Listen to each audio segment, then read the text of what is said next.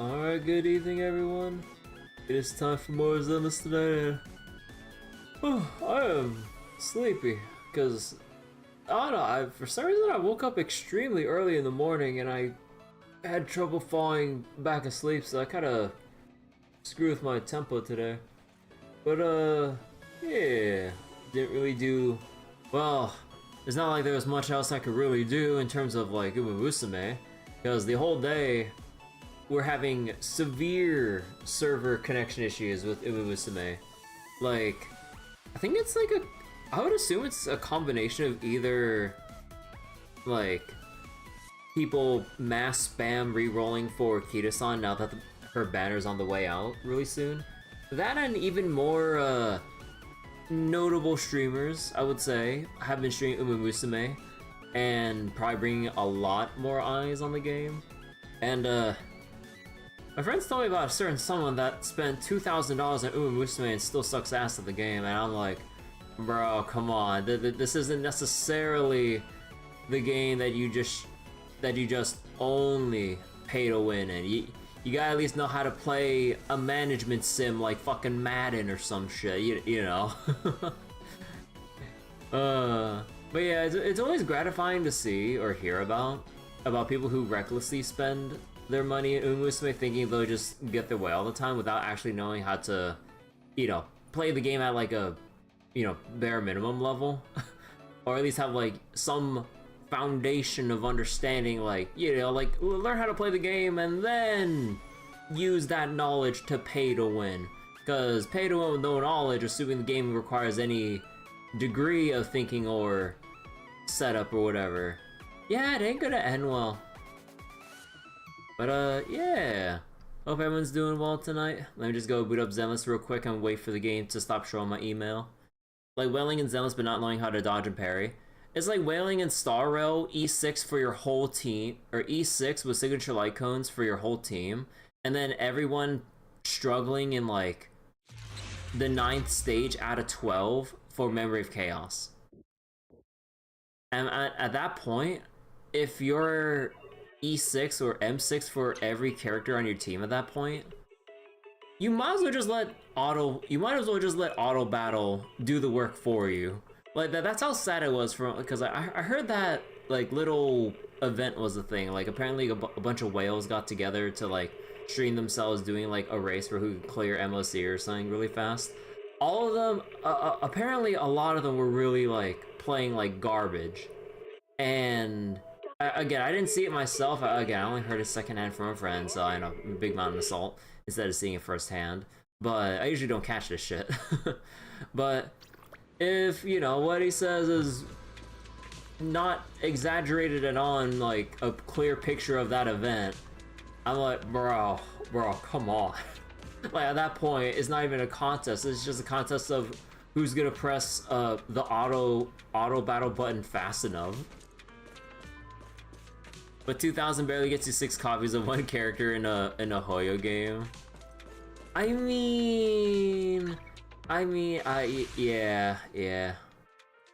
It, like, assuming, hold on. Like, assuming max possible worst outcome at like, going all the way to 90 exactly, and you fail every 50-50. Yeah, that. Oh, actually, I mean, technically, no, for 6 copies for one character. I mean, technically, you need 7, right? Because you need the character, and then there's 6 copies. So technically, that's multiplied by 7. Let's round this up to 500. That's, oh god, $3,500, assuming you win 7 50-50s in a row. Worst possible outcome would be $7,000. Oh dear god. Again, we're just like going like the absolute extreme here, because usually with how Hoyo does their like pity ramp up by the time you get to 75 plus, technically it's very highly likely you actually pull it at that point. So very unlikely you go all the way to 90. Like, I have yet to see, at least from people who who publicly show their warp trackers or search trackers or whatever, I never see anything that goes all the way to like the exact 90 cutoff for characters or 80 for W engines. Yeah, 475 is assuming at 0 while wait. Oh, wait. 475 assuming at 0 and losing the coin flip. Oh, so I need to have my estimates then. So you're saying 1750 is how much it gets for essentially an M6 character or E6, and then 3500 would be assuming you lose every single 50-50. Still though, god damn. Like I could buy, like, that fucking money can buy me like, hold on. I need to do some math real quick.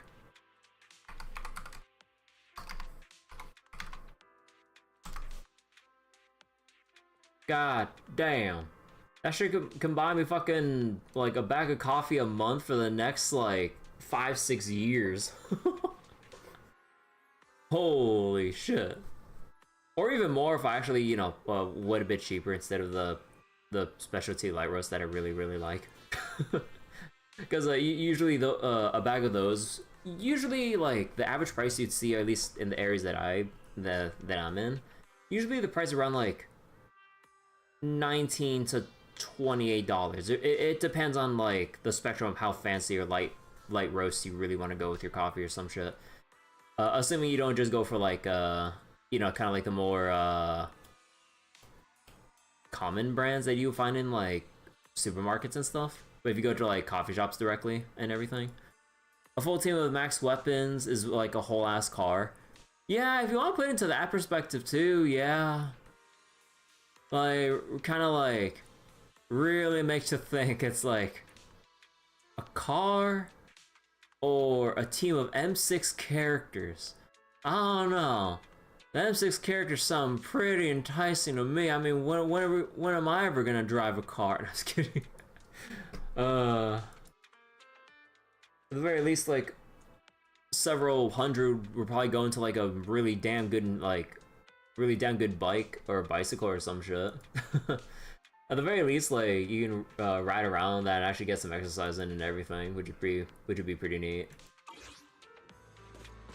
Man, honestly, like I want to go get a bicycle again, like one for the exercise, two, like I haven't, what was it? Because before, me and my family used to have bicycles, but then eventually we never got around to using them, or at least when I had it way back when, it was obviously for when I was a lot smaller.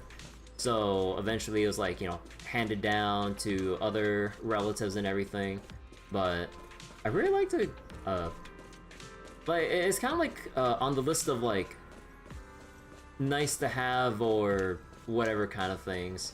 Because, yeah, I haven't ridden a bike in forever, but it'd be pretty neat to get a new bike now and kind of just, like, actually expand my range of, like, just going somewhere on a whim to, like, you know what? I'm gonna bike all the way here and then grab whatever at, like, some market or, hell, if I feel like going on, like, a milk tea run or some shit, I'm like, alright, bicycle up, I'm going all the way, and then, boom.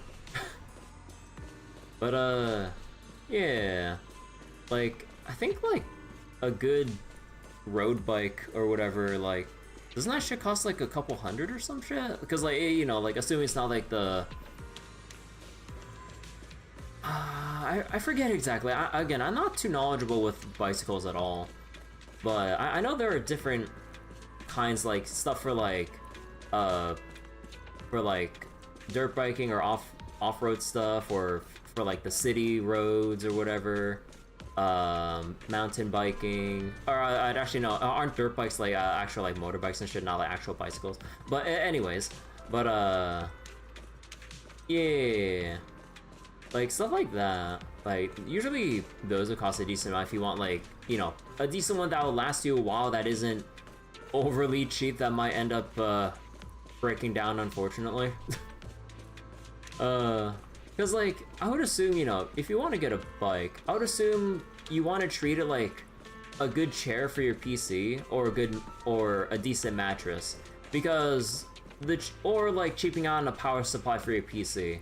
It, like, would it be the equivalent of that? Because otherwise, the cheaper you go and the more you try to do shit with it, and probably when something bad happens, it'll feel really bad when something unfortunate happens. Your mountain bike was $250, but that was like 15 years ago. Oh shit! I mean, at that point, that might as well be like $500 now. It's a Schwinn, so it's literally indestructible at the cost of weighing 35 pounds. Holy shit! I mean, just the weight alone makes it sound durable as all heck. Hey Wiz, how you doing? All right, let me see. Do I need to spend stamina right now? Oh yeah, wait. I need to do the good old temple expeditions. Steel frame and all. Yeah, if you want like a good quality bike, you kind of gotta fork over like a decent amount, because you know if you're gonna be riding it through the streets or mountains or what have you, cheaping out probably not that good.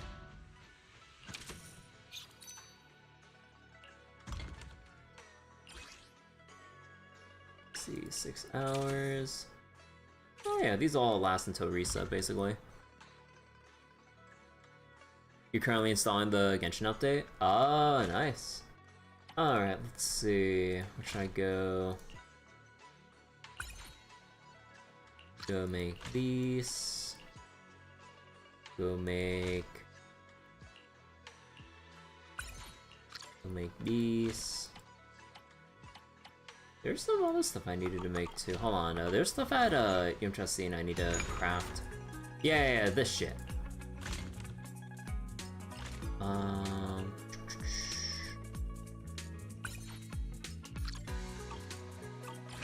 need to make a bunch of those. And need to make all dual elixirs, of which I have fucking nothing. Oops.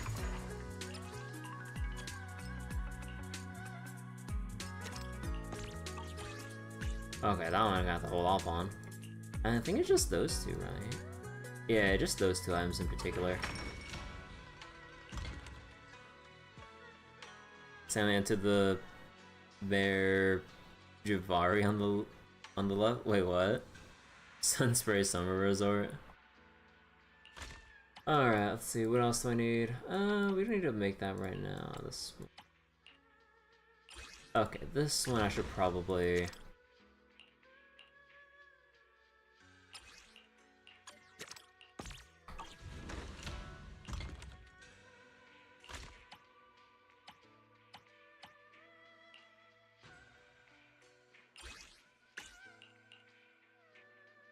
Let's see, essentials.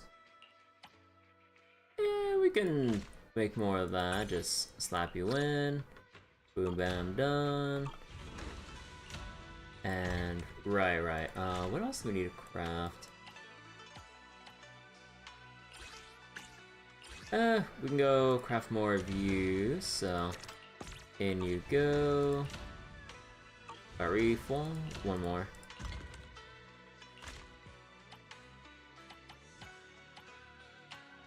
Let's go get more. We went out with you. Let's go get more of this.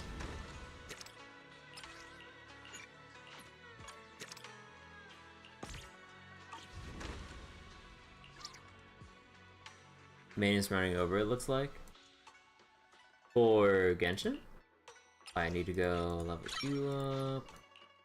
Actually, wait, do I have enough of the...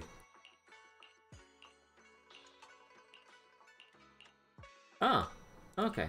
Actually, with this guy, that is my 4th crafting bamboo that actually has all the affixes here. Okay, that means I can get rid of the rest of them here. Well, at least like these two here. No, not you. Well, oh yeah, here you are. Alright. And I can get rid of them.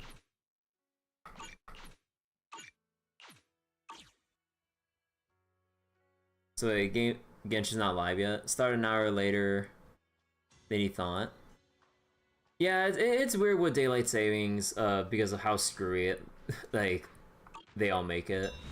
Like, anytime I try to calculate any time for like a game's maintenance to end, because of hecking daylight savings, like if they're not based in the U.S. using like Pacific time or actually just anywhere in the U.S., then it's just like a crapshoot of like, oh, do I need to wait an hour earlier or an hour or just wait on that hour?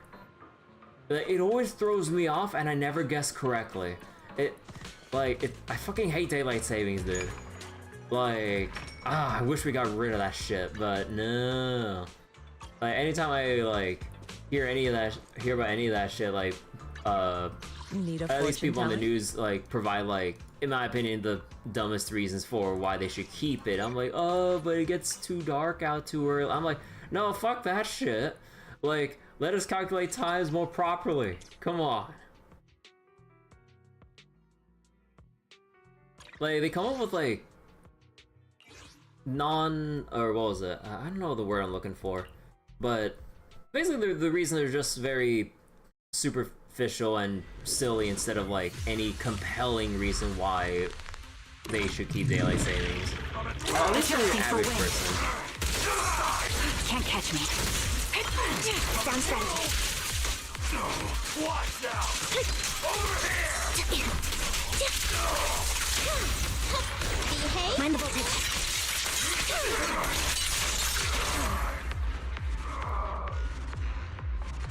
So China doesn't have daylight savings at all? Yeah, I think is it only the US? Because I'm pretty sure it's only the US. I don't think any other country bothers with that shit. So China doesn't have it, so it throws off patch times in the US. Oh yeah, for sure. They want to get rid of it by making it always active.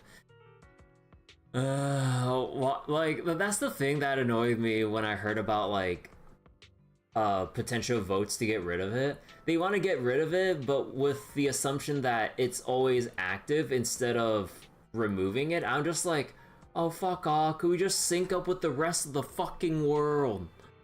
Like, come on, dude. It's like everywhere else is, like, perfectly aligned, and then the US is just arbitrarily... Actually, when daylight savings is on, is it pulled back an hour or is it forwarded an hour? At this point, I can't remember. But yeah, like, we're just desynced by an hour. And I'm just like, oh my god, please. It goes forward. But yeah, oh my god, dude, like, hecking daylight savings, dude, it's so fucking ass. Okay. Let's go into that pale wasteland. So it goes forward, so new midnight is like 1 p.m. or 1 a.m. and stuff like that. Okay. Because I keep forgetting, like having lived in the US all my goddamn life, like, I still never understood, like, what, like, when we're on or off daylight savings. All I know is, like, all I know is, like, when the times are pulled back or forward. It's like, oh, you know, spring forward and fall back or some shit, like, you know. But I don't know, dude. Mexico abolishing daylight savings in a sane way a year or two ago is a big pressure for the US to do it the same way. If only they'll listen. If only. Let's see, energy generation, basic attack, frost damage, chain attack. Let's go with energy generation. And then basic attack. Okay. Oh my god. Okay, wait. So all of these things are chapter 1. And then this part is chapter... Oh my goodness. Okay then.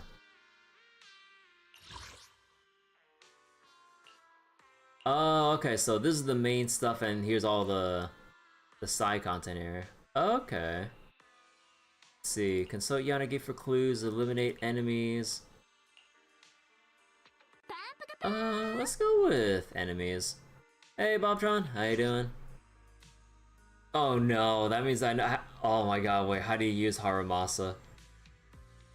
Oh no. But yeah, we're doing well, Bobtron. We're just talking about why we all hate daylight savings. Haramasa's like Ambi, but with extra steps. Yeah, exactly. So, okay. Like, let me read up on this shit.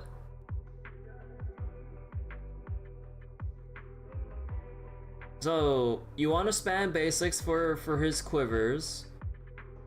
On a chain attack, he generates more after his basic attack. So, you want to switch him in if possible so that it just has more. And then during Cloud Piercer to press and active. Wait, what? Okay, hold on. You don't need any help, right, Chief Miyabi? And yeah, like he has like a press and hold here.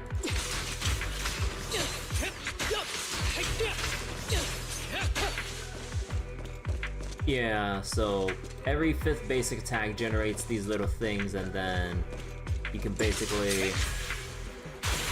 Oh, I thought you activate them by shooting through them. Okay, no, never mind then. What else does a kit do? So wait, when the 5th hits an enemy can generate this many if there are none.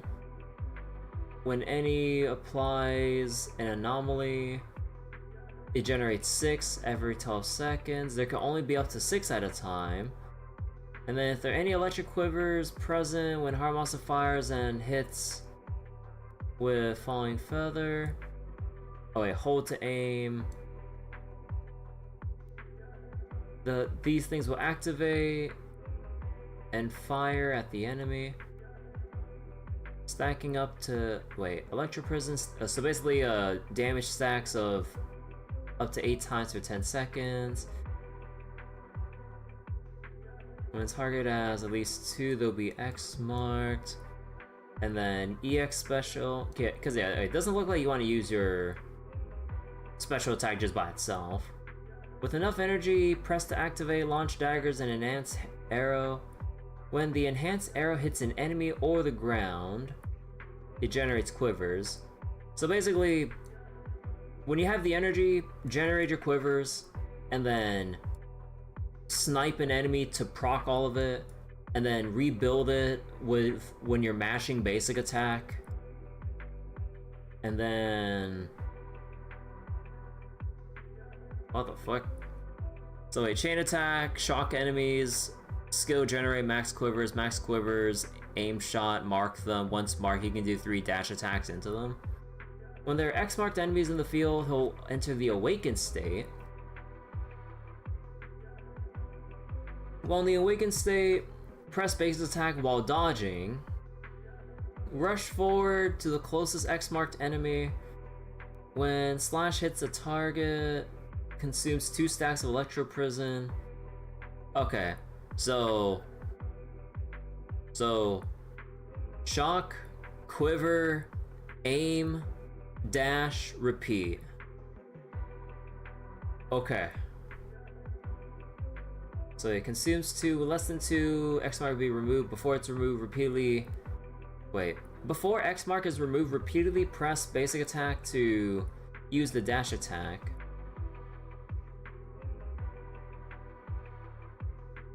On the awakened state, press after falling. Wait. After basic attack to follow with the dash attack. Oh, so after your aim shot, you can press attack into the dash attack and then do all this shit without having to just separately doing the dash attack. So you can like lead up or lead into it. Okay. And then chain attack. Yeah, just generates quivers.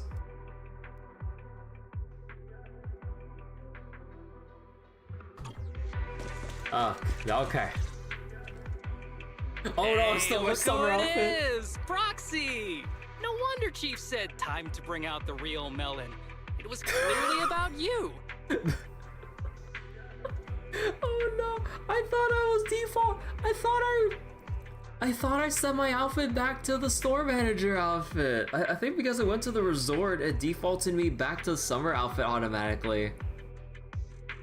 Cause I swear that I put back the normal outfit, but I think every time you go into the summer resort, it by default applies the summer outfit. Belle dressed for remote work. Yeah, like she's out of the pilot EOS while she's trying to like help out at Fantasy Resort, even though that's not how this works timeline wise. Chief Miyabi's choice of words is as unique as ever. You came at just the right time. There's something I want to look into. So pumped up. Are you really the Asaba Harumasa I know? Oh, come on, Proxy. Are you having some misconceptions about me? I admit I might get someone else to cover the easier stuff, but for a crucial mission like this, there's no way I can stay out of it as the scout of Section 6. Of course, the moment I saw you, I knew today I might be able to finish work on time. All right, let's get down to it. In a previous investigation, I found quite a few ethereals gathering around the base. They're all pretty alert. Once you take out a couple, the rest run off, but they'll soon come back around. They might be a threat to the base, right? That's right. So next up, we need to figure out a way to hunt them down and take them all out in one go. Okay, I am not ready for Haramasa gameplay. I am not ready.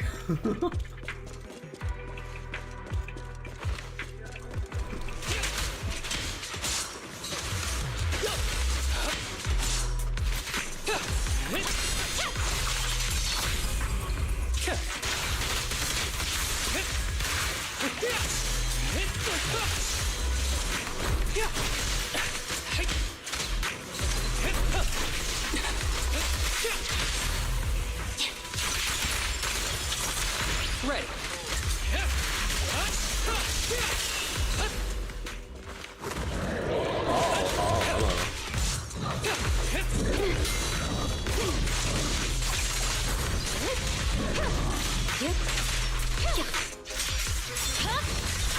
My blade is already sheathed. Hey, what do you...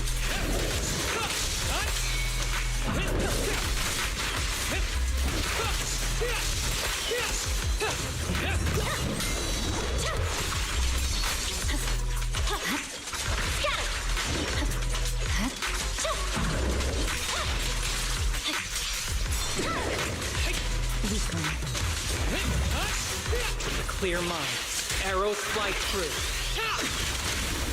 Awaken!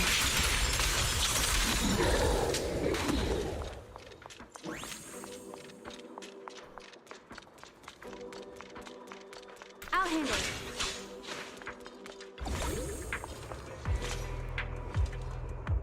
Oh.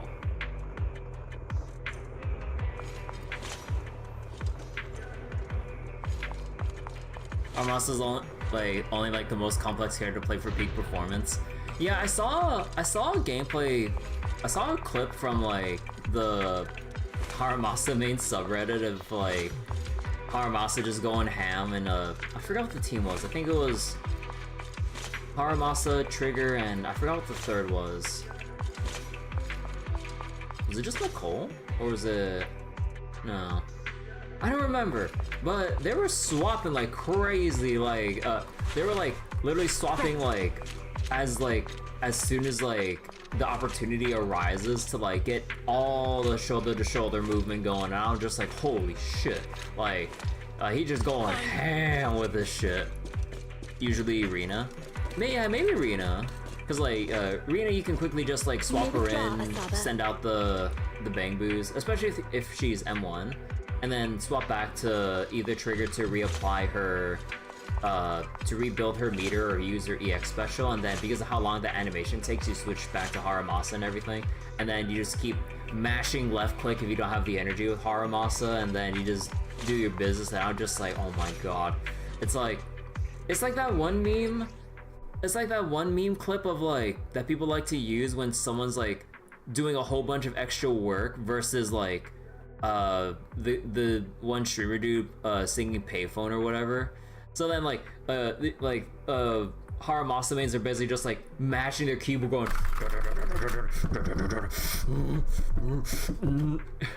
and then like meanwhile like Soldier Zero Ambi players, like we're just mashing left click and maybe special attack. We're just vibing. The sweaty gamer gif. Yeah, I don't know the source for that, but yeah, it's like I really like that meme of like the sweaty gamer dude versus payphone guy. Like I love the meme a lot. Resistance is futile.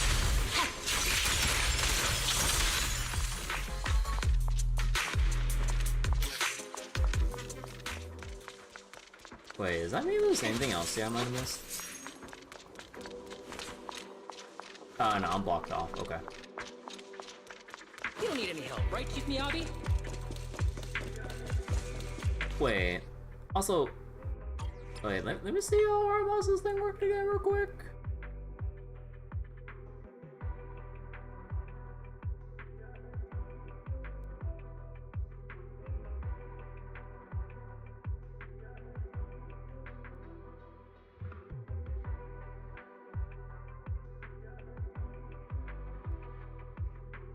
When any squad member applies an anomaly. Oh, okay. So that was Yanagi that conjured up the quivers then. Oh, okay.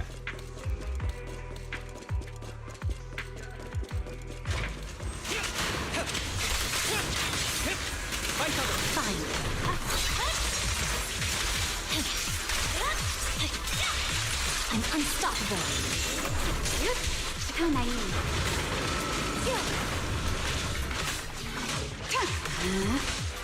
Fine.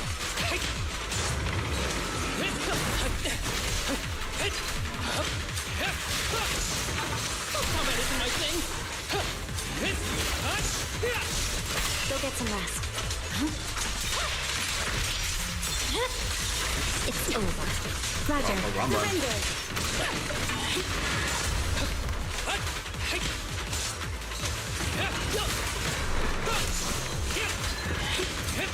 Be gentle with the cake, would you? Such provocations don't go unanswered. Sorry I'm late, Yanagi. Weakling. Purging slash!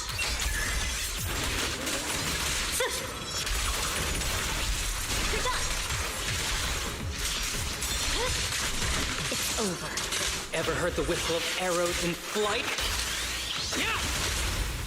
Let's finish the job. I never miss, I guess.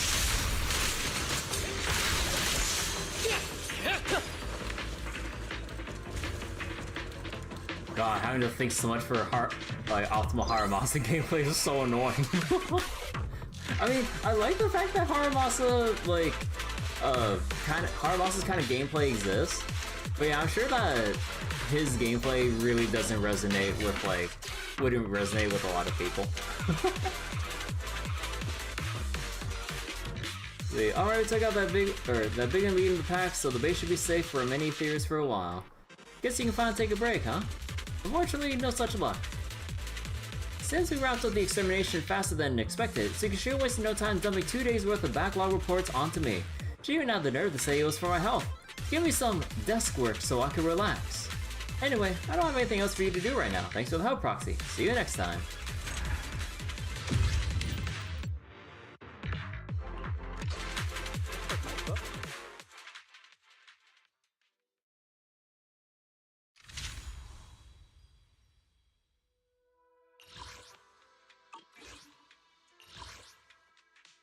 Alright, let's go with Sokaku.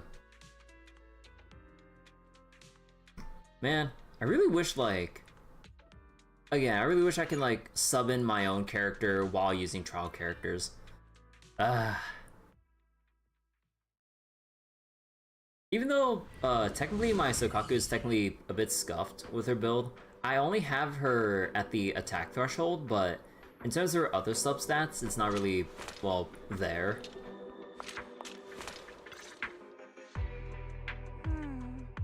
What should I do?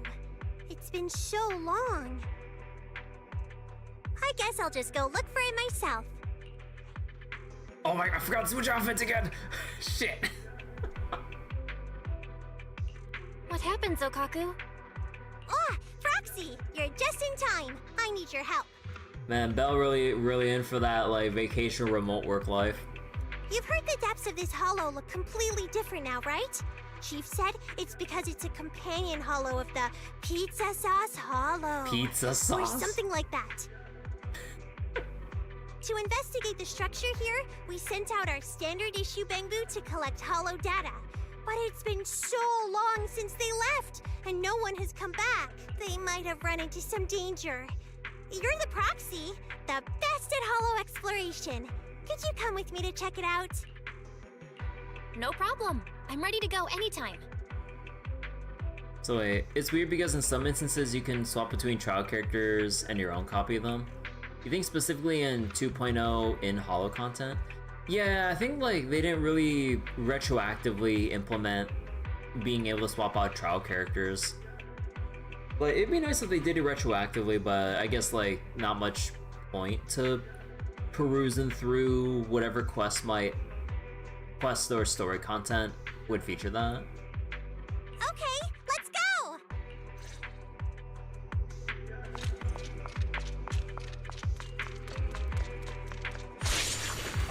Hold on, let me, there we go.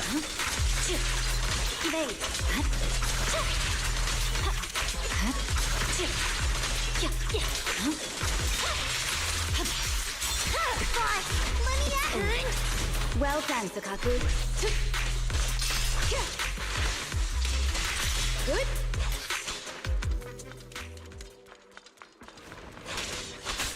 Waste of time.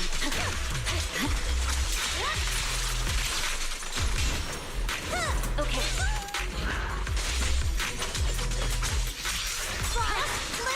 My blade is already.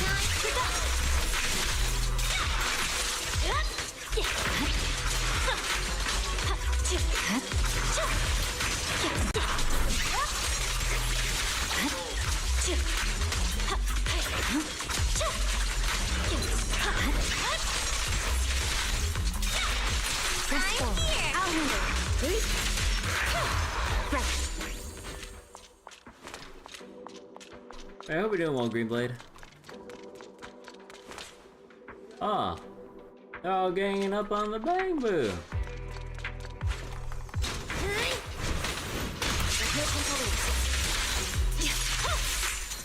Oh, what? How did that go too early?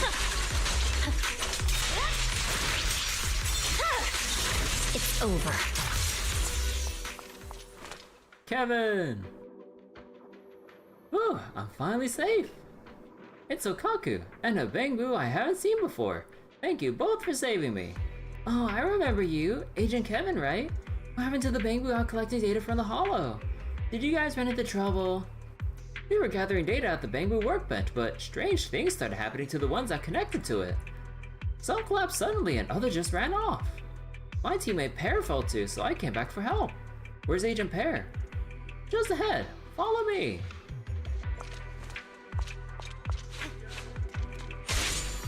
Yeah, I'm doing well. A little bit sleepy because I kind of woke up too early and I couldn't fall back asleep. Miyavi, the great-granddaughter of Virgil, and Yanagi. How you doing, Patchy? Oh shit. No room for mercy.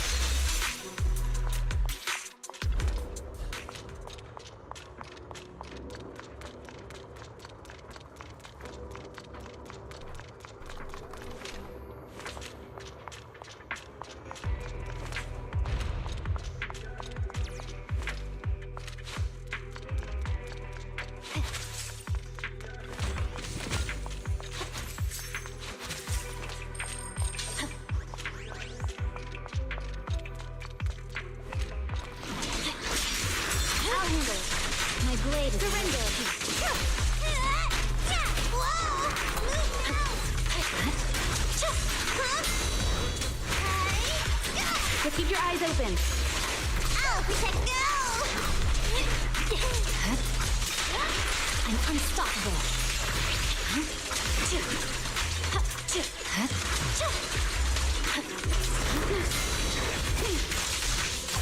Resistance is huge, Managi. I'll handle it. Hello?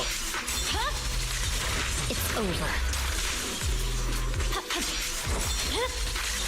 My blade is already. Just don't blink!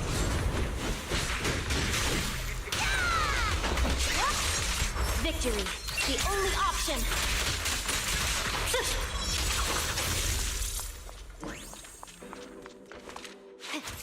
See, now it's all blocked off.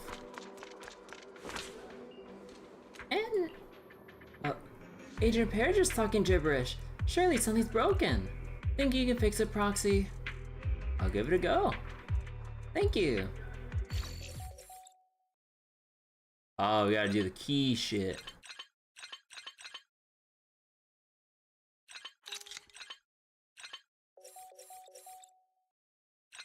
Oh wait.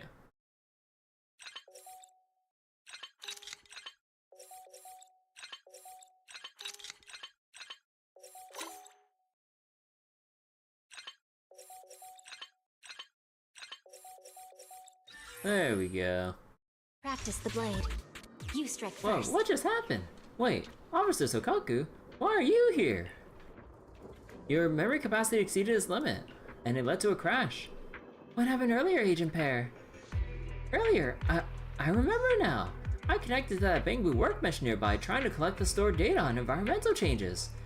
I was gathering environmental data in the Marcel maze when I suddenly saw a shiny object nearby. It seemed important, so I touched it, but then I blacked out. Next thing I knew, I was here. A shiny object. Could it be what I saw before? A shiny object? What's that? I'll connect to the Bangbu workbench and find out. Are you sure, Proxy? What if something happened to you too? And without Nagi around? Trust me, I got special skills. Really? Oh, if you say so, then I believe you. You got this. Just be careful. Wait, hold on real quick. Oh my god. Why is it getting...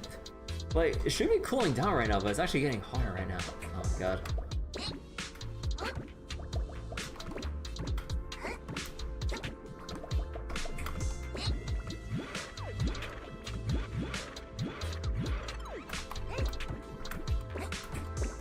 What? Come on, no Denny's for coming up here?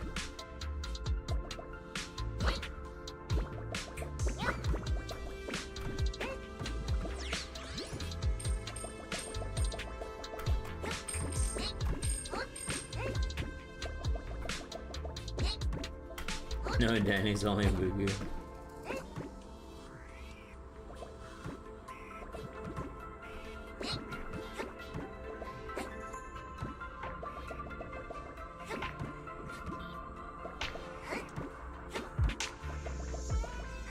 What?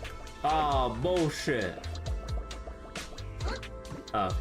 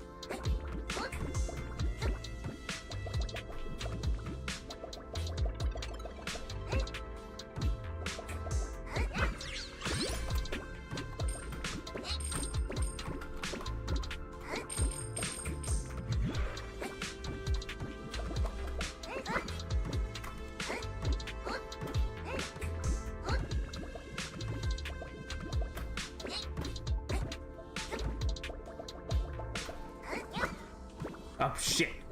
No, I want those Denny's. I need every single bit I can get.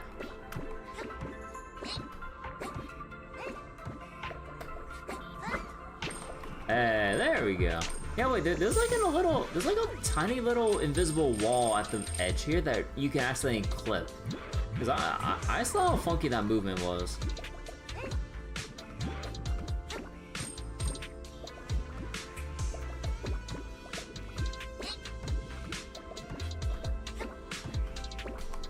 What? What do you mean you can't stand on that? What, excuse me? Bullshit! What do you mean you can't stand on that?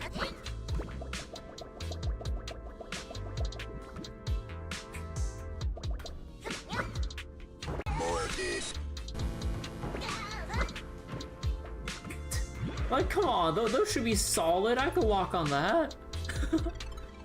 Jumping for the steak.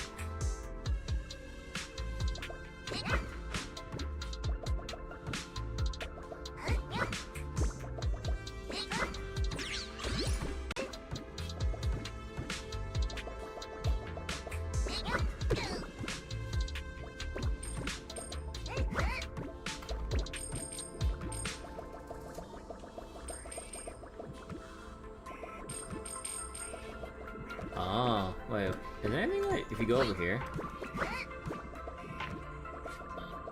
Oh, not really.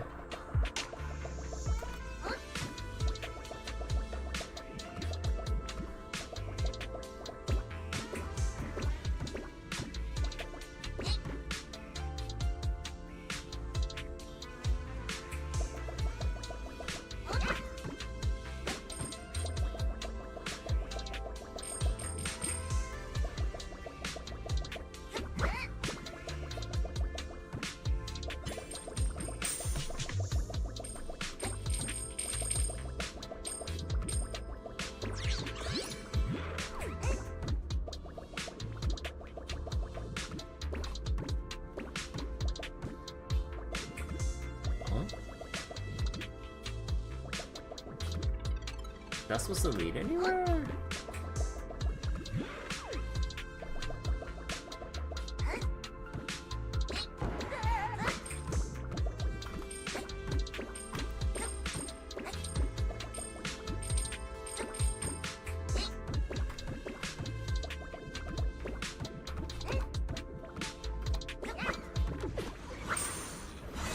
Oh, thank God they let you get the Denny's before you clear.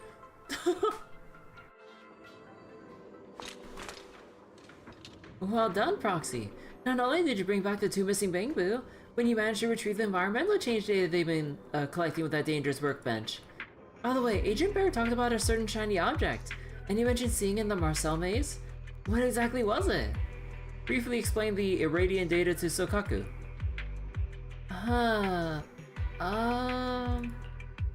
So you're saying the Bangbu workbench in the Hollow accidentally gathered data from the irradiant core? And any Bangbu that came into contact with it ended up with its memory overloaded? As a result, some of them collapsed on the spot while others lost control of themselves and ran deep into the Hollow. Like a computer virus. So that's why the Bangbu went missing.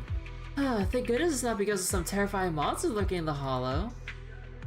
Proxy, I'll bring Agents Kevin and Perry for some maintenance. After that, let's go look for the other missing Bangbu. Say, could you come along?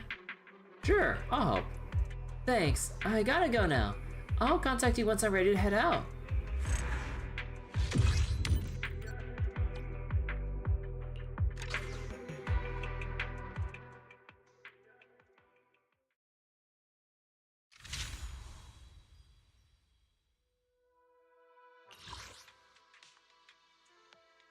Alright, let's see.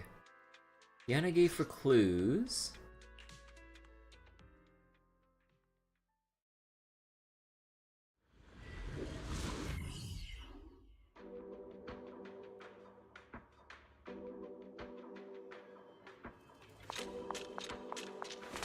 Wow. Okay, I'll talk to Sokaku first. I forgot to switch again! I need to cheer everyone up. If regular fruit candy isn't enough, I'll use the ones with filling. Oh yeah, that just might work. Fruit candy? What do you need candy for? This hollow disaster affected a lot of kids in the orphanage. Nagi said we should cheer them up. Otherwise, if they keep holding on to these bad memories, they could end up with some kind of stress sickness or something.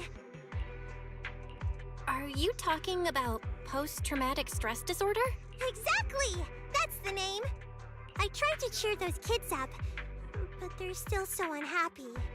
Even candy wouldn't work. Not even candy? They said that when the area fell into the hollow, their caregiver told them to run. But she stayed behind and still hasn't come out.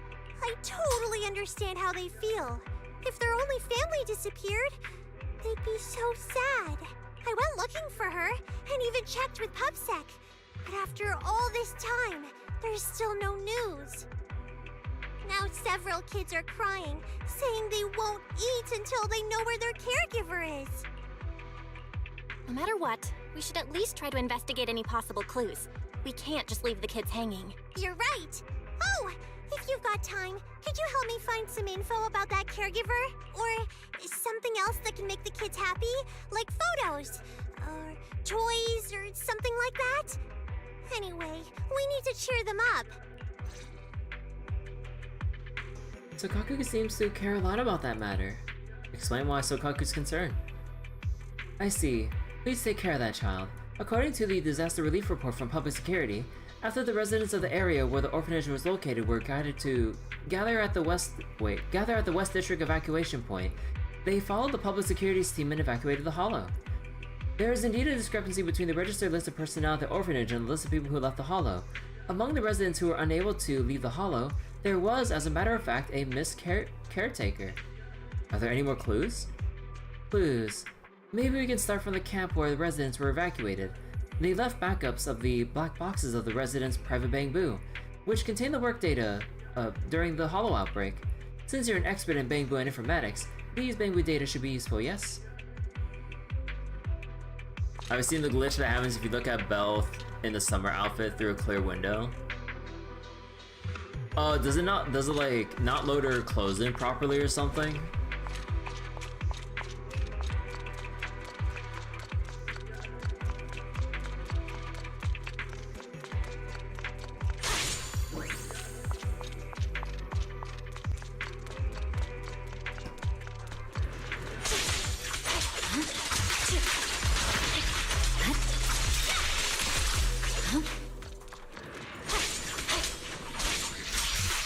Good work, Chikia. It's over.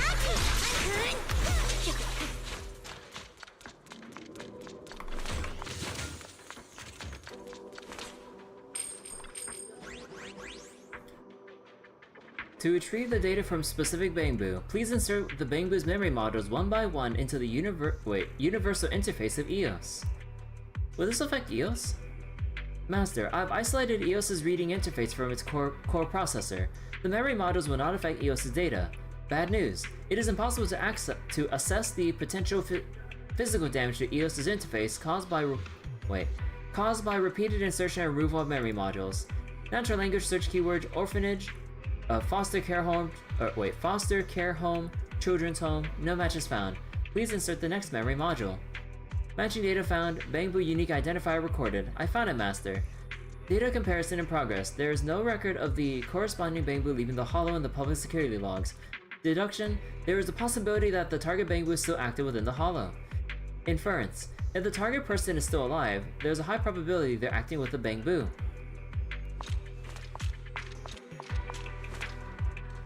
Where do you think we should go to find the children's mist, Proxy? We haven't found any clues about the mist, but we found the Mrs. Bamboo.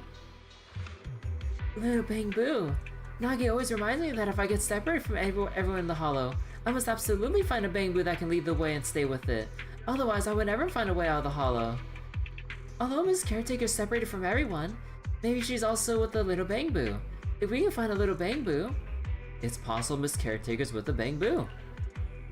You already found clues about the little bamboo? Then let's move!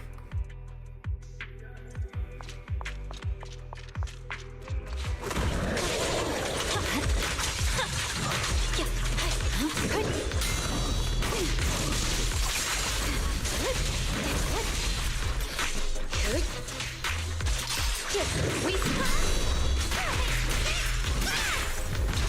fine.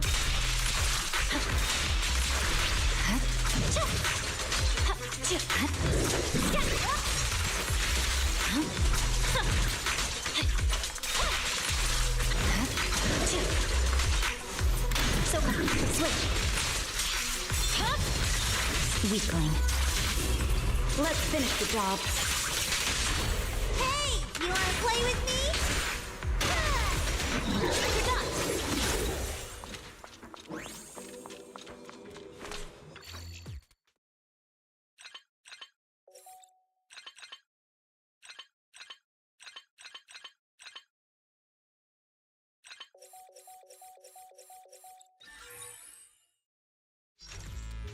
Analyzing the Bangbu's access data. Master, good news! The target Bangbu is still connected to the local network, and I have located its position using its unique identifier.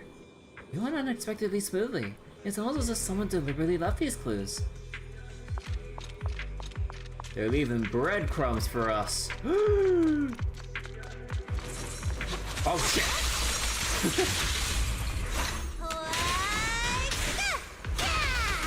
There's no time to lose. It's over. And they love landmines for us.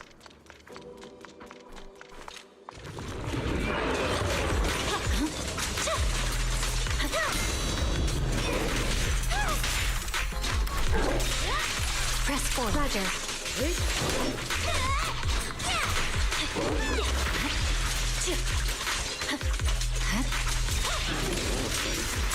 Resistance is my blade.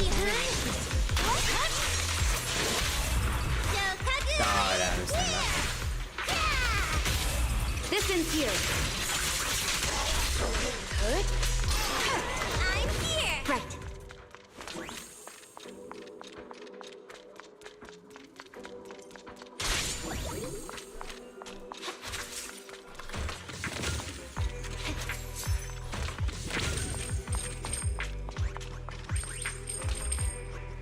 The dying Bangbu. Aww.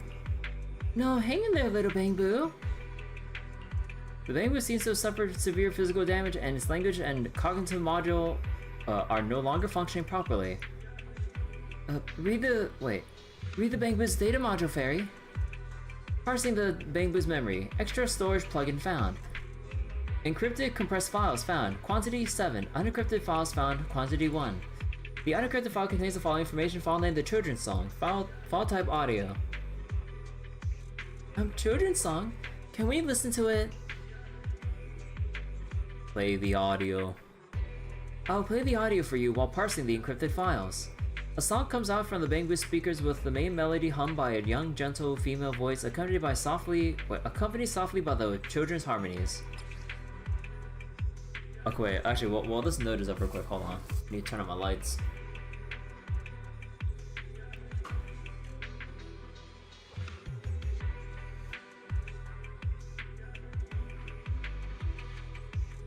Alright. So, a note, as the song plays in the background, the documents list and images in the encrypted folder are revealed.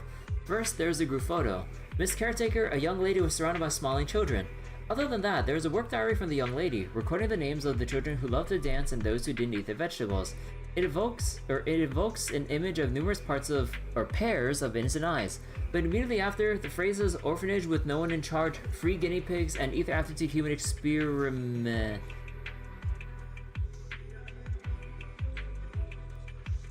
experiments catch you off guard. You can only imagine the horror of how these pairs of innocent eyes were extinguished in the night, until the roaring of ethereal silences both song and evidence. Oh.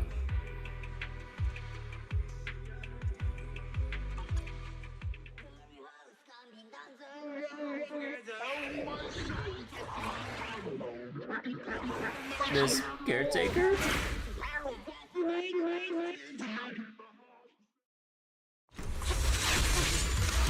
No, I'm stuck.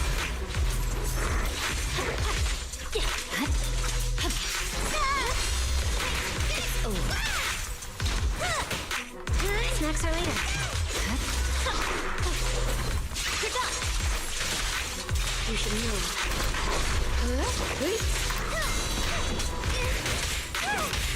It's pointless to resist. You're gonna get dizzy! Swift and decisive!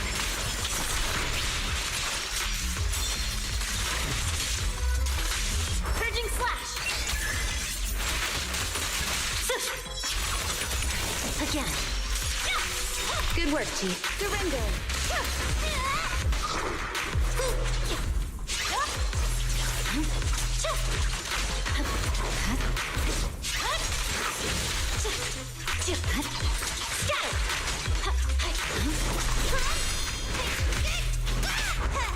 Here we go!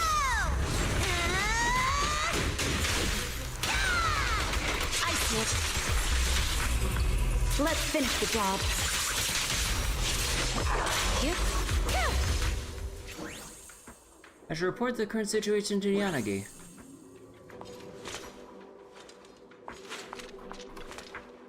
You tell Yanagi everything you learned from the Banggoose files and everything that happened along the way.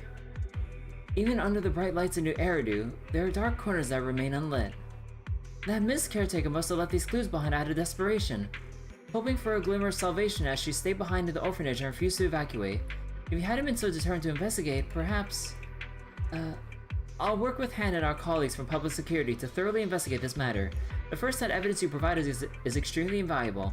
I'll also contact the City Council to properly accommodate the children from the children's home. Please rest assured, Proxy. I hope it's not too late. The peace of the children, no, of the citizens is the reason we fight. I won't stand idly by and let something like this happen. But Sokaku is, after all, still a child herself. I feel that heavy and tragic issues like these are too much for her to bear, even though she's long been through the worst herself. Still, allow me to decide on her behalf, and once more, please don't tell her the full story, okay? Otherwise she'll be very, very upset. Miss Caretaker bravely stepped forward to cover the children's escape, but she didn't make it out herself. Before she learns about the evil and ugliness of the world firsthand, let's tell her a story about love and courage.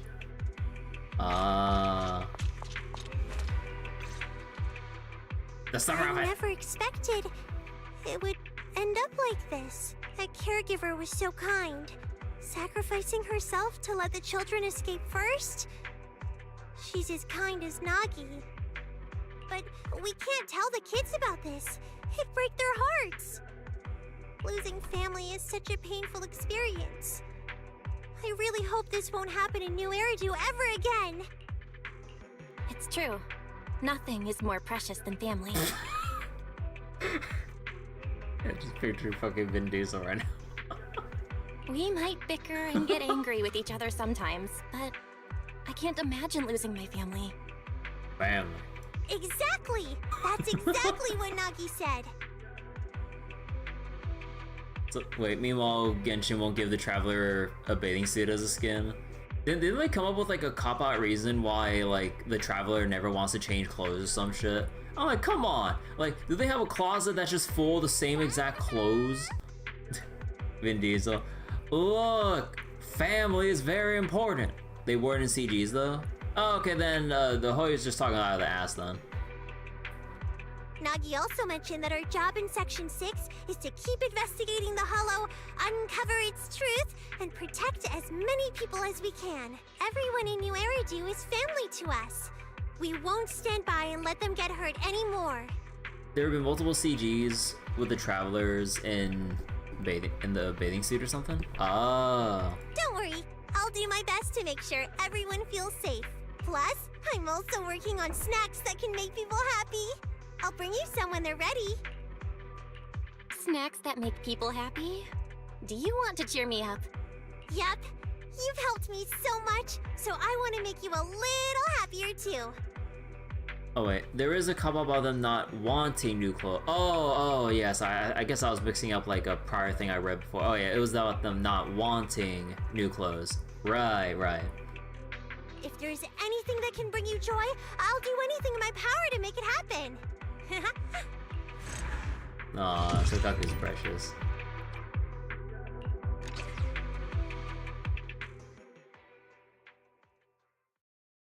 Makes me wonder, Cause like so Kaku doesn't have like any specific agent stories, right? I kind of wonder if or when they'll expand on that. Cause like we did learn about. Actually, no. Wait, were those kind of stories like on the Zenless like channel in forms of like trailers and supplementary materials? Because that would suck. Because I'd like to see more in-depth like content about whatever happened between Sokaku and Yanagi and everything. Because like Yanagi alluded to or kind of mentioned the stuff that happened with Sokaku when she found her, I think. But yeah.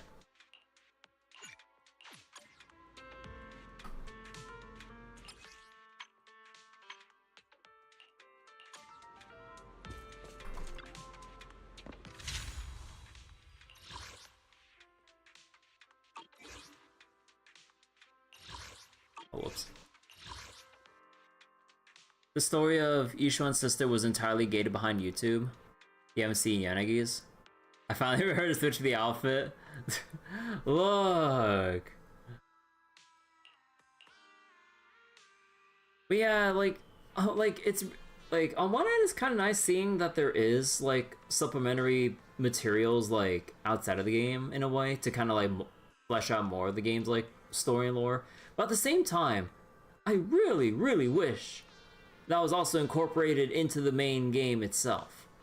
Because not everyone will either know about it or will give the proper time of day to watch every little bit because, you know, like, trying to catch up with every little thing with every game, it's kind of not really the most feasible. So for playing the game, kind of wish we had all the materials within it. You're intentionally not reminding me to do it for the content. The game literally has a browser functionality built in. Just toss a place in game to watch these. Yeah, like it'd be nice if they like embedded more of the videos. Like if they're not gonna like, you know, incorporate it in like a proper full capacity, like they could just embed it within the game itself for players to kind of like easily access without having to look it up separately on YouTube. Like that'd be nice.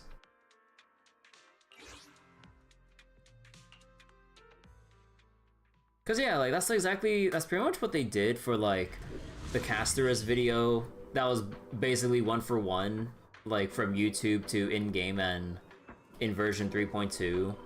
Like the big moment with Finon in 3.4, like with a Devil May Cry ass like musical number and everything. I'm like, bro, that's some peak shit right there. But obviously that wasn't any in-game stuff. That was like whatever was on their YouTube. But well, okay, it's kind of weird like that because that's like Omega big spoilers to just put out there. But I mean, Hoyo gives no fucks at that point.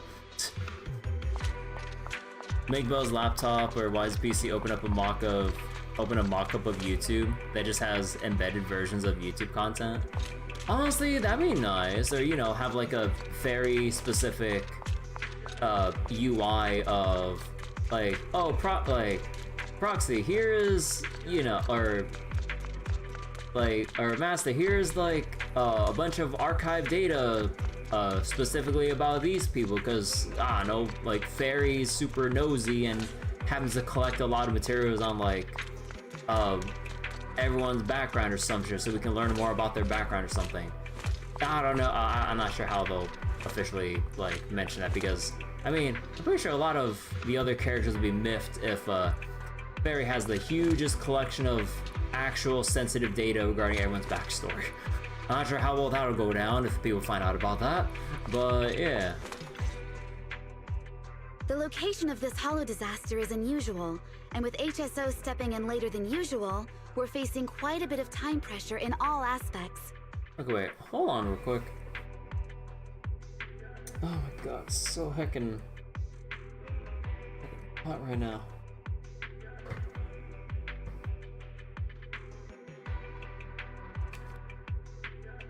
Hello, Griselva. Hello. Peace to you too. Thanks to your help, Manager, everything still feels under control. Just doing my part. You guys on the front lines are doing the real heavy lifting, but why do you still look a little worried? You're perceptive, Manager. To be honest, we urgently need to set up a temporary HSO base here, but our supply truck had an accident on the way.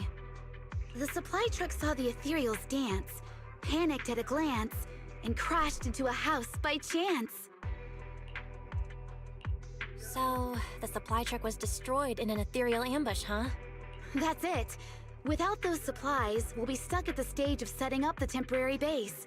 Fortunately, not all of the supplies were destroyed in the accident. A lot of them were scattered around in the chaos. If you don't mind, Manager, I'd appreciate your help in collecting these supplies to help us take our first step in establishing the base in the Hollow. No problem. Leave it to me. Thanks a lot. And if you come across any other useful supplies in the Hollow, make sure to grab those too. But if it's nitro fuel, then don't bother. It'll only fuel the flames further. Haha. Right. I'm counting on you. HSO's performance in the upcoming battles depends entirely on the continuous supply from the base. With enough supplies, our members could even stop a Dullahan's sword and capture an armored Hati with their bare hands. Dullahan? Not Dullahan? You know what? Whatever. All HSO members can do that? Amazing! They're hands-armed forces after all, so it makes sense that they'd be quite handy once fully armed. Oh, shut up! Don't make me leave. Deputy Chief Yanagi, have you been telling jokes? I'm sorry. I just felt like everyone's been a bit tense since we got here, so I thought I'd try a few jokes to lighten the mood. Were they not funny? So she's this game's Sino. Wait, who's Sino? Because like, I know there's like a... I know I've seen the replies on Reddit and shit where people just keep replying thanks Sino or some shit. I don't get the context behind that, but I keep seeing that comment around anytime there's some dumb joke involved. Sino's a Genshin character who exists to print out dad jokes. Oh. Thanks, Sino. So a Sino character in Genshin, awful puns, then proceeds to explain the joke. It's even worse. Aw, I appreciate that. Once all this hollow work is done, let's workshop some new ones.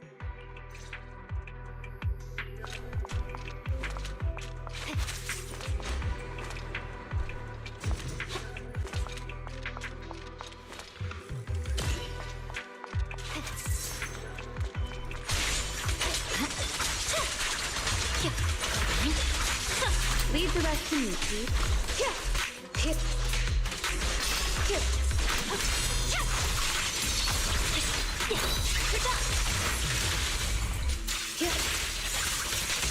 Sorry I'm late, Yanagi. Weakling. Oh, hey. Wait, hey. Oh, you son of a bitch. They lock you off? Come on, I saw it after you son of a bitch. That is so bad design that they lock you off like every single section like that. Holy shit.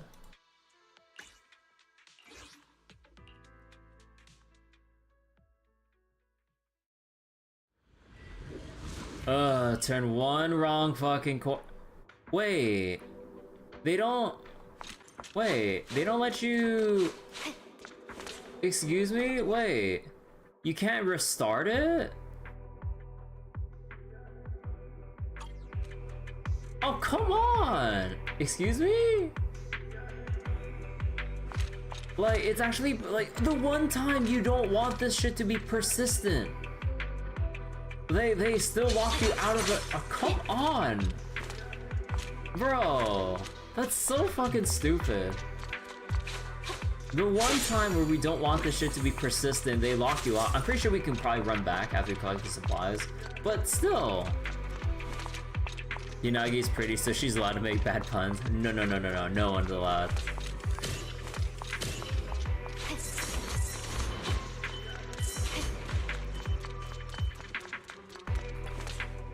Supplies are corrupted by ether no longer usable.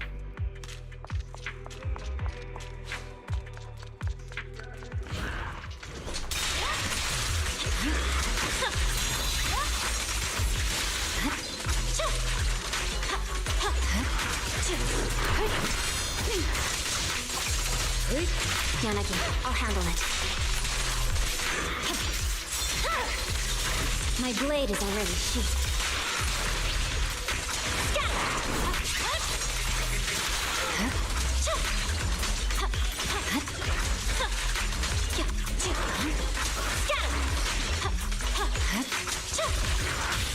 It's pointless to resist. Surrender! Right. Weaker. Let's finish the job.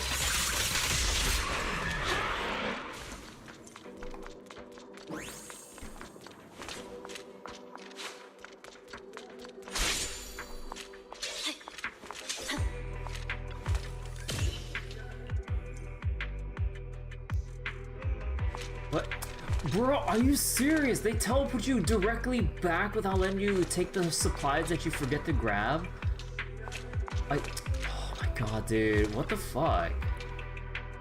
So wait, how the fuck am I supposed to pick up the supplies then? Because once the quest is done, I can't go back here. Thanks to our hard work, I tied up the recovered supplies. We retrieved 40% more than we initially lost. Thanks to your efforts, temporary base is up and running soon. Of course, staying out the base is just the beginning. To meet urgent demand for supplies and realign support, further construction is needed. Can we count on you to keep it up, manager? That's a major help. Thank you for everything you've done so far. Let me grab a sip of my nitro fuel first, and then we'll tackle the next steps together. Didn't we agree to go easy on the nitro fuel? Well, since we recovered some, we might as well make use of them. For all-night shifts, they're just what the doctor ordered. Of course, we wouldn't want you overworking yourself, manager. I'd worry about you. Ah, okay, so she's drinking it for us because she's worried about it. Ah, okay, that's all fine now.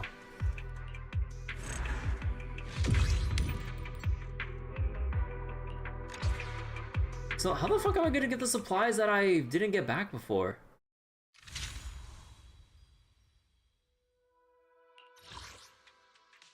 Alright, let's go read some shit.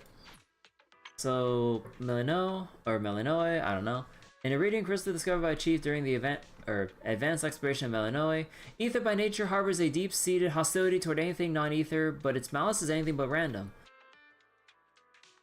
Oh wait, I get free exploration later? I thought it was all instance. I was like, how do you come back to these? Oh. But its malice is anything but random. Specifically, corruption strikes faster and more intensely on things with souls. Whether it's flesh and blood things or mechanical citizens who pass the test, Hollows seem to hold an especially profound grudge against the most vibrant forms of life. Melino, however, is an exception. As the companion Hollow of Prisonus, it inherited its mother's strange and unique traits. The lands and structures here are disturbingly pale and fragile, scars left by the relentless assault of extreme corruption. Ether architecture and irradiant crystal by Chief Miyabi during the purge operation of Melino's inner perimeter. The irradiant phenomenon exacerbates Ether's instability, but also makes its activity easier to influence.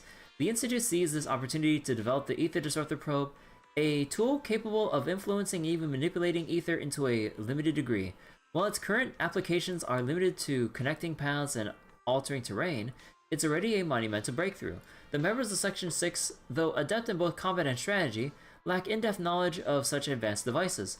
Fortunately, with the proxy's assistance, Chief Miyabi managed to forge a clear path for those who would follow in her footsteps.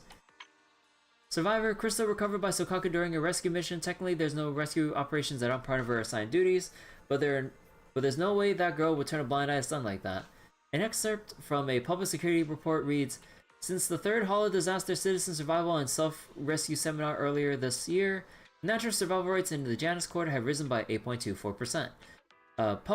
Public security defines natural survival rate as a percentage of civilians who survive until rescuers arrive. But let's be honest, it's probably less about seminar frequency and more about the rescuers getting there faster, don't you think?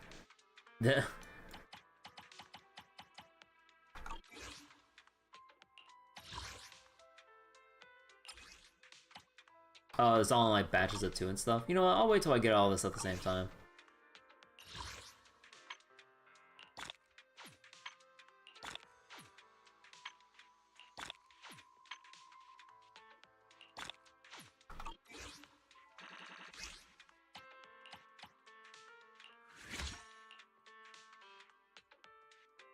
Let's see. So, afflicted with ice fire, take frost damage equal to Miyabi's attack upon break, bypass restrictions, and reapply ice fire. Upon triggering frost burn, next thing will not consume energy and decrease or increase damage. Upon unleashing ultimate, gain 6 stacks while during more decibels and shit.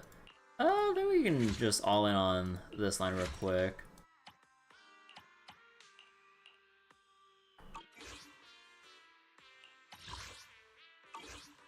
Okay, not just yet.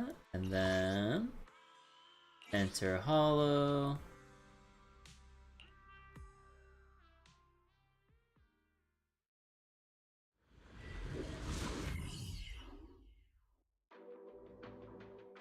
The irradiant core is deepening its corruption across the entire hollow. Ether energy levels are rising every second. More and more devices and equipment are breaking down. However, the worst part is more and more pesky ethereals are emerging from areas with high ether activity, and the size of this companion hollow seems to be growing. At this rate, this hollow will connect with surrounding smaller ones and potentially become a new large hollow. That's something we cannot afford. Sounds like we should go straight to the hollow with the highest activity and let Miyabi eradicate the strongest ethereals. That's usually the go-to strategy for effectively controlling hollow expansion. Exactly. The Recon Division has already identified the perfect target for assassination. But with the current progress on creating the carrot, there's no way we can get through the complex spatial fluctuation zone, or even find a fissure that leads to the target area. I mean, I need your help, Proxy. I'm at your disposal, Void Hunter.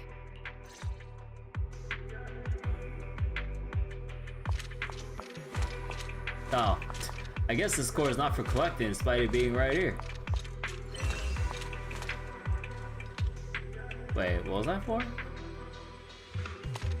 Wait, what icon was that? Oh, it's to refill the assist points.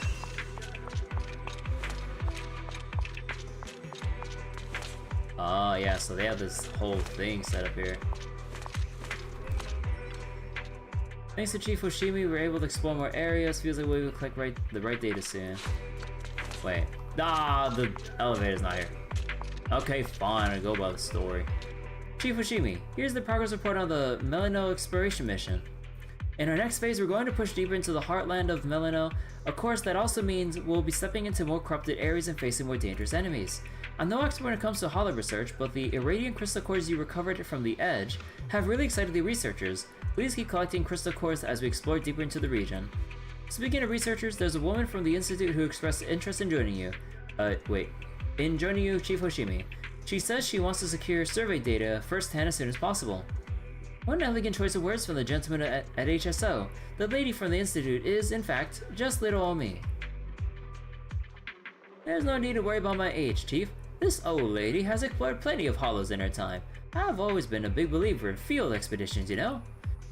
Go ahead and do what you need, Chief Hoshimi. I'll assist as best as I can as a researcher. So there you have it. Annie has entrusted herself to your care officer. Oh. Okay, so we're going down this way. Do we explore up here? No, not really.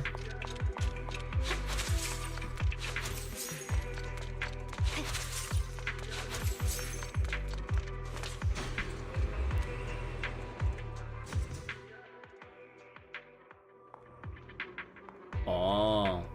Hey, we got some green colors here. Well, where's the red and blue? Dude, this would be a totally sick, like, Mirror's Edge level.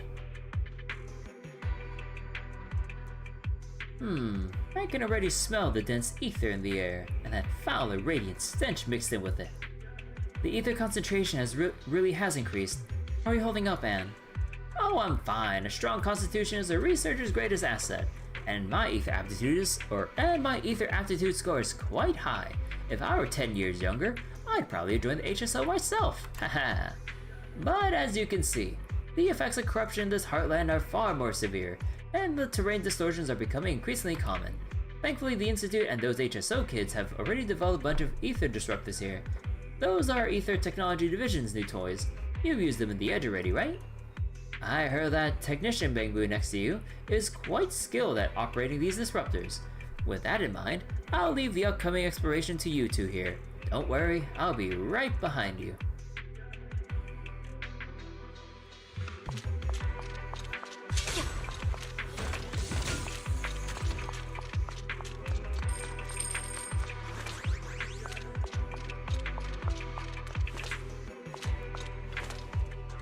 The Ether Disruptor Pro Beta 1, also known as Ether Beam Disruptor, generates precise laser beams by stimulating ether crystals. These laser beams then interfere with the ether field between the designated nodes. I'll skip all the complex technical explanations. In short, just fine-tune the laser beams and connect the laser with light. That's the gist of it. Intelligence ether impulse disruptors can influence ether activity using beams. Strategy: adjust the angle and connect the pathways. Our analysis is complete. Visual operation interface is ready.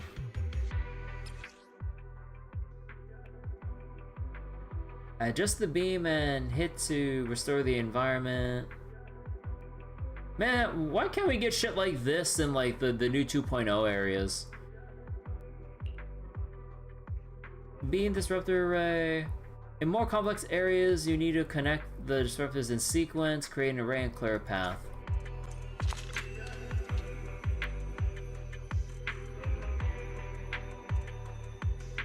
Oh, so you can actually like aim it up and down and shit. Cool.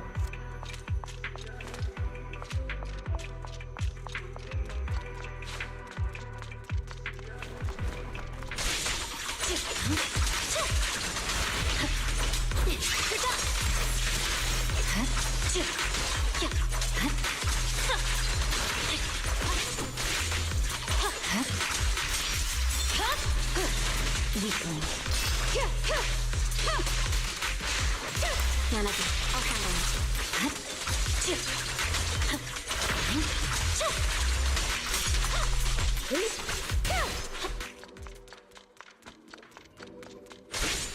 Yeah, I'm on to your game.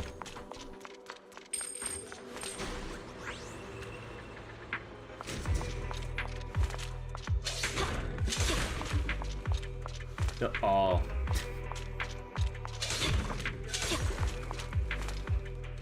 Huh. How come those two aren't back yet? Must be another rare sample that they just had to chase after.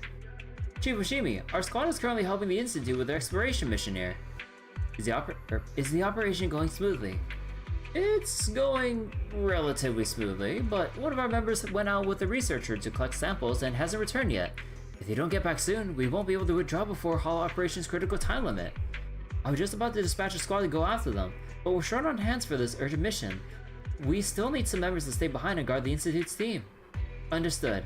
I'll rescue any trapped or missing personnel as I go. That'll be great. Thanks to you, Chief Oshimi. Those ethereals have all been cleared out. Ether activities dropped a whole lot as a result. Now we can allocate more personnel to scout the surrounding areas. If we gather more data on the Irradiant Core, we'll be able to develop more countermeasures. Officer Hoshimi, the corruption levels here seem to be stabilizing. Thanks to you, this investigation might be wrapped up sooner than we thought.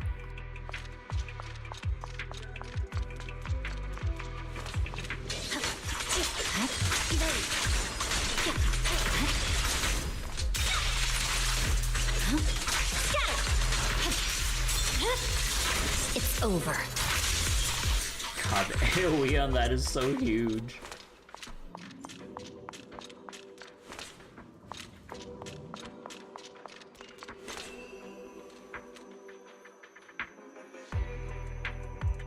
Okay, hold on. Come on, that's totally hitting. Come on. Wait, oh, I can only go that far? Oh. Should I read you something? Man, I could totally reach that one or this one here. Oh no, that one's the probe and we need to... Oh, actually... Oh, you need to like send one to the other.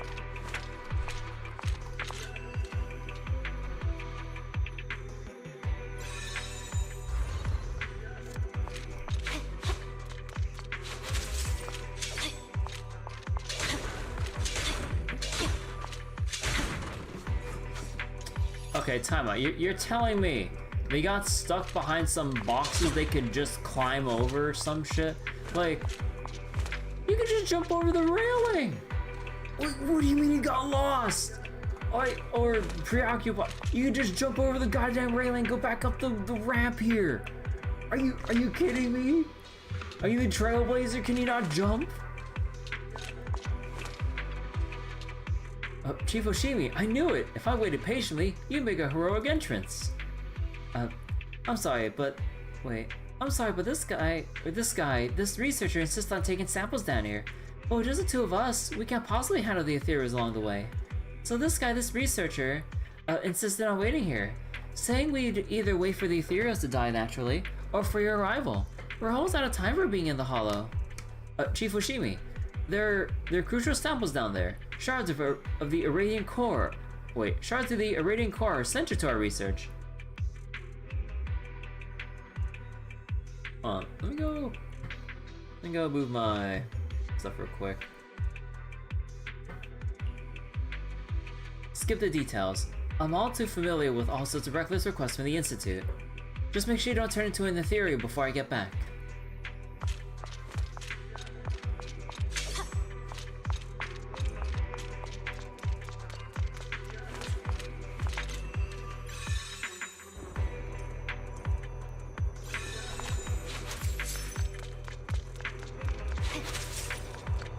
Oh.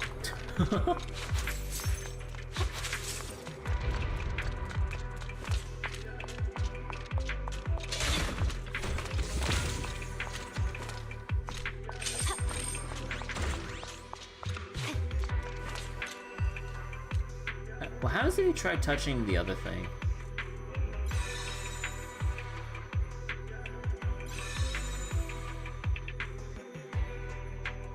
Okay, I was learning something out here. I was wondering if that actually affected anything. If there's nothing to do, we should practice the blade. We should practice the blade.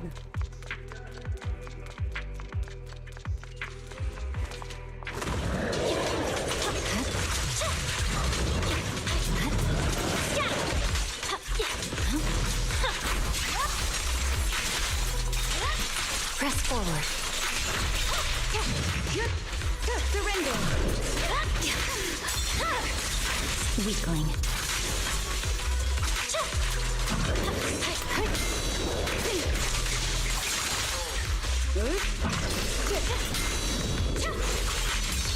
I swear on my blade.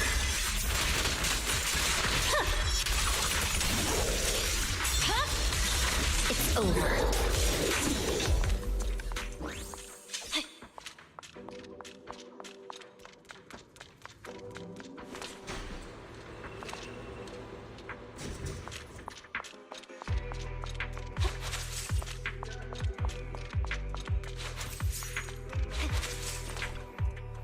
Here you go.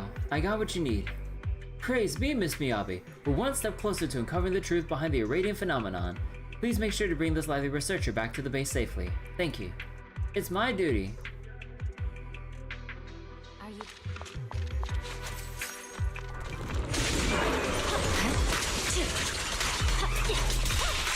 No room for mercy.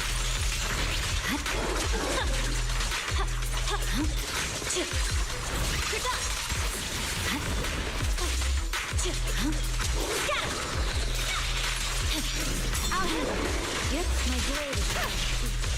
Such provocations don't go unanswered.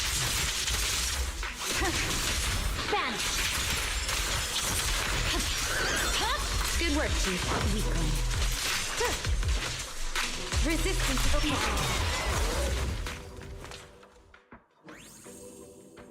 This disruptor isn't working properly.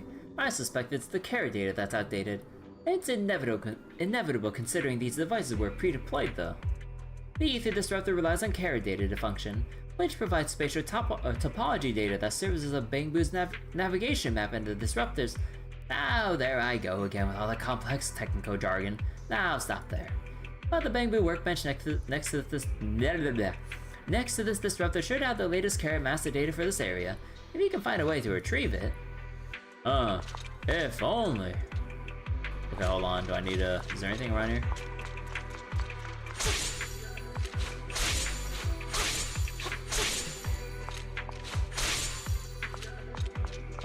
Nothing around here?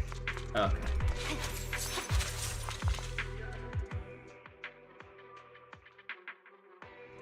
I'm liking the little pacing between what was it? The field exploration and then going into the platforming stage.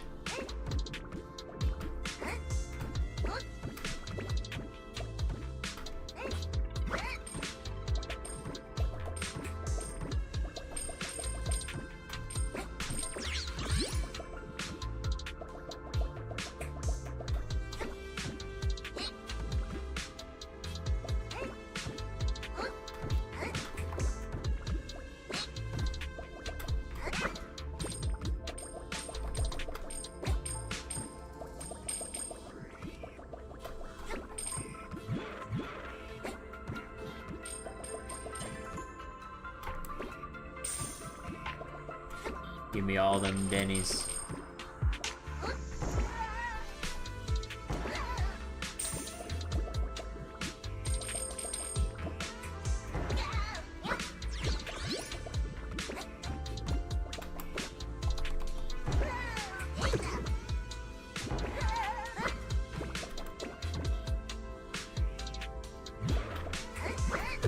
Oh shit!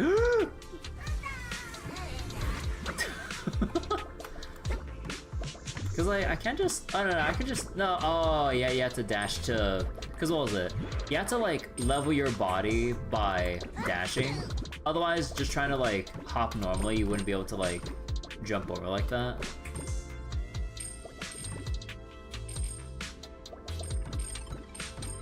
Oh, they have a little arrow here.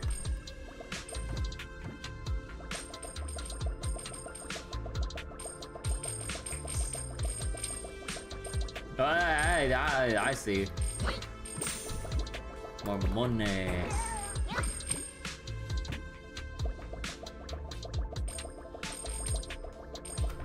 Oh, they have the little... wait, they have the little balls that you can push around.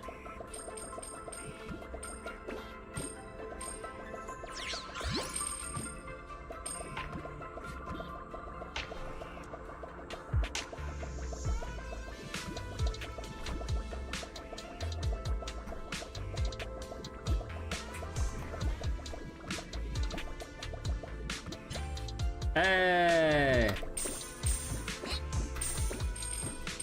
You get 3,000 damage for pushing all the balls in. Cool.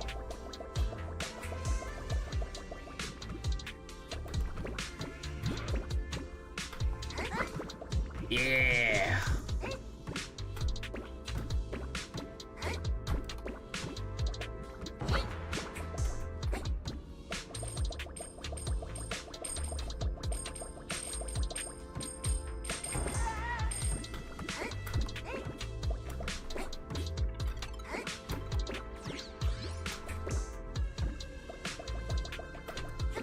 Oh shit!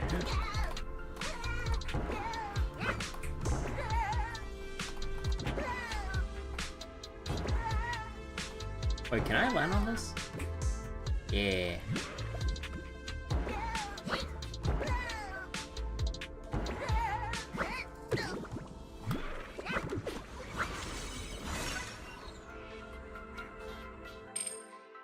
I really like the Bangbu stages, it's so adorable. I mean, like, they do iterate on it a little bit with, like, the newer stages, in 2.0 and onwards, because, like, EOS gets a little hammer to break down some crates and everything, but, it's only just a little bit. It's, like, it's a bit, what was it?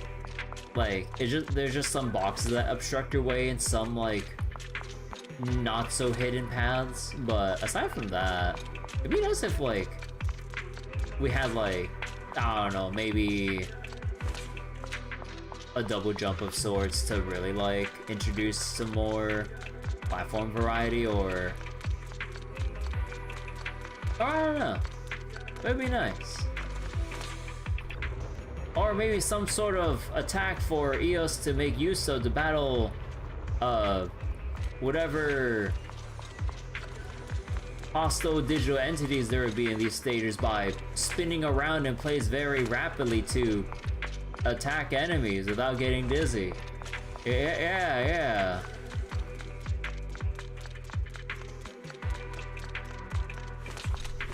Oh,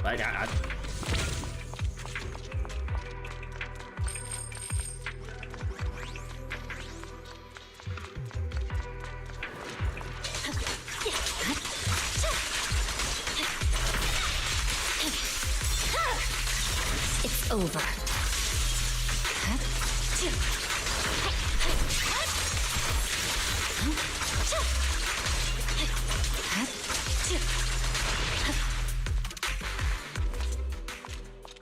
Anything down here? Nah. Is there anything else around here? No. Man, they really make it that simple without having to like angle it up or down.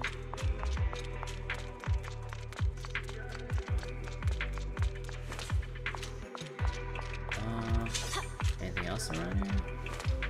No, those are some stuff from the previous areas.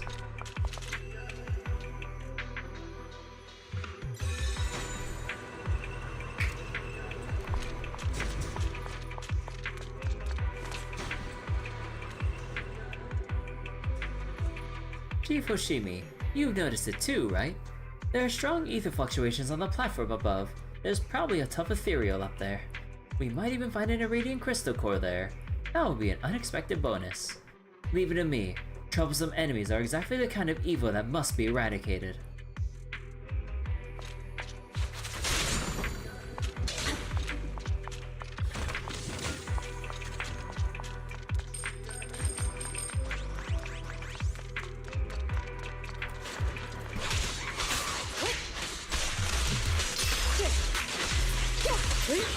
I'll handle it. My blade is already sheathed.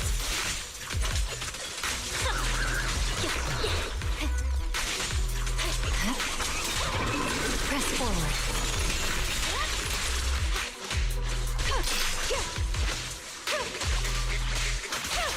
Surrender.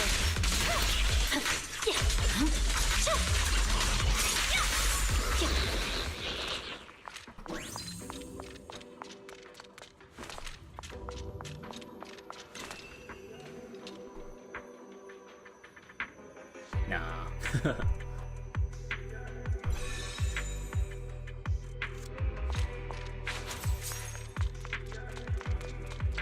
Oh, oops.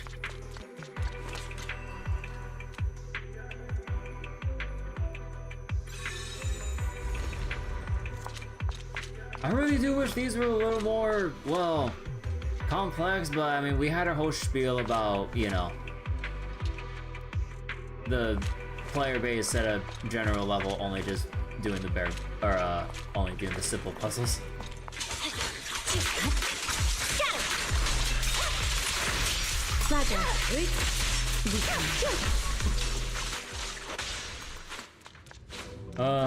What I would give for more involved puzzles, man. Come on.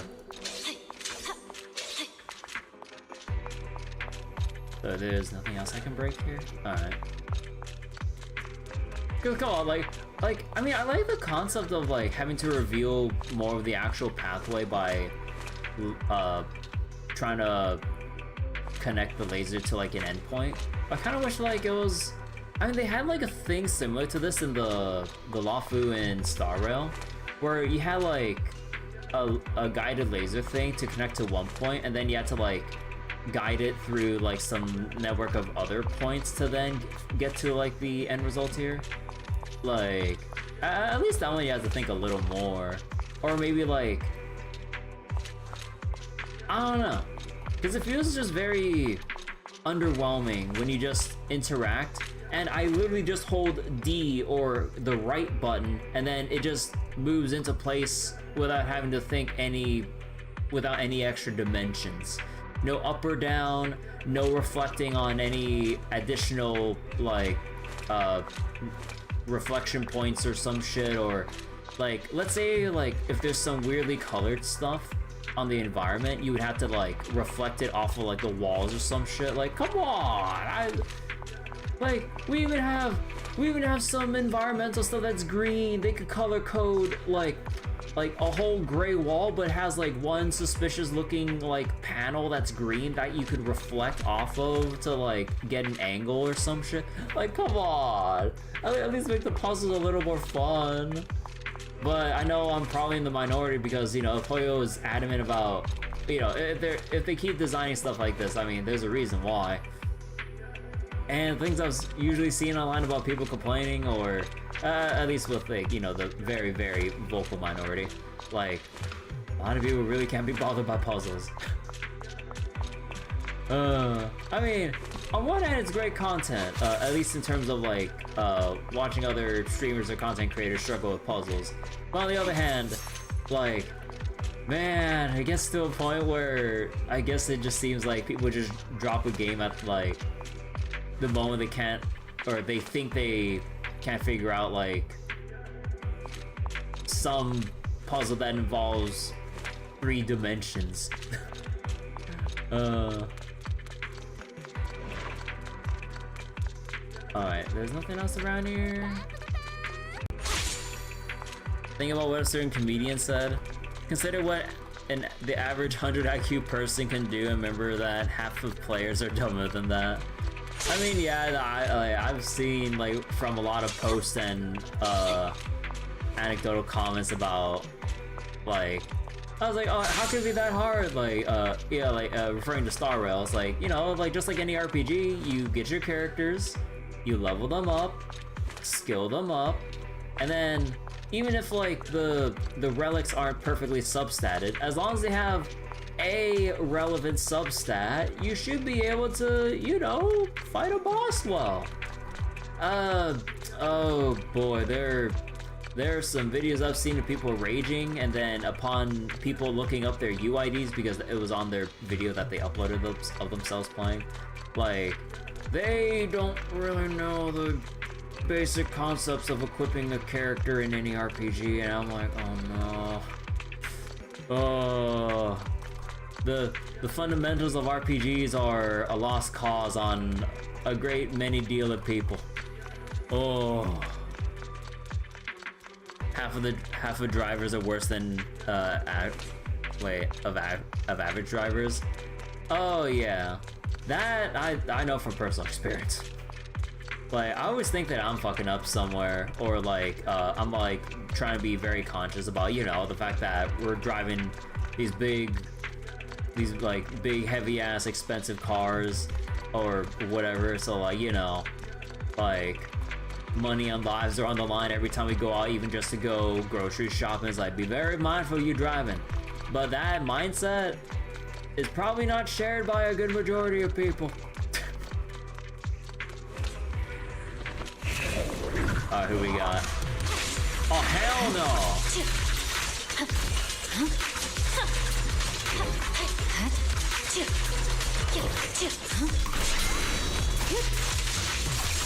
Enemy suspicion 6 shall pay.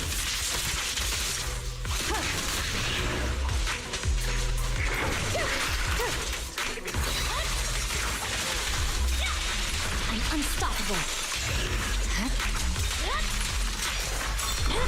Waste of time. Blade is already sheathed.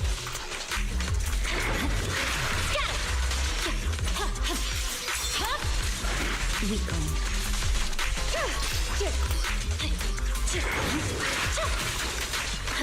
You're done.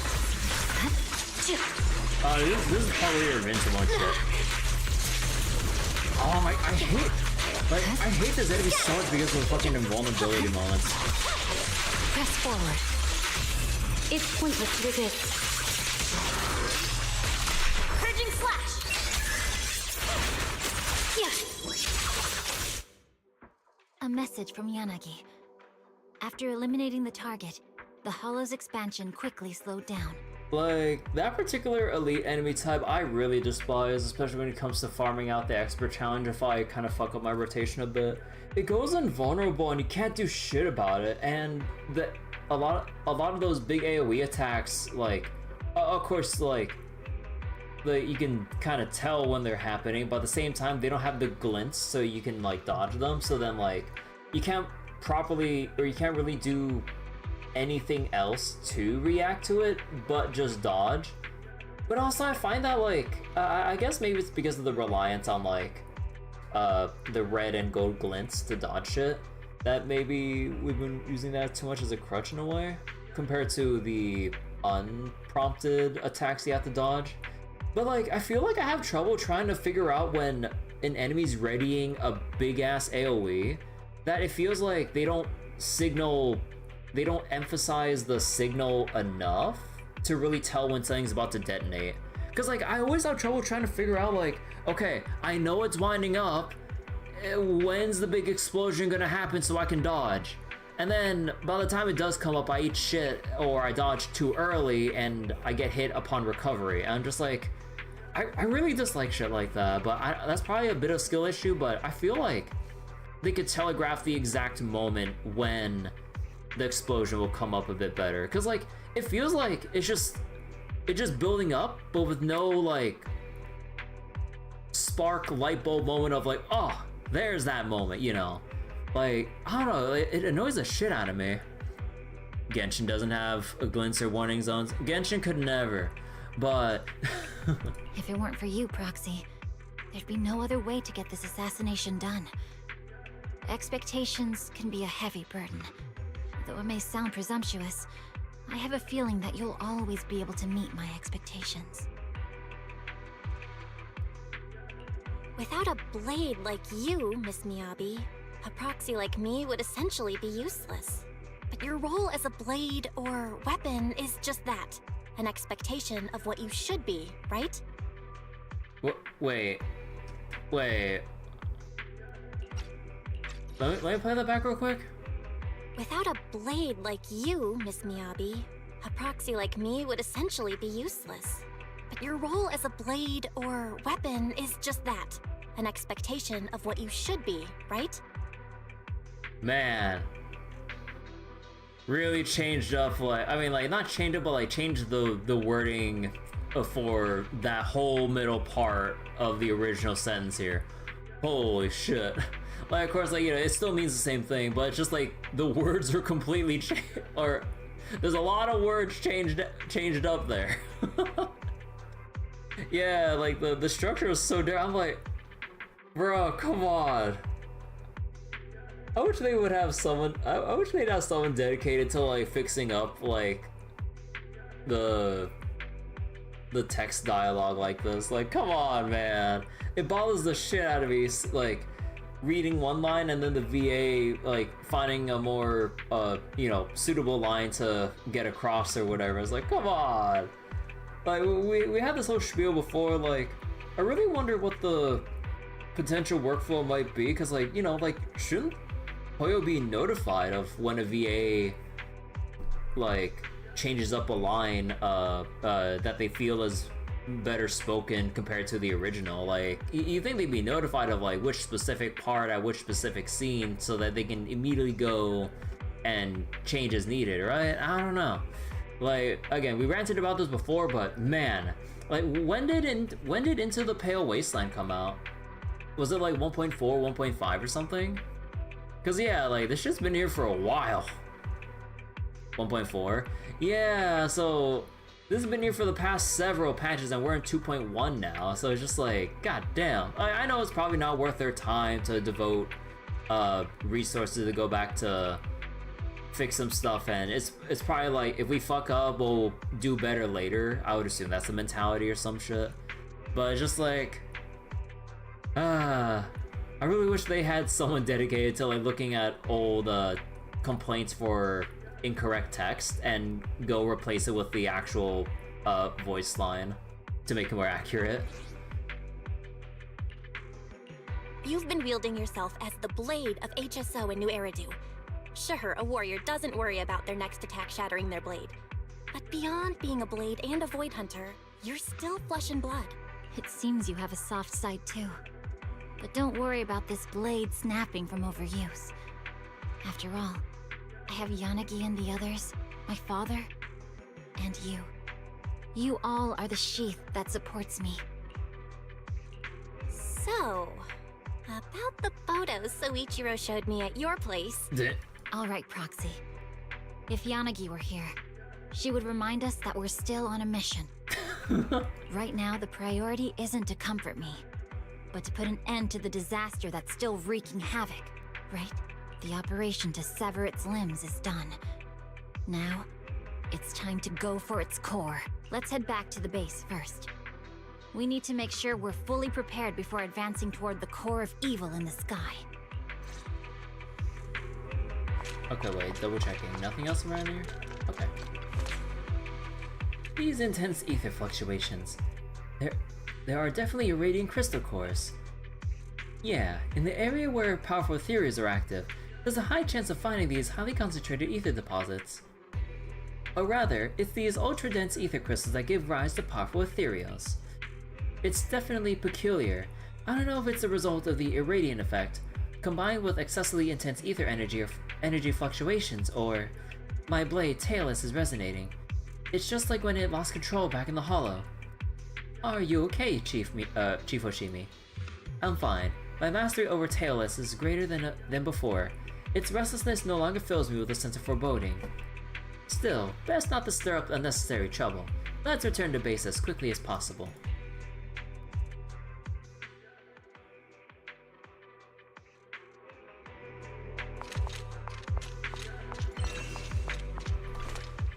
Chief Hoshimi, thanks to you, the Institute now has this viable irradiant crystal core for its research.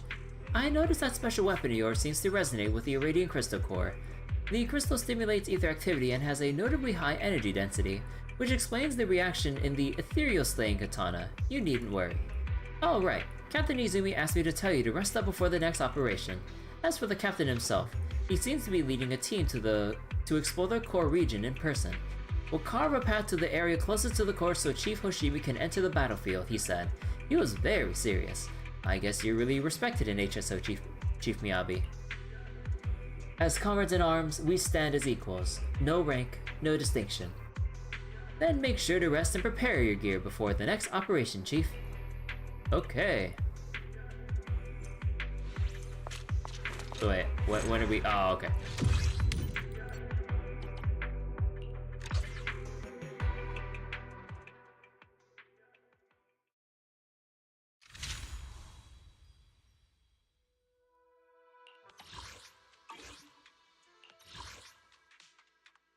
Wait, new notes?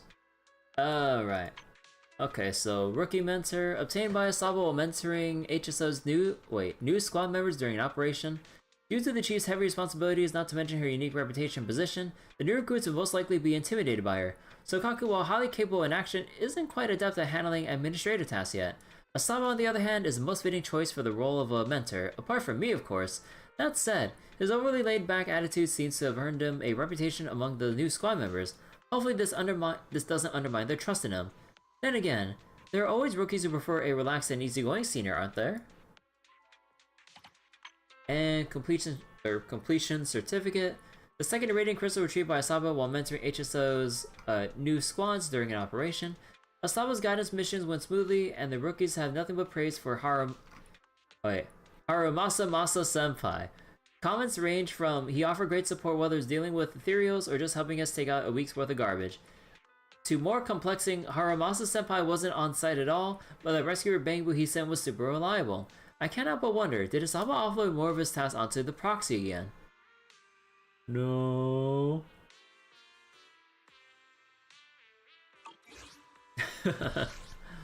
Whoops, wrong button. Let's see.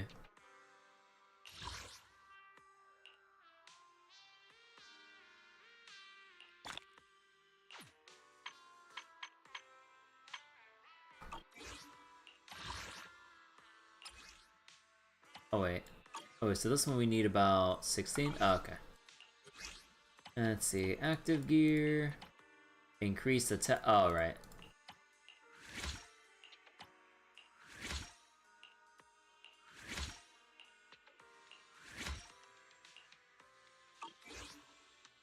There we go. And... okay, so we got a lot of other things to do here. Alright. Alright, it's time for more Horror Monster gameplay.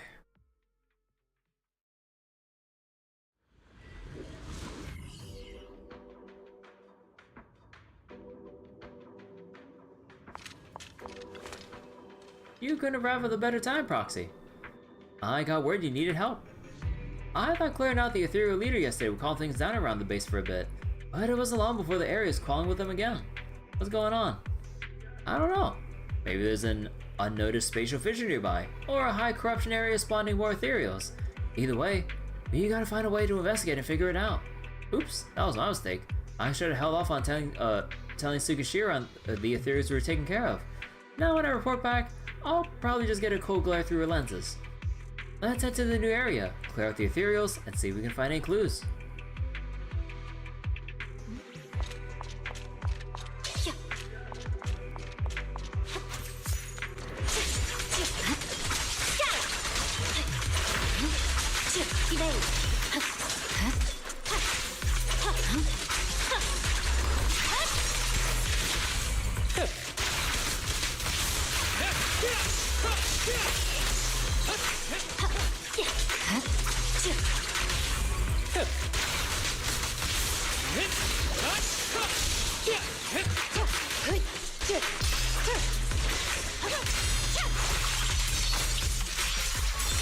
What do you need?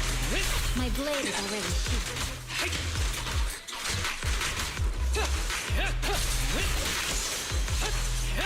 Don't complicate things with that.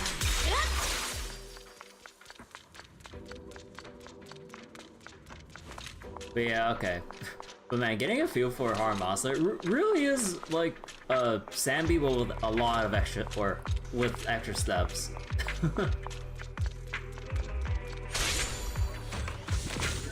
Because like, again, like you really do just mash basic attack, like if he's like on point. Unless he has the energy to spam out, or if you can set up a chain attack. But then, yeah, and then like the dash attacks he does, it's kind of similar to Sambi using her special attack when building up three ticks of her special charges on enemies with enough attacks. It's like, yeah, definitely a lot more streamlined, like functionality wise in a way. No room for mercy. Yep.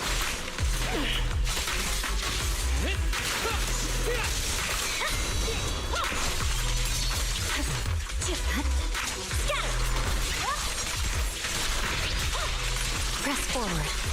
Don't get hit.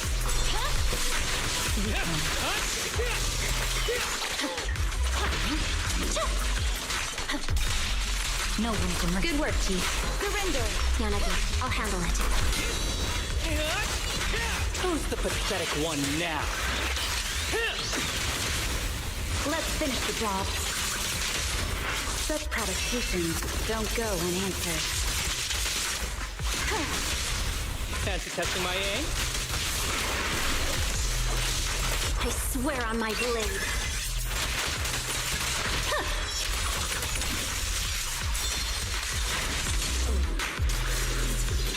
Damn, feels cool when it all comes together.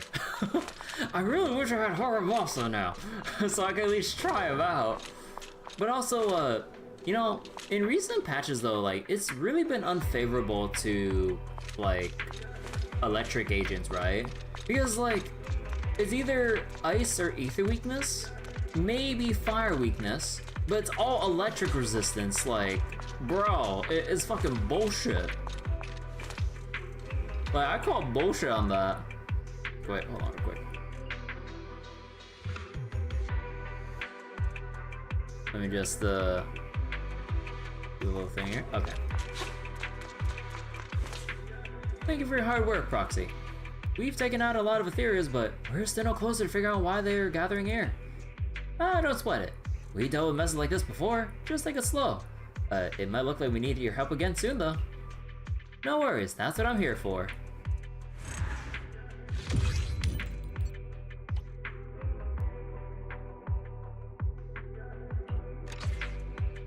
Pretty much everything weak against fire being resistant to electric and vice versa. Because like a lot of endgame stuff I look at, I'm just like okay, let's take a look at the current stuff right now. All right, let's see.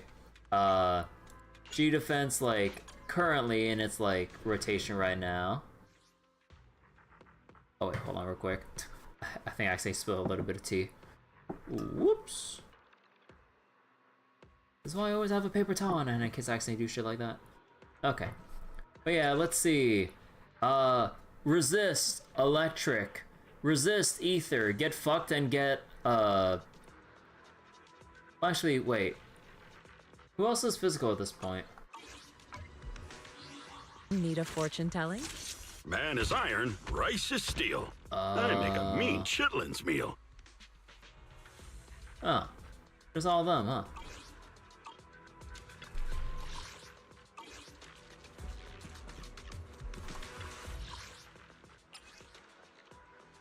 Okay, no, node 6 is fine. And then node 5... Okay, no, never mind, okay, no, this one's okay. But hold on, I need to, like, find some skewed evidence to prove my point. Hold on. Like... Miasma pre... No, that's ice resistance. The Fiend? Nah, that's actually fine. Pompeii? Okay, well, I mean, it's only Pompeii, but we're 2 out of 3 for things that aren't, that aren't resistant to electric, so never mind. But the previous rotation though was mean. Anyways, let me see. Back to Pale Wasteland. I'm not sure if I'll go for the full 7/7 for the shield defense though. Like, no, it's like a little annoying. Although I didn't actually like give a solid. I didn't really give an actual attempt on this, but once I saw the Miasmic Jane fight, I'm like, nah, bro, fuck that shit. Although I should give it at least a try because, you know, bare minimum, at least with, I can at least get like the A rank. Oh yeah, there is the whole bestiary too that you can look at. But yeah, Deadly Soul, I mean, I got 9 days. How long do we have on the user hub banner? 7.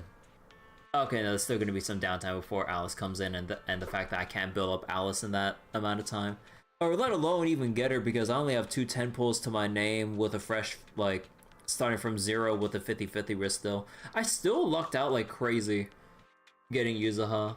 I really want to get Alice because like I do want to start using some anomaly characters. I know I have Piper, but like, yeah, like, if you really want to go anomaly playstyle, you really just gotta devote to at least 2 characters bare minimum to get that playstyle going. Like, we at least have Piper, and Yuzuha has a good support for anomaly. And then, like, what was it? Yeah, Alice coming up, like, her kit seems, you know, pretty straightforward, unless I'm missing something, but yeah, for the most part, you just kind of spam attacks to build up her gauge and then spend it once it's maxed out, pretty much, unless I'm missing something about her kit, but yeah.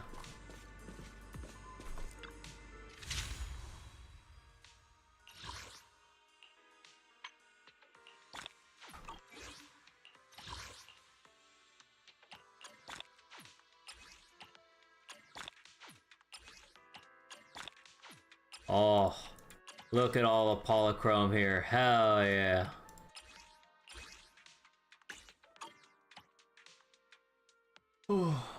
Let's see. Tuning calibrator, prototype seal. So you get 100 of those and 100 of those.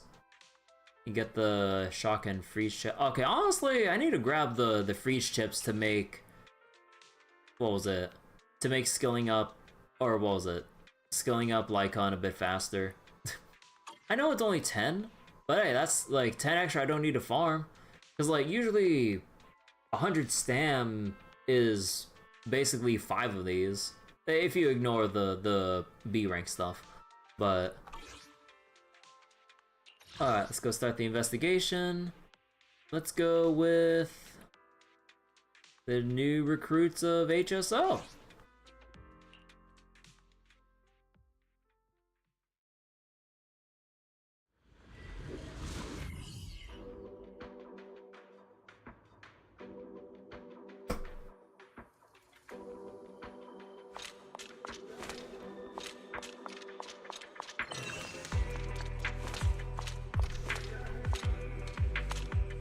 Wait, can I not? Okay, there we go. These juniors are so enthusiastic. It's making me a bit overwhelmed. Could this be the side effect of always taking sick leave? Did something happen between you and those juniors? It's because like everyone's heard about how Haramasa's always on sick leave. They think that he's legitimately has low constitution or something. It's not exactly an issue. It's just that for this Hollow investigation, Section 6 has to bring along some new HSO recruits. Tsukishiro has so much work to do, so I stepped up to help with training the new recruits. But they are way too enthusiastic. It's like they're afraid I'll work myself sick, so they try to do everything for me and take on all the tasks. I keep telling them over and over I'm perfectly fine, but they still look at me so cautiously as if they're worried I'll cough up blood and drop dead from exhaustion right there on the spot.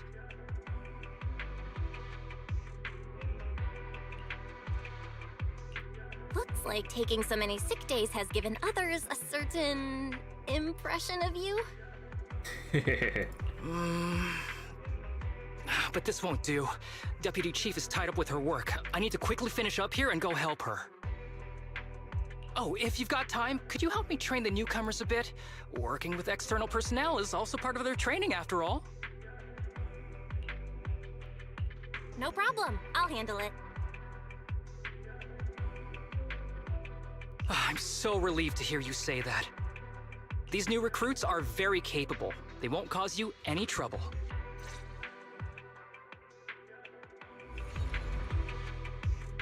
You head to the training area with the new members of Haramasa's team. Wait, anything I can explore around here?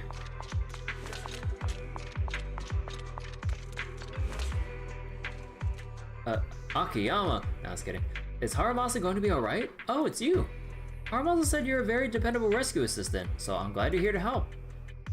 Ah, yes, the very dependable rescue assistant Hoshimi Miyabi of Section 6. My mission is to collect data on the special attack patterns of Aetherius in this area, and I love collecting data. It's always so exciting. Not so much when you're taking a beating for the Aetherius, though. I'm an ordinary guy, not a pervert. So you're trying to outsource taking a beating to me? No, that's not what I meant. With you keeping the Aetherius occupied, I can focus on collecting data. That's what you call working together, right? Just please be careful. Take too much of a beating and the data collection might be affected. Because I might not like taking a beating, but I love watching others getting beat. What?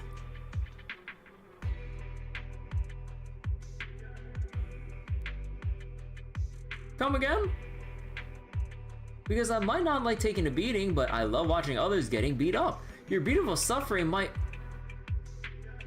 distract me from collecting the data. I'm not a pervert, but yeah, like, oh shit. Like, how did this guy get through the fucking vibe checks on interviews?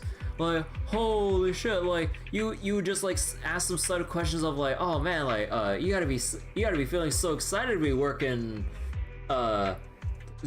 this close to Section 6 and all these people in the hollows and shit. It's like, oh yeah, I love collecting data, especially when the people collecting or helping me collect the data get beat up by the Aetherius. I'm like, it's like a little bit of a. To be fair, it's effectively the FBI. Yeah, in a way, but I'm just an ordinary man, of course. I wouldn't do anything to you.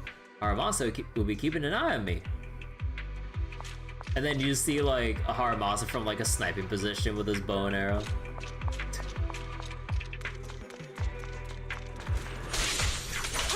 Wait, we gathered enough data? I just started. I'm on top.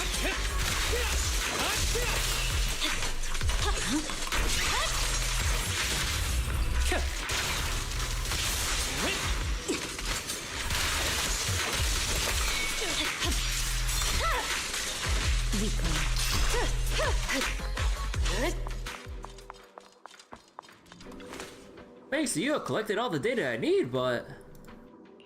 Damn, you barely got hit. You dodged so gracefully, like a feather. I'm allergic to feathers, you know. You pervert. I'll say it again, I'm just an ordinary guy, not a pervert. But you won't say anything to Haramasa about me, right? My first field mission as the rookie was successfully completed because of you, and that's what matters the most. I don't know, I think the secondary objective here is that like you kind of failed the vibe check, and I'm not getting any good vibes from you, Mr. Ordinary Guy. I won't take up any more of your time. You're going to see you after this, right? Go down from behind here and your spotter.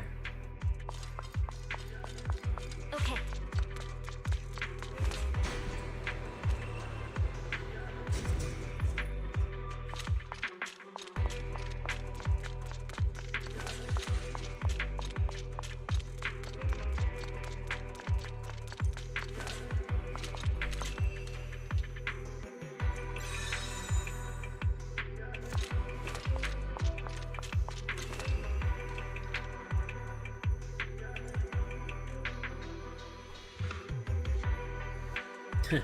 You can shine the beam straight through her.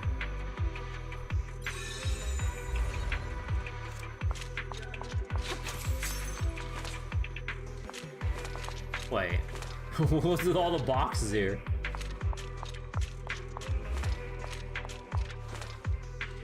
Why don't the two of them get combat missions and I'm stuck cleaning up the mess in this area? Who do they think I am? They said this was an important mission, but how? This mess doesn't have to be cleaned up, does it? Looks like only a week's worth of trash. I bet this can wait another week. No, sorry, am I the only one who doesn't throw out the trash? Wait. Am I the only one who doesn't throw out the trash for a week straight? It's not because I'm lazy, the work's just been busy. It's just you. That's not very reassuring. I should probably clean it up. Please, you have my full support. Destroy all the boxes. Wait a second. No room for mercy. My blade is already heat.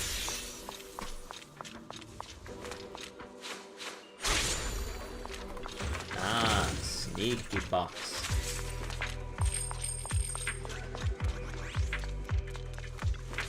Whoa, whoa, whoa, whoa! Did you see that? Monsters! They just jumped out from the trash. Oh, thank goodness your sharp eyes and quick hands took care of it. Just like my mom with the slipper when the cockroach will crawl out of the trash.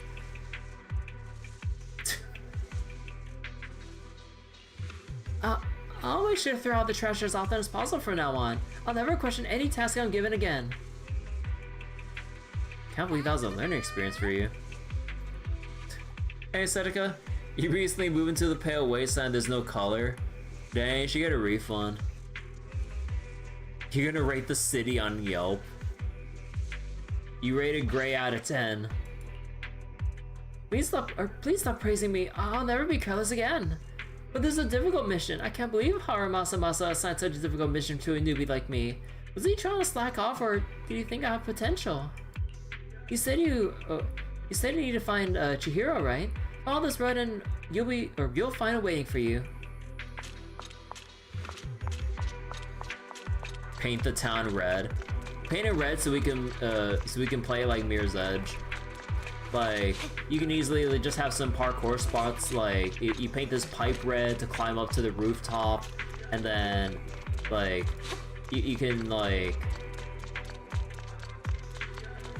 what other things can you paint as a red marker?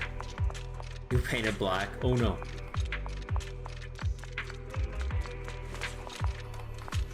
Oh, it's already done for us.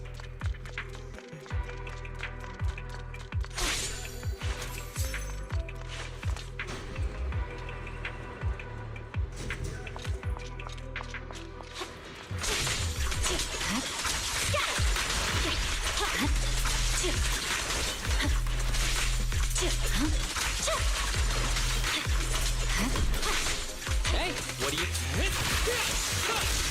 Don't push yourself. Let's switch. Scatter!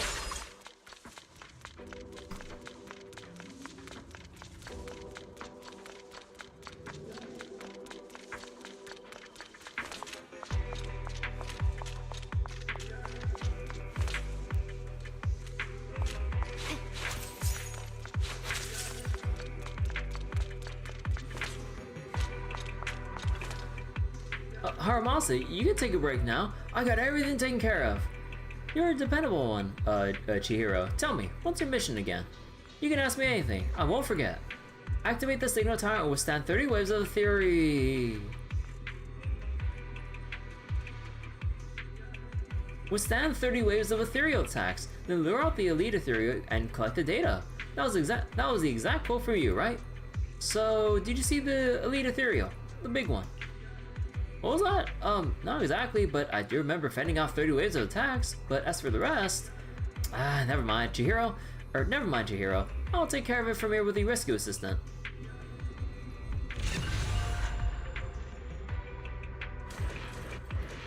We actually have to do 30 waves.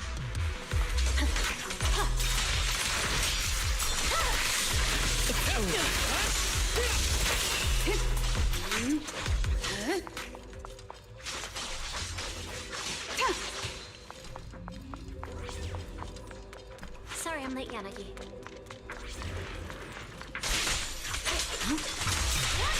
Press forward.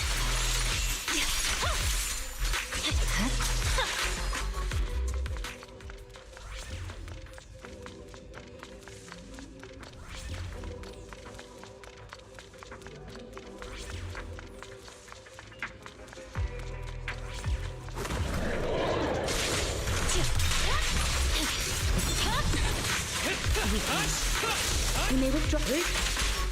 I'm on time today.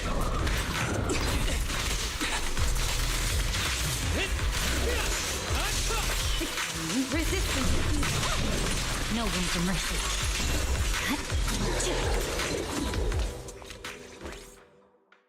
Awesome! These new recruits have finally got the hang of the basic investigation process. They're actually starting to look the part. But a real Hollow investigation is quite different from the simulated tests during training. They'll just have to learn the details as they go along. Aside from Hollow investigations, they also have a lot to learn about the daily work side of things.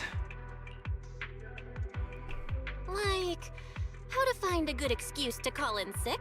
Hell yeah. Hey, taking leave is no simple skill. You'd need a lot of practice to reach my level. Still, it's great to see them so full of energy.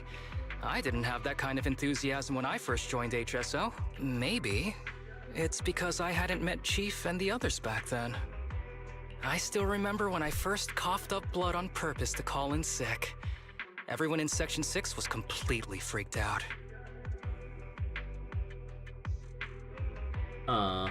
Wait, hold on real quick, I need to see something.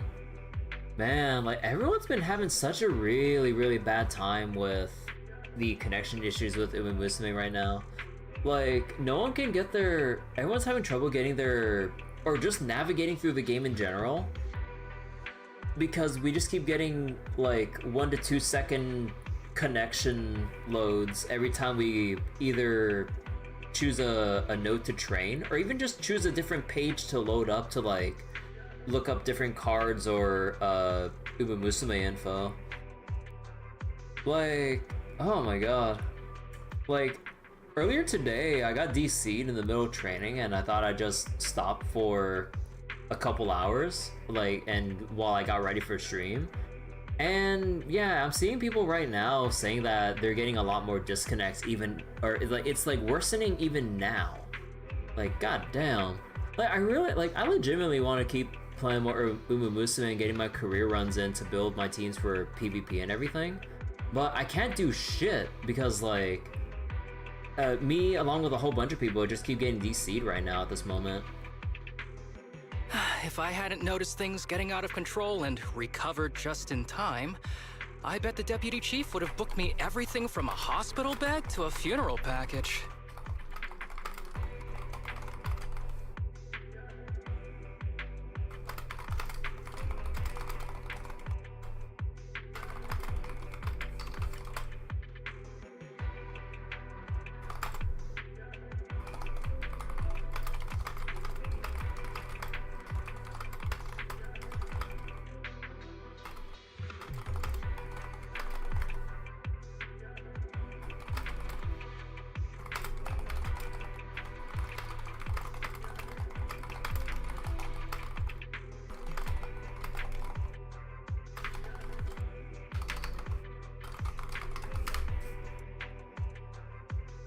So wait, let me read that again. Sorry, I was busy typing. Coughed up blood and purpose. Everyone was completely freaked out. A funeral package. Being a good actor is one thing, but I think you're taking it too far.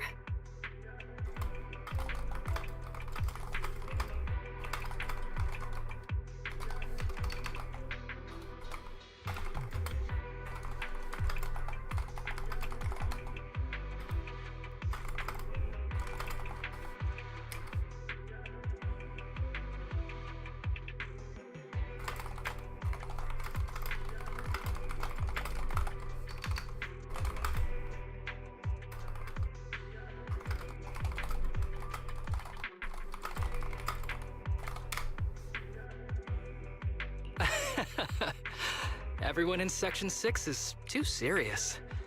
Even though they don't say it, they each have their own ways of keeping an eye on my condition. So, in times when they need support, I have to pull myself together. Everyone's giving it their all for this Hollow investigation. I can't let myself hold them back. Good thing you're here with me this time. If I really can't hold on any longer, I'll shout for your help.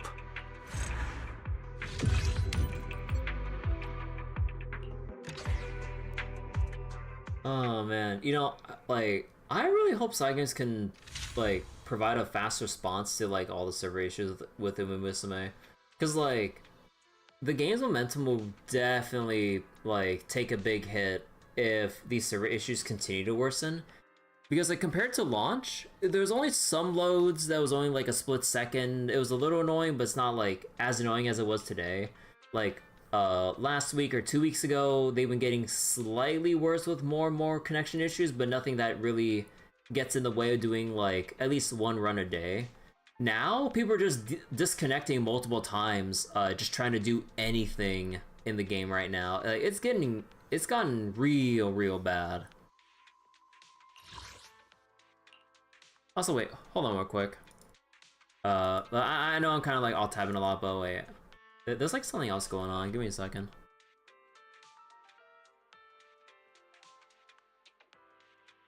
Why do I smell something? Not from my computer. Was, like, someone smoking pot outside my window or some shit? Is that what's going on? Like, bruh. Because, like, it doesn't smell like smoke or anything. It smells like fucking... reminds me of someone smoking pot.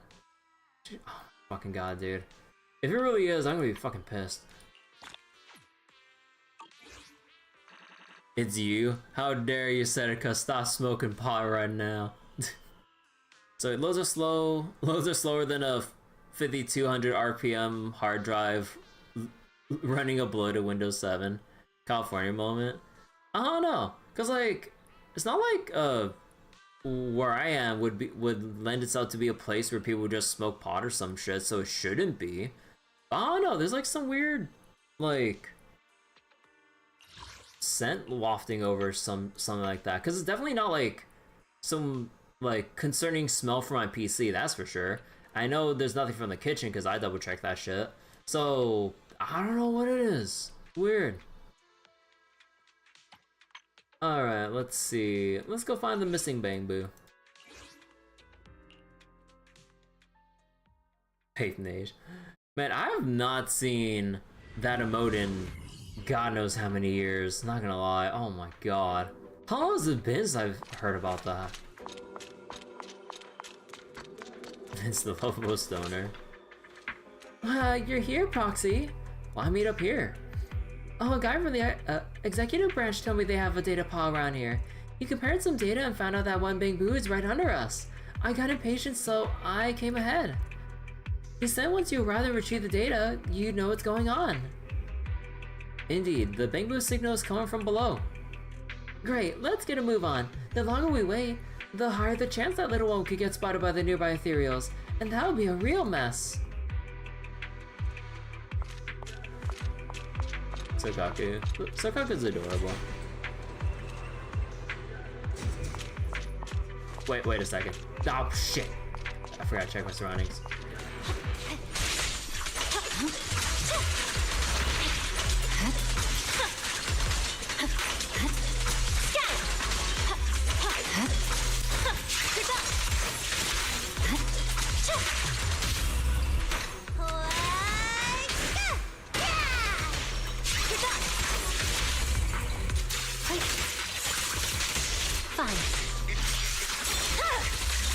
My blade is already sheathed.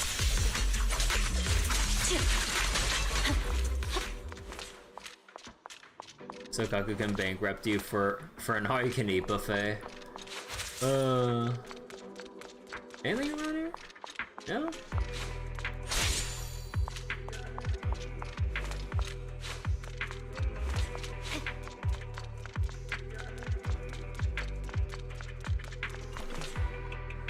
And this Bang Boo seems just like the other one we found yesterday. Another case of irradiant data overload. At least the ethereals didn't attack it. I'll leave the repairs to you, Proxy. Of course. Duh.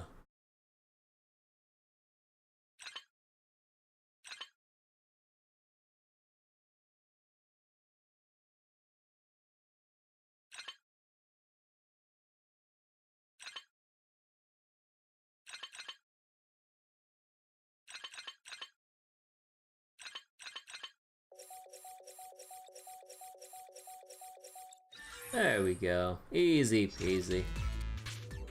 Huh? Or did you save me? What happened to me? Luckily you're safe now. Dangerous data? Ah, I remember now. That Bang Boo workbench nearby. I didn't even get any missions done thanks to that shiny object. Where's that workbench? Bang Boo workbench? I can't really remember. It's like I lost some of my memory data because of that shiny object. Well, what do we do now? There's a holo data pile nearby, so we can use that to locate the Bang Boo workbench. Oh, right, good, let's go. Agent Jackie, you should head back to the base for now. Think you can handle that? Roger that.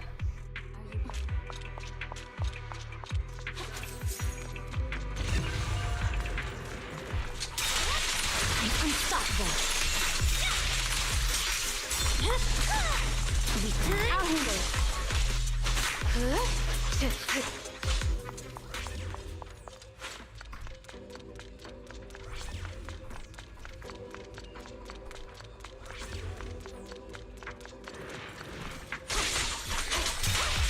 Press forward.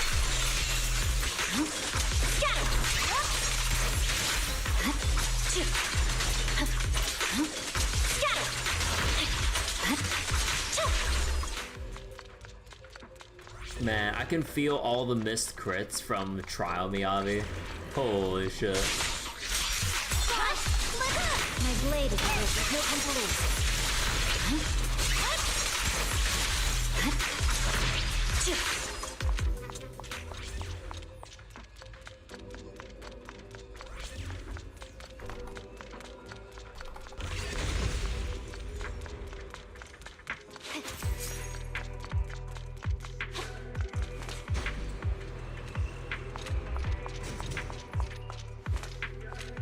Anything else around here? Okay. Hey, it's the executive branch guy. What brings you here? Hi, Sokaku. I heard you came out here on your own to look for the Bang Boo, so I thought I'd come to check things out. Looks like you got the rescue assistant with you too. Nice job finding the Bang Boo. Are all heading back to the base now? We still have some work to do. Yeah, we need to find the bamboo workbench Agent Jackie mentioned, and grab the environmental data from it. I see. Then I'll bring the bamboo back to base. Stay safe, you two.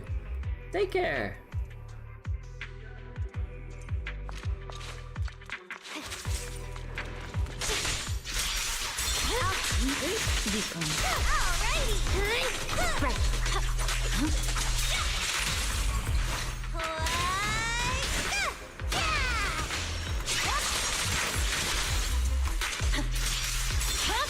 Good work, team. My resistance is futile.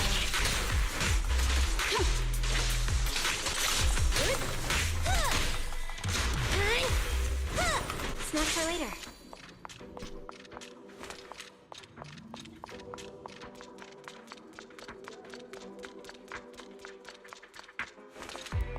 Wait, is there really nothing else here? Yeah, because that's the ramp that we need to set up again. Okay, so there's nothing else in there? Alright. Alright. Fall Guys platforming, let's go!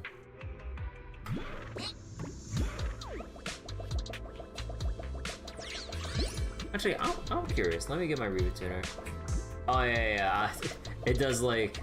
Well, never mind.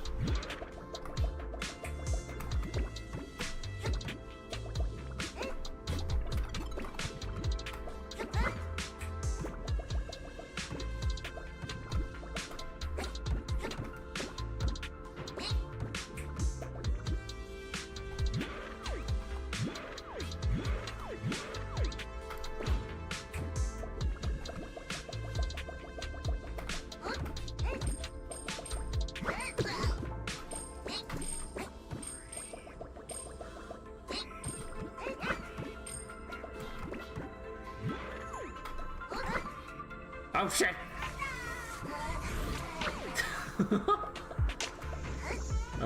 Poor Eos.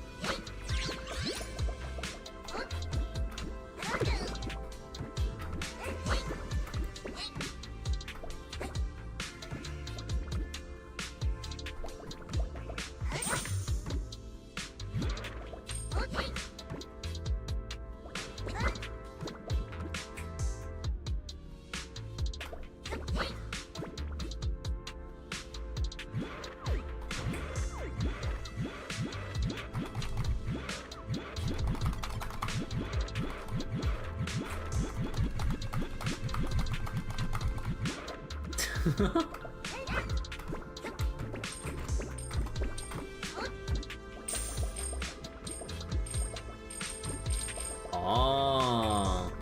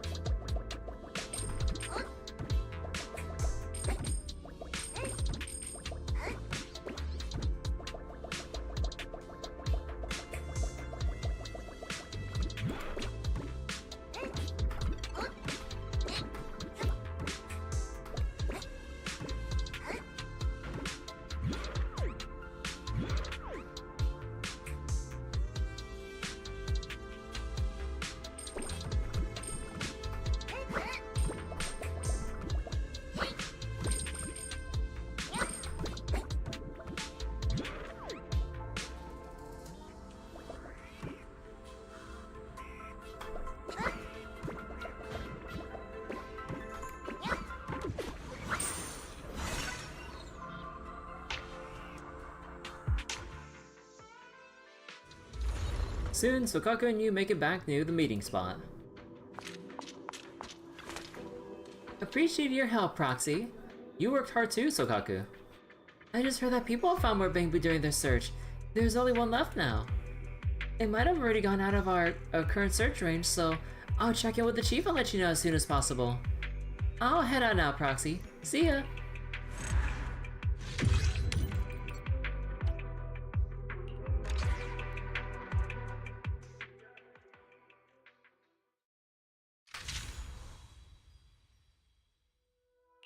Alright, so deputy notes. 99 plus to-dos. This crystal was discovered while it was actually the Proxy who found it during the suppression of the out-of-control public security mechs. This month's reports remain untouched, and the summary of the Melano incident is still unwritten. If I keep putting it off, next month's workload will spot out of control, throwing both overseeing and subordinate departments into disarray. At this point, I'm not even sure if the sirens ringing in my ears are the echoes of stress-induced hallucinations or the roars of out-of-control autonomous mechs. Initially, I had my concerns about the chief bringing the Proxy into the operation, but when things were at their worst, I was grateful to have them there to lend a hand. Huh.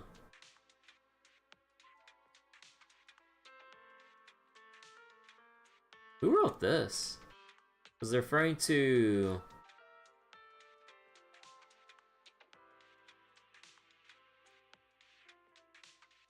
I keep putting it off? Doesn't sound like Haramasa though, so then... Huh. Cause like, all the notes are from section 6, right? Although I guess it is... Oh, no, wait. Oh, no, I guess it all... Wait. Oh, no, yeah, it's all Yanagi's perspective, right? Cause it's her notes. Duh. And I think it's... yeah. Hollow Special Operations Section 1. Section 6 takes pride in its absolute elite status, unmatched mobility, and unparalleled extermination efficiency. Thanks to the unwavering efforts of the Chief, Asaba, and Sokaku, the team's rapid emergency responses and precision in neutralizing high-risk targets have become the pride of HSO.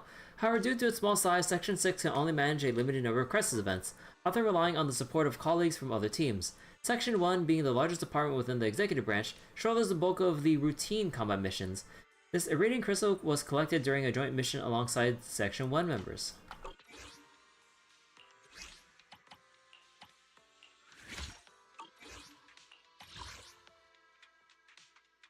Oh, yeah, I'll definitely stable these supplies with the Turing calibrator for sure.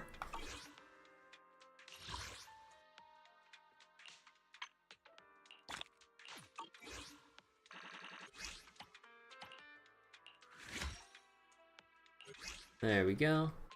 And let's see, what's the thing here for Yanagi? When using her special attack, gains one charge up to 3. Press basic attack to... wait. Upon triggering her thingamabob attack to consume more charge and follow up with a chain attack. If an enemy attack is successfully parried, following up with a chain attack will not consume any charge. Oh my god. Alright,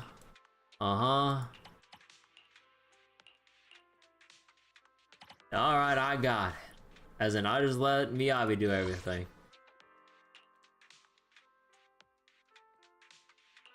Man, they really don't let us explore until much later, huh? Oh wait. You can only experience one story at a time. Okay.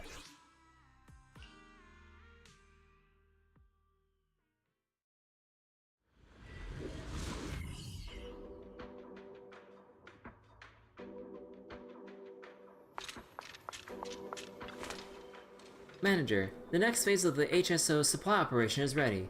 We need to establish supply routes across every reachable combat zone, ensuring supplies can be delivered to the battlefield as quickly as possible. Let me help. In simple terms, set up supply transport routes and establish checkpoints along the way. Logistics will use these routes to deliver a steady stream of supplies, thereby easing the pressure on combat teams during operations.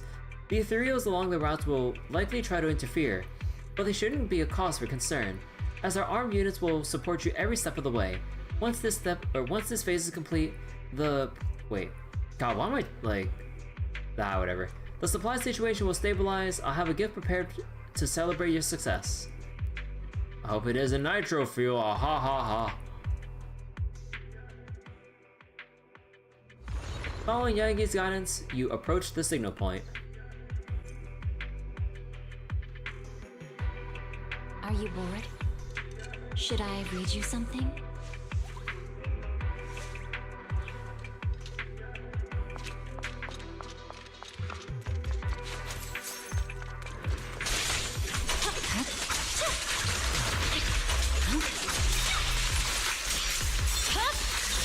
Weakling.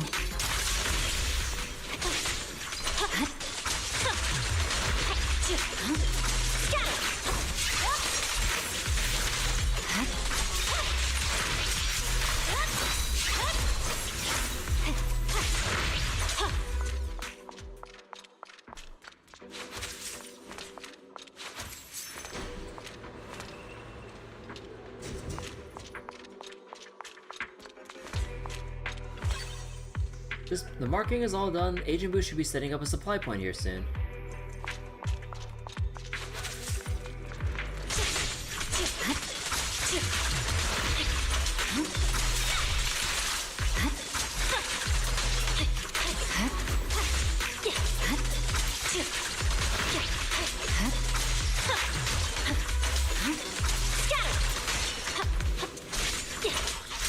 Good surrender.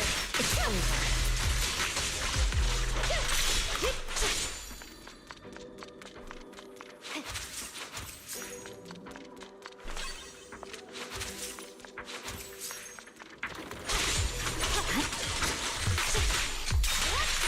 Unstoppable.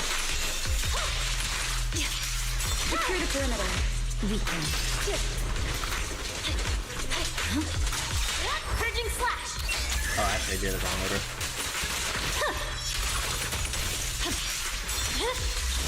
My blade is already... Good work, team. Sorry I'm late, Yanagi.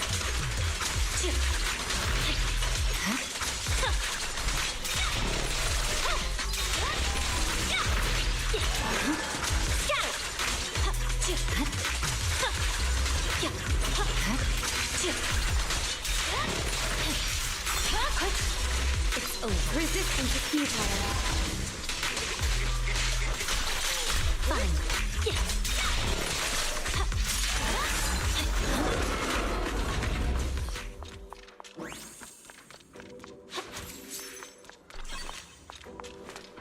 The mission's around, let's head back and tell Yanagi. Oh, okay, that was really short and sweet, wasn't it? Okay, wait, does this place look darker than usual? The supply routes and checkpoints have been established without a hitch, all thanks to you. Supplies will now flow steadily to each point, greatly reducing the risk of casualties among our combat teams. Oh, and about my gift I mentioned earlier. They're the limited edition Red Bee buns I bought before the mission started. They're pretty good. We can try them together. A surprisingly normal gift! I'm glad you like it. After all that hard work, you deserve a good meal and some well-earned rest. Of course, I'd prefer to enjoy this outside the hollow, but this works too. Somehow I feel like the trouble isn't over yet. Unless all the supply situation is settled for good now.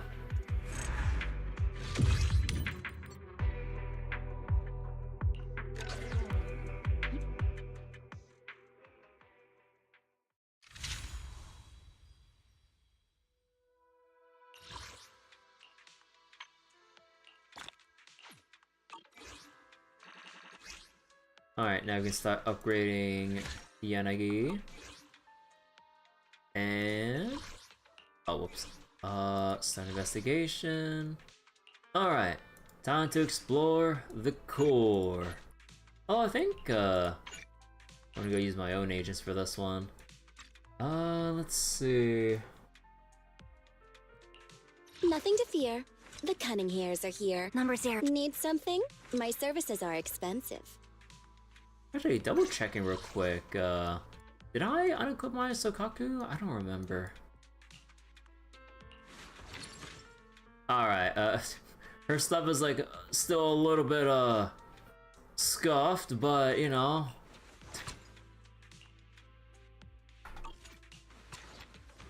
And yeah, considering she doesn't actually have an energy region.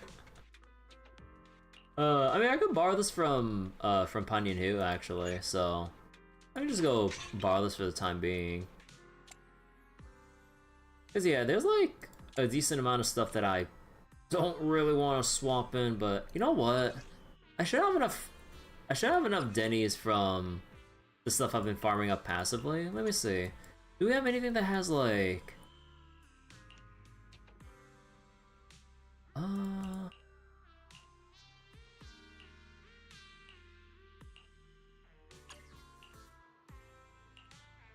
No, definitely nothing there.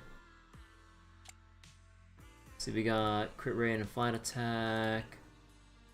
Attack and no, we're not going with that one. How about? Cause yeah, this one went into flight attack instead of percent. Yeah, Pioneer who got the good shit here. I'll go switch stuff around, and then I'll remember ahead of time to switch back from Sokaku stuff. Let's see, Lucy. I mean, this one's nice with a double crit, but there's no attack to lend to scaling up Sokaku or whatever, so...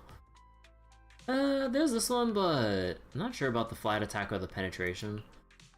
The anomaly, okay, this one, I'll test out of morbid curiosity. If this hits crit rate, Starro could never. You know what? Will we take those? What about this one? Because technically, if I actually level this thing up all the way, I could replace this for a crit rate one, which I do have right here.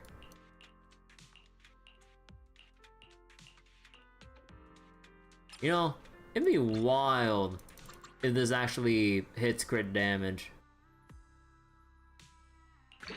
Fuck! So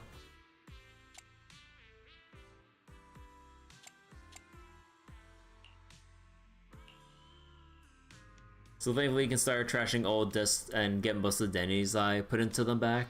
Yeah, thankfully. Okay, what if I remove more of my stuff here? Well, I mean, okay, to be fair, compared to this, none of the enhancements so far went into attack percent, so it's not like it really makes that much of a difference. You know what? Fuck it.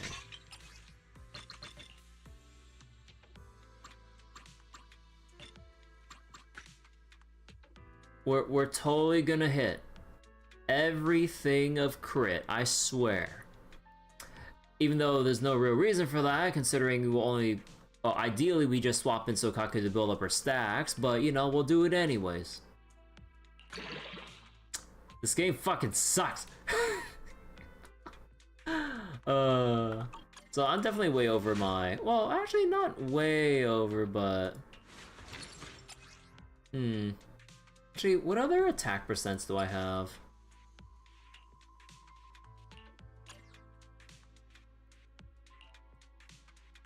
I mean...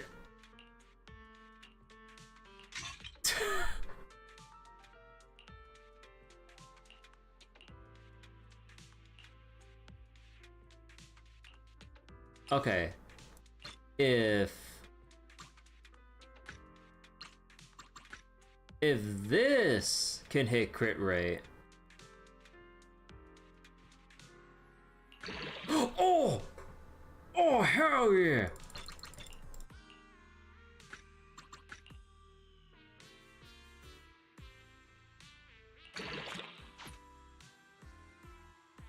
Oh, I hate this fucking game sometimes. At least, like, you know, 2 out of the 4 would go into either crit stat, not just the one lonely one. Oh, you gotta be kidding me. So wait, so where am I at now?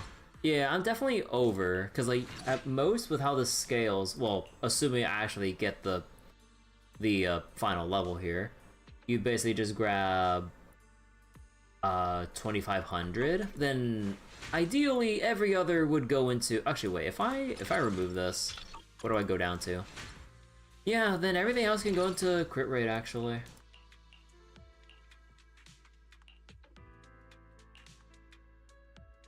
Oh, this is gonna feel so bad. This is gonna feel so bad, but I'm in a... Fuck. Okay, hold on. What are some old shit that I can dismantle? Yeah, that'll do.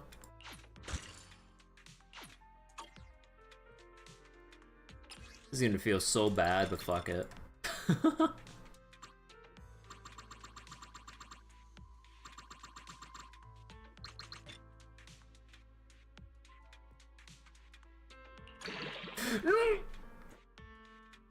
Oh my god, it literally went to everything but attack percent. I mean, it doesn't necessarily matter, but... Alright. 55% crit rate Sokaku, let's go. Oh, that hurt my soul. Oh wait, I just realized I'm missing I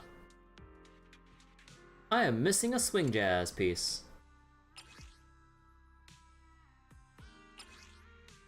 Oh yeah, because one of them I swapped off, right?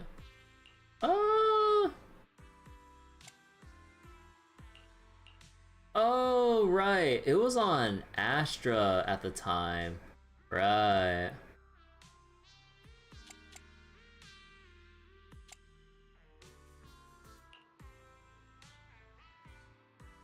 You know? Dare I tempt fate? Nah, I don't have the materials for that shit. I think for the hell of it, I'll just go swap out, or just go swap this. I'll go remember to put it back on Astra and everything, but Sokaku, ready. let me see. What's the lineup right now? Literally no one else. I am the okay. Eye of Obel. This is the path I follow. Who else would I use like in or alongside? I mean, you know, usually you would have the full mono. I'm at your disposal. Mono ice and Is everything. it work time? Is food included? Unfortunately, this ain't exactly gonna work well. I mean, I could borrow a little bit. We'll just have him here for the style points, and oh. Right. Alright, you know what? I shall follow your orders. Alright, fine. If I actually want to go use this goddamn team. Even if like I'm gonna be severely underpowered. I mean, this is just some like event story stuff, so it's not like sheer defense level of things. Let's just go craft a quick one here. A soothing melody. Truly unforgettable. Summit, slot 2, craft 1. Not bad, all things considering. Like, well, the crit rate honestly is the most important part here. So let's just go. Okay, maybe not that much. If we can hit either attack percent or crit damage, that'd be perfect.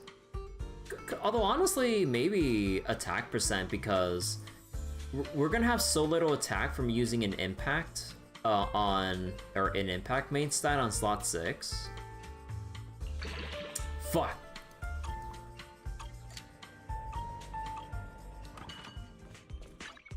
Need a fortune telling? I'm at your disposal. There we go. Alright, he's all built. Do you have any ice percentages here? I mean, there is a attack percentage one that I could use here. Like, it's going down to like, just like, one level.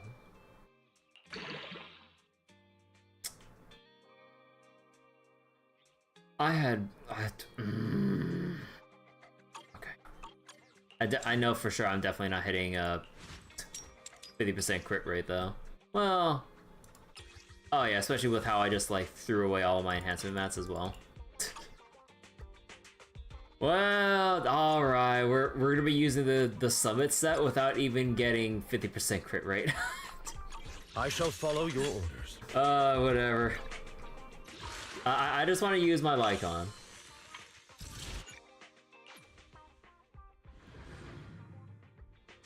Let me experience the Miyabi Mono Weiss team. Okay, so disable. I've got your back. Number 0, Ambi. Need something? Erratic. I'm at your... Sokaku, let's hurry! I want to be back by dinner!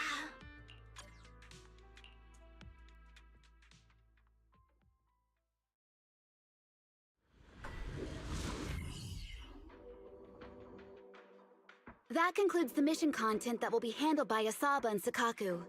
Chief, you'll head alone to the central area closest to the Irradiant Core. There, you'll eliminate any high-threat ethereals that have spawned and reduce the danger there as much as possible before the main forces arrive. This is the most challenging and dangerous part of this operation, just like always. Please be careful, Chief Miyabi. There's that concerned look again. Don't worry, Yanagi. I've got Tailless and the proxy on my side. Don't worry, Miss Yanagi. If we're in danger, I'll shout for help through EOS's speakers at full volume. It must be a really terrifying enemy to force the proxy to do something like that. That's all for the briefing. Wishing everyone a victorious return. Hold on, Proxy. I have something to tell you about what happened the last time my father invited you to our home. I wasn't angry with you. It was my father who was out of line. I'm sorry for the trouble he caused. It's just that I saw a photo of my mother that day. Maybe in your eyes, this child is the sharpest blade the world has ever seen. But all Mommy really wants is for you to grow up safe and sound. Because the path to becoming a hero often comes with losses that can't be undone. My Miyabi doesn't need the demon sword. I just want her to live an ordinary, happy life. I'm sure you'll become an outstanding person. But I also hope you don't grow up too fast. Just a little more slowly. Because growing up is a gift that comes with a price. Having to do your taxes. You know, what you told me is almost the same as what my mother said. I've already found the reason to wield my blade. I'll keep seeking a purpose that goes beyond wielding the blade. A hero's battle has to have an end, right? When the day comes that all evil has been eradicated, when that day comes, ask me again, Proxy. Ask me if I found a reason to live without a blade in my hand. This is my one-sided, selfish wish for you. But please, be sure to keep it in mind. Aww. Oh.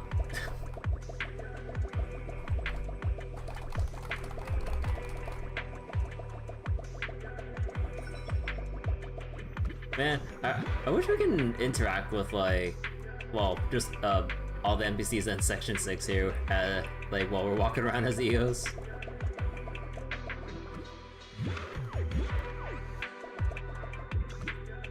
As much as the, as much as the Irradiant Crystal Core in the core area is tempting, I still hope the members of Hollow Special Operations return safely.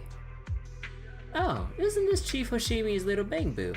It looks rough and rugged, but it handles even the Institute's newest equipment with surprising skill. Its logic core must be pretty sharp. But then I'd expect nothing less from the Void Hunter's Bangbu. The corruption effects in the core area are more intense, and the mutated theories are even more ferocious.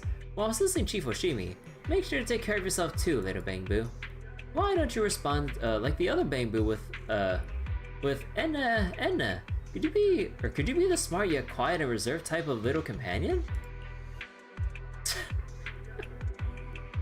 I mean, cause technically, like, no one else is supposed to know that, like, Bell or Wise would be operating through EOS and everything, right?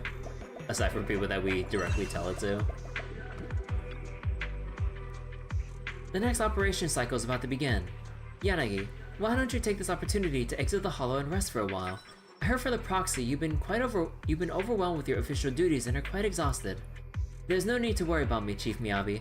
Right now, the suppression operation of Melinoe is at a critical juncture. It's all for the sake of completing the mission smoothly. I'm usually busy dealing with swordplay and combat tasks. At the same time, all those official documents and matters concerning Haramasa and Sokaku are left for you to handle.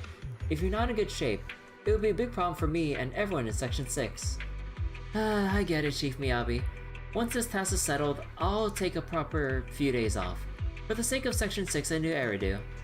I should say the proxy has taken on much of my work, as well as Asaba's and Sokaku's. Without the proxy's help, we'd really be overwhelmed. Proxy, did you hear that? Yanagi's saying she'd give you full marks on the squad member satisfaction questionnaire.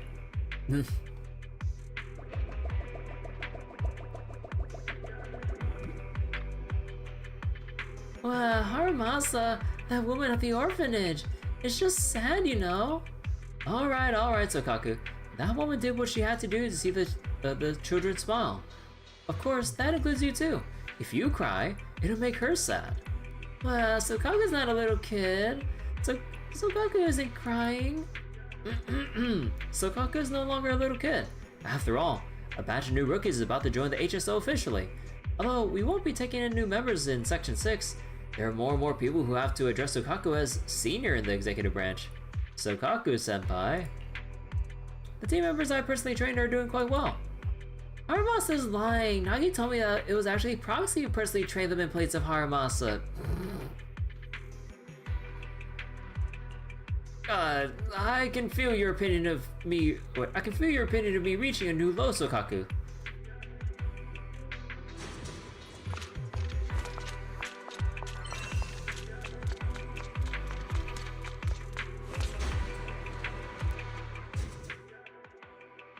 I also need to keep in mind that my Lycon is barely skilled up. He's only at like skill level 7. Like for all of his skills. So the day's build up is gonna be very, very low. We are very close to the Irradiant Corps proxy. The advanced squad led by Izumi should also be operating nearby. Please actively support the advanced squad on your way to the destination.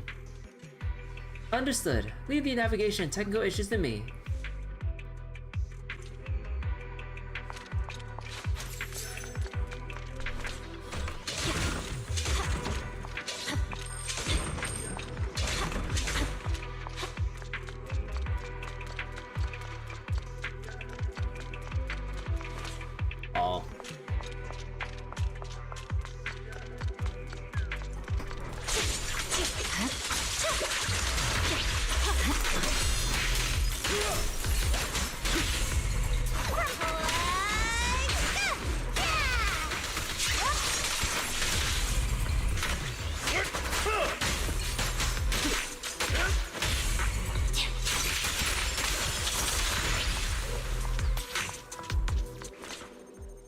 Wait. Oh. Right, it was like the lens perspective puzzle.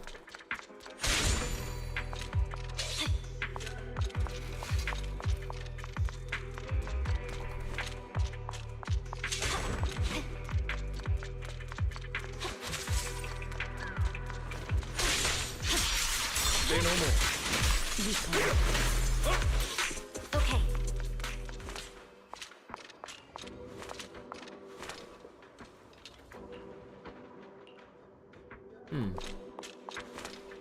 Hello? Hold on. So this, yeah.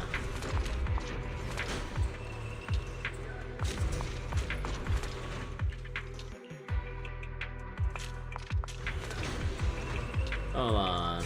Yeah, I knew it. Give me those supplies.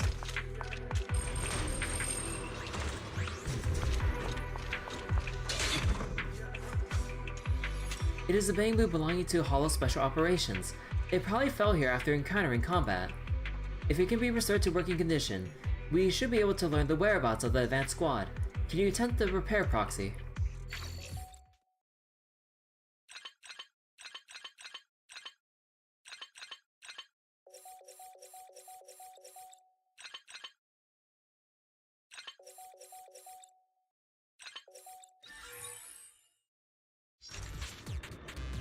No need to fight bad ethereals. Take this! No, it's not a bad ethereal creature. It's a comrade in arms. any recollection of where the action squad went. My squad was attacked by the Ethereals. I was placed there after being damaged, but the squad is trapped in the area ahead.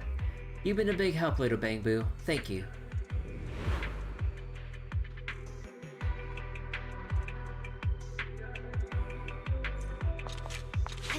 Oh yeah, we have to take the elevator down.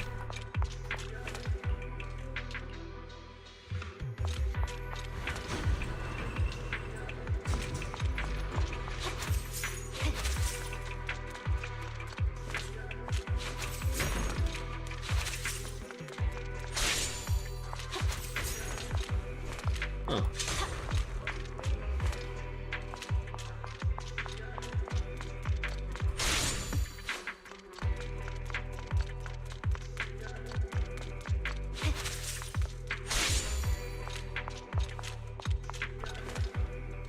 Chief Oshimi, although we were prepared, we still underestimated the speed of the terrain changes and the threat level of the Ethereals. Our team has sustained significant losses in our encounters with the Ethereals.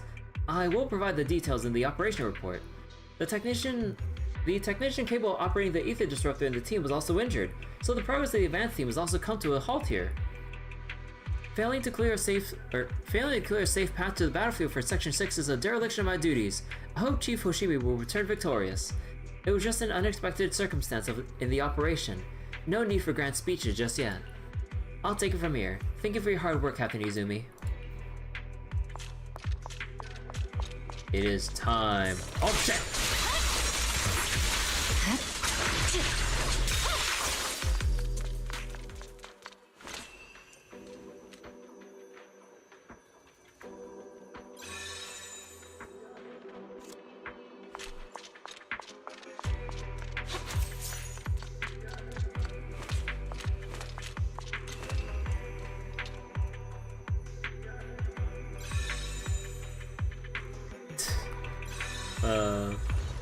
Gotta do it all in order.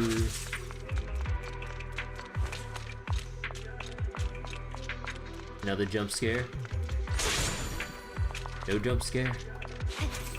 Hello, anything under here? Nope.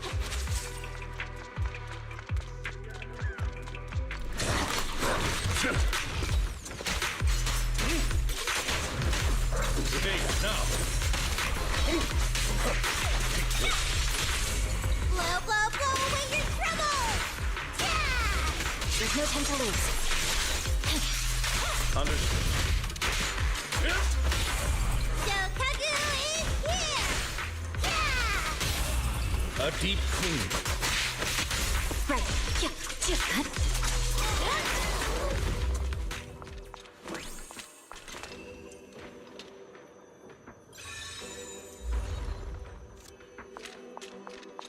Right.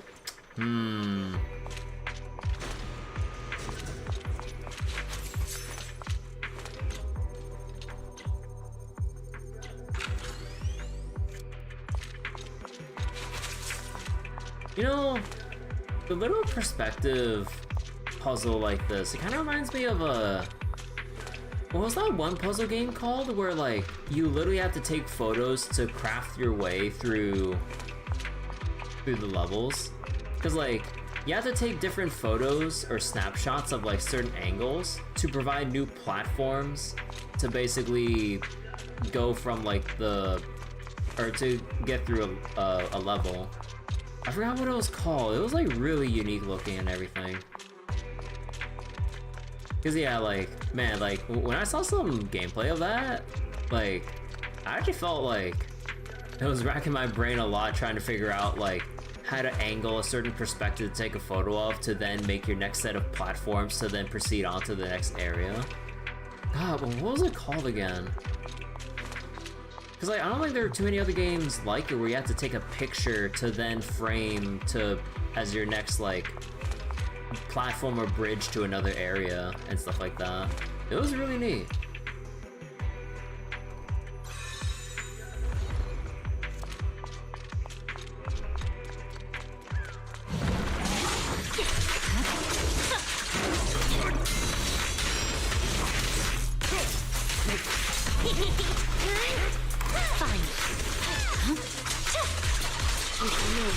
I'm unstoppable.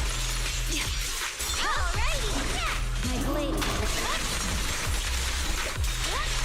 No room for mercy.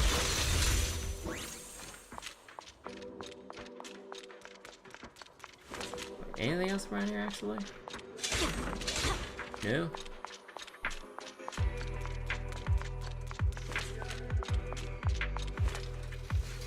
Chief Oshimi, we encountered the ether tide during the evacuation, and the terrain has changed. Simply put, we're trapped again. I heard that the Institute's new device can fix this sort of terrain, but this guy doesn't seem to know how to operate it. Did they really let idiots like this into the Institute? Goddamn. The ether disruptor is a new device, and it's completely different from my area of expertise. Anyway, I'm just a foolish Institute member. My life doesn't matter much, but the Iridium crystal samples I'm carrying are crucial. They must get back safely. Leave it to me. I just happen to have a technician with me. Hooray for Chief Oshimi!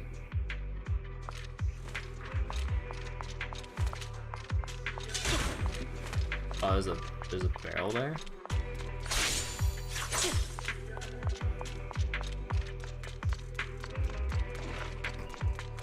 Oh, okay, hold on.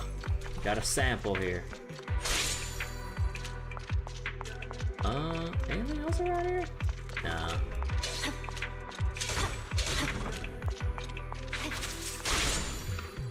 There's a thing up here so that we could probably, yeah.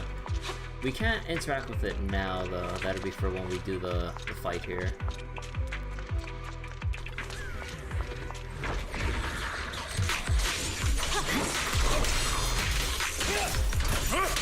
With this power,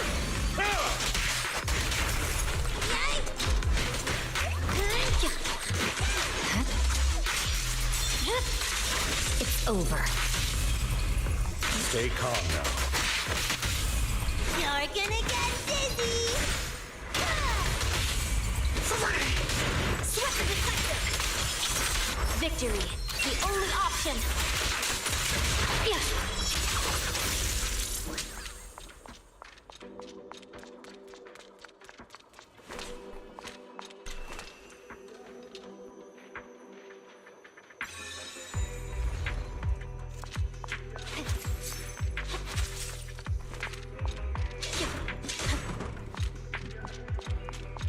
Okay, so we gotta slot that into place.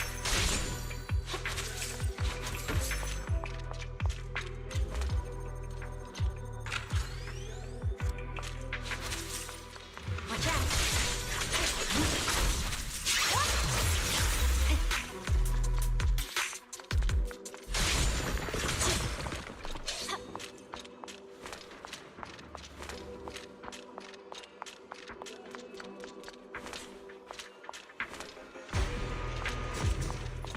Yeah, there we go. Yeah, that supply box.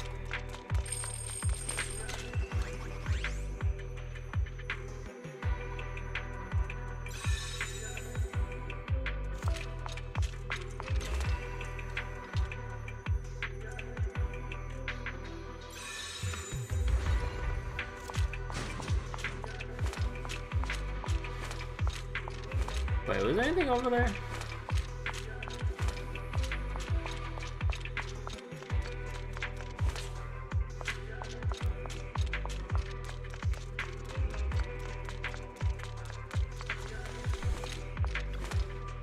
This area is riddled with unstable spatial fissures, but we're finally nearing the end of our mission. Before picking a fissure to dive into, we'll need to run one last calculation at the bamboo workbench to make sure it leads to our destination, and not some ethereal stomach. I'm sure Miyabi could deal with such a situation quickly, but why risk getting your clothes dirty?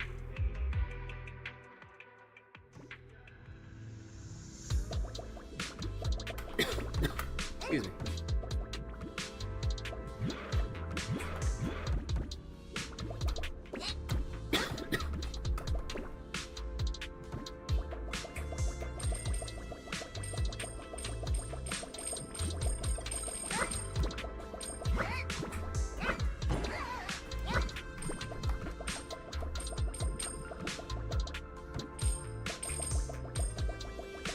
Man, this place has like a lot of different directions to explore.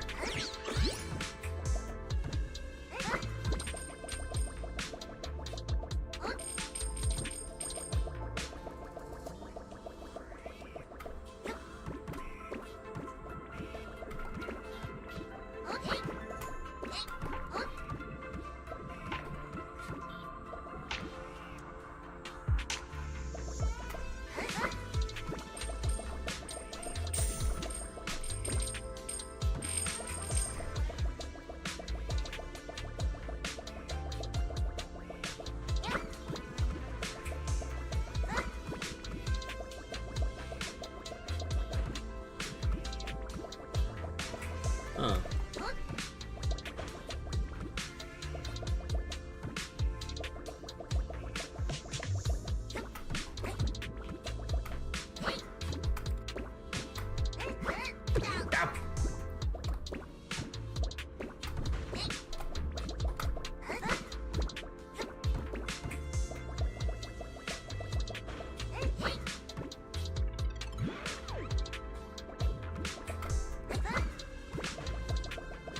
Wait, what was even the point of...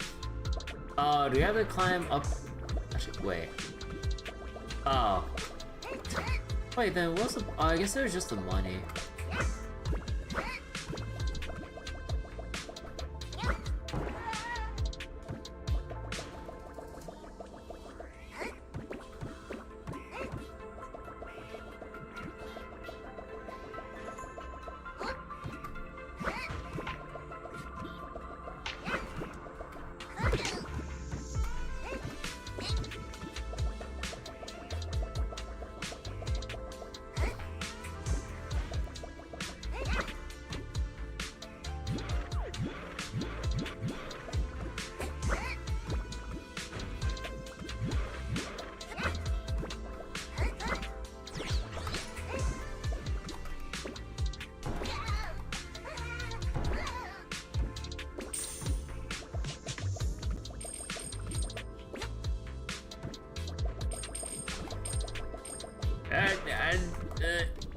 Roll the ball.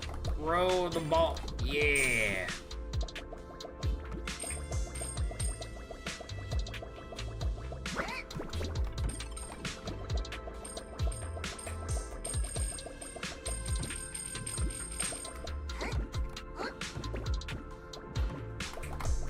Oh, you gotta be kidding me. You know what? I'm gonna throw this. I want that Denny.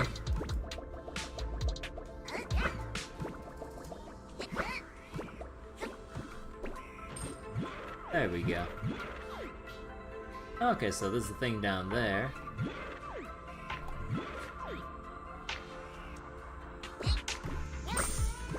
God, did they really make you dash for that shit?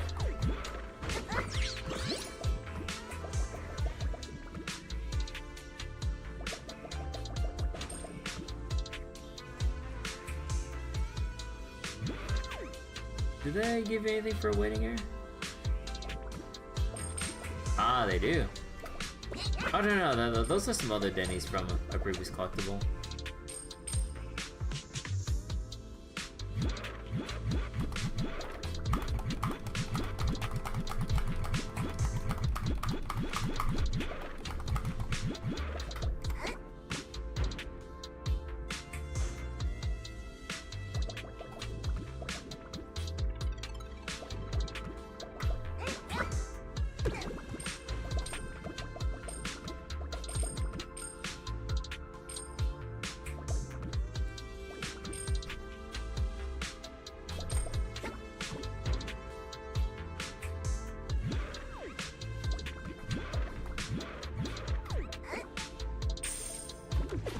I did it!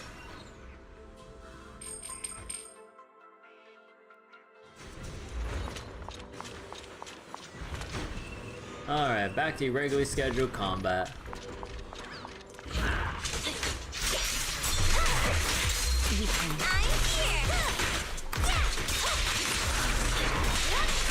Unstoppable.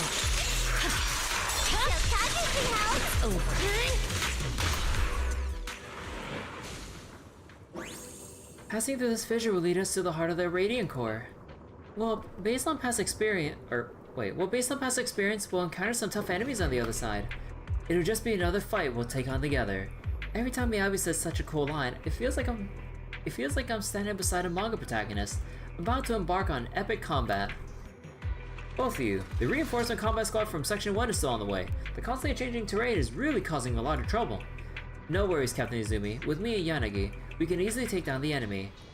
Though I usually prefer to play it safe, having too many people will hinder Chief Miyabi's combat skills instead. I understand. Then I'll leave it to you two to eliminate the leader, stop the expansion of the Hollow, collect a radiant crystal core, and all that. Please, save the world in a cool and heroic way once again, just like every operation of Section 6. Your encouragement and support have been received with thanks. Well, it's Belle that's doing Bang Boo talk.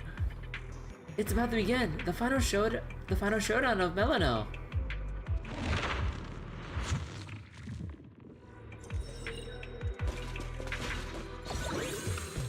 Oh, the full refills and everything. Sokaku, switch.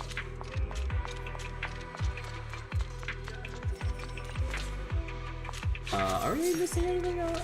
Oh, wait a second. Because they teleported us here, I just realized. Like, there was a chest in the corner of the area I just fought that big enemy. Oh, god damn. I have to go back there in exploration mode. Abnormal ethereal detected. Notorious. Pompeii, the enemy utilizes heavy weapons in Hollow and may use them to block agent attacks. You'll be left vulnerable if blocked at counter. Make sure to pace your offense. They're on my blade. What? No, he's invulnerable! Shit! Bro, that is so ass.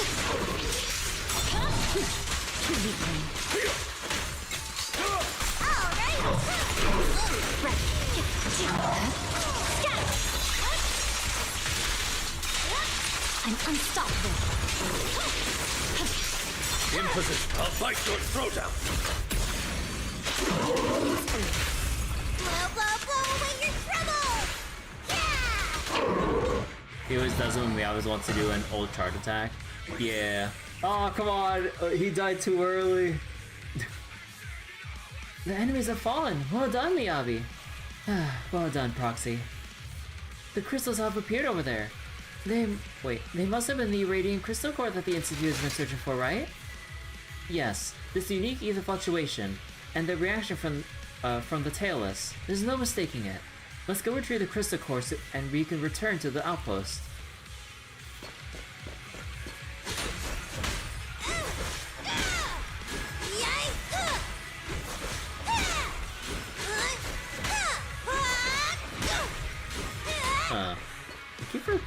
Oh, yeah.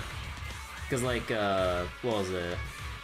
Because I keep forgetting part of, like, Sokaku's kit if you actually, think about doing damage with her. Like, when she uses her special, it basically enables for some amount of attacks that... Where is it? If Sokaku has 3 stacks, upon using Fly the Flag, she consumes all Frosted Banner state. She can unleash enhanced basic attacks, up to 6 times or 45 seconds. Yeah, that was it. This is the last irradiant core the Institute was searching for. Once it recovered, this operation will come to an end. Tailless is especially restless today, just like when we're in the Outer Ring Hollow. Could it be that Miss Miyabi's sword is about to lose control again? Can Yuso's body put the sword back into its scabbard? Do not worry, Proxy. This time, no strange voices are ringing in my head. Tailless doesn't seem to be attempting to break free from my control. Used to be the joke that Sokaku was better attacker than Ellen. Yeah, I have seen some videos before Ellen's buff of main DPS Sokaku. It was actually pretty neat, but also kind of sad, like, considering Ellen's damage potential back then. Especially considering pre-buff, like, if any enemy had an attack coming your way, you had to stop your whole combo sequence unless you're in the middle of your EX specials, which had iframes. Because besides iframing with your special, like trying to do your charge dash, you can get cancelled out of it. Your long-ass 3-hit combo, it was annoying as hell. Or trying to get into or follow up from a special to your 3rd hit of your basic attack string, you can get hit out of it. I'm just like, it was a pain in the ass. It's a lot better now, that is for sure. It's probably just that this weird irradiant crystal core thing has triggered Tailless's activity. Rather than that, it seems like the irradiant core in midair is showing some signs of activity. Master, ether activity changes in the hollow environment detected. Foxfire! Foxfire's come from Miyabi's sword sheath! Oh, cinematic? Oh.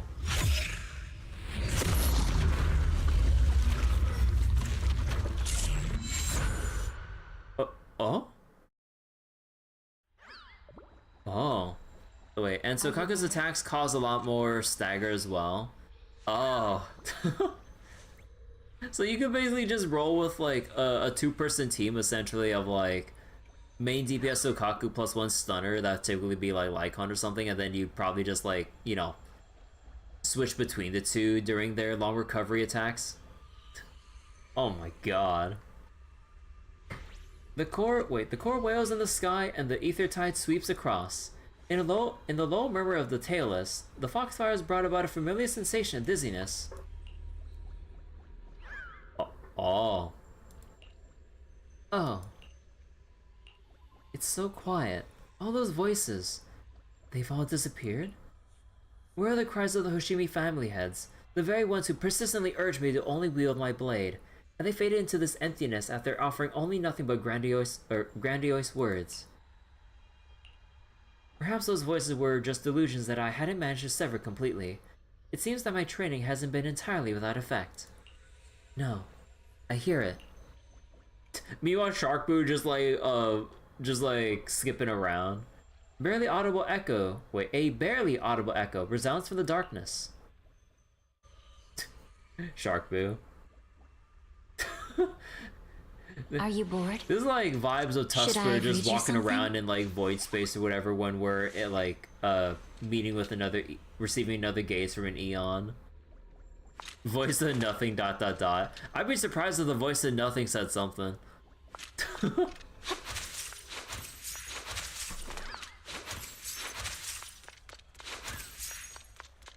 Question mark. Hey, that me. I hear it. I kill. What I heard was a voice similar to mine. Only with strength can you shut up. Is it my turn to utter such cliched lines to future generations? I refuse. Saying idealistic phrases like eradicate all evil while the sword is drawn, when the sword is sheathed, can one forget their disdain and anger toward evil? If that's the case, is it for the justice in your heart, or simply to find a seemingly righteous reason for the power you wield? Listen well, Hoshimi Miyabi. Those with power do not necessarily wield their blades for the right cause, and being weak does not mean one cannot differentiate between good and evil. One wields the blade while carrying hope, and continues to do so even when trapped in despair. Only then does one earn the right to raise a sword. When one possesses strength, do not forget to wield it against evil. Is there a voice other than mine? Hey, that me! Miss Miyabi, is that the proxy's voice? Miyabi, Chief Miyabi, is also everyone's voices. If it's the chief, she would definitely be able to do it, but when the chief isn't here, I'll be the one to do it. There's no need to be so stubborn, Yanagi. After all, there's also Haramasa and Sokaku. I'm sure you become an outstanding person, but I also hope you don't grow up too fast. Just a little more slowly. Aww. Got it, Mom. I've grown into a somewhat capable adult. Being a relentless blade is just a projection of my own, and many others' expectations of what you should be, right? Proxy, why are you suddenly so worried about me? But beyond being a blade and a void hunter, you're still flesh and blood. Alright, I hear you loud and clear. Not the voice that calls for me to wield my blade. Rather, the voices that give me reason to put my blade down. Miyabi? Miss Miyabi! Can you hear me? Proxy? Yes, it's me, Miyabi! You're finally awake! God damn. I can't escape that. How are you feeling? It feels like this conversation has happened before. Just now the foxfire suddenly erupted from the scabbard. Although, it wasn't as intense as last time. It seems to cause you to lose consciousness again. But you didn't faint like last time. You just stood there in a daze. Does this mean... That's right, Proxy, it's fine. It's probably just the irradiant crystal core that triggered the activation of Tailless. But if this happened during a battle, it would have been troublesome. It's my carelessness that has caused you unnecessary worry, Proxy. I'm relieved to hear that you're okay, Miss Miyabi. If you had woken up just a half a minute later, I would have activated EOS's speaker and shouted for help at full volume. In that case, in the name of the legendary proxy, the name of the legendary proxy would have been ruined, wouldn't it? By the way, let me tell you a secret. In Tailless's dream, I heard your voice.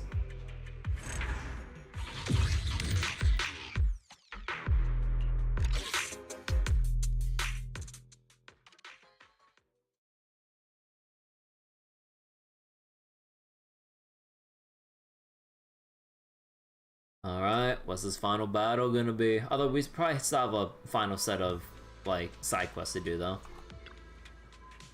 Ma'am, seeing you again must mean that Section 6's operation in Melon always turned out well, right? Several days ago, under Miyabi's leadership, Section 6 eliminated several dangerous ethereals in Melanoe. The scale of the hollow was brought under control, and Section 6's mission came to a close.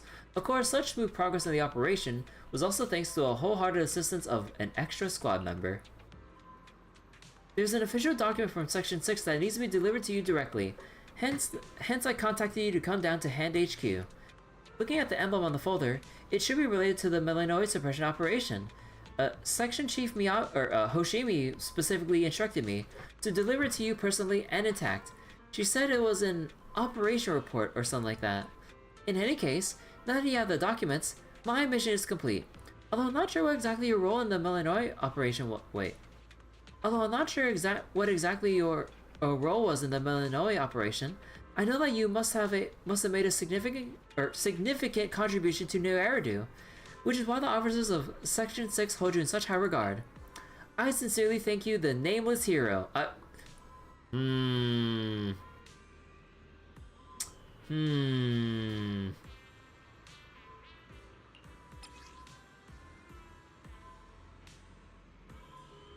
Miyabi's operation report. Section 6 Melanoid Suppression Operation Report.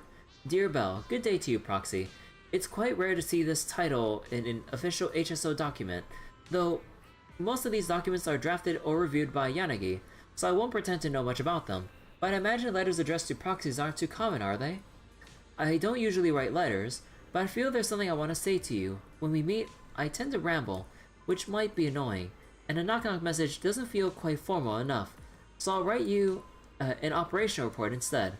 Honestly though, I'm not exactly sure how an operational report goes. It seems aside from wielding a blade, I'm not particularly proficient at anything else. Meanwhile, in the Melanoid Hollow, I'm fortunate to have a proxy keep me from losing my way. Yes, I want to talk to you about Melanoe, that vast pale expanse that makes your eyes sting if you look at it too long. It's strange, really. You're not physically by my side, just guiding me within that small figure of a bamboo, yet it still reassures me nonetheless. Kind of like a stricter version of Yanagi, but equally reliable. Wait, that's not quite it. My father never really arranged any literary or poetic lessons for me. And my mother didn't like me being restricted. I've hardly written any letters myself, so if my words don't come across well, please forgive me. I find a reason to wield my blade, but I'm still searching for a reason to stop wielding my blade. You and everyone else have all shown me the way forward. The white melanoid sometimes makes me think of winter. You know, I quite like snow. The cold, sharp snow resembles my blade. The clean, soft snow resembles my mother. The clear, fragile snow in some way resembles you. When the day comes that I no longer need to wield my blade, shall we go see the snow together? The Melanoid suppression mission has been successfully completed. We extend our sincere thanks to the specially invited squad member Belle for their help. Hoshimi Miyabi of Hollow Special Operations Section 6. Aww.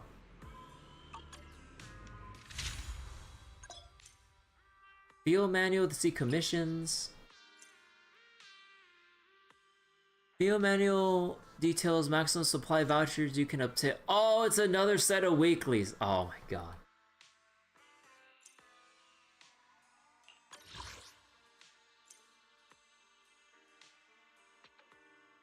Manual records can be taken in. Exploration. Distribution of supplies. Investigation isn't over yet. Ah. So yeah, there's free exploring that also marks down all the things you have or haven't. Ah. Oh boy. Yeah, at this point I'll definitely just use my own team for now. Let's see. Did I make a team for it? No, I did not. Need a fortune telling? This is the path. I'm at your... Is it work time? Is food included?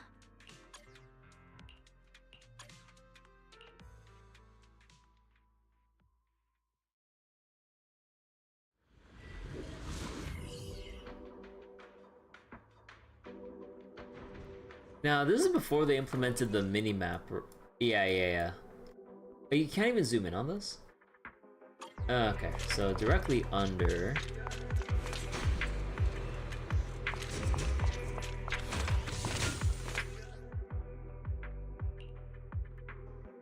And on... How do you get to the upper floor from there?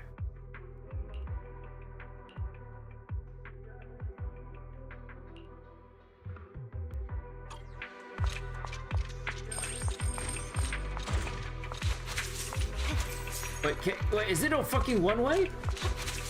Excuse? Oh my god.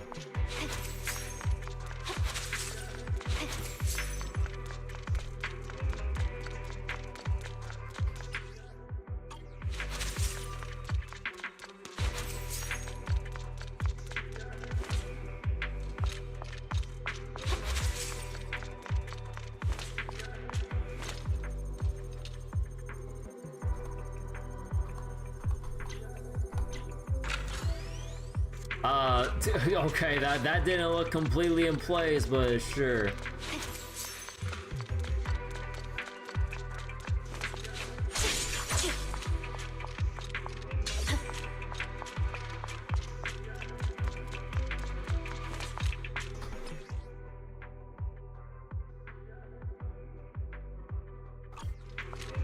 So then I need to follow along this way, right?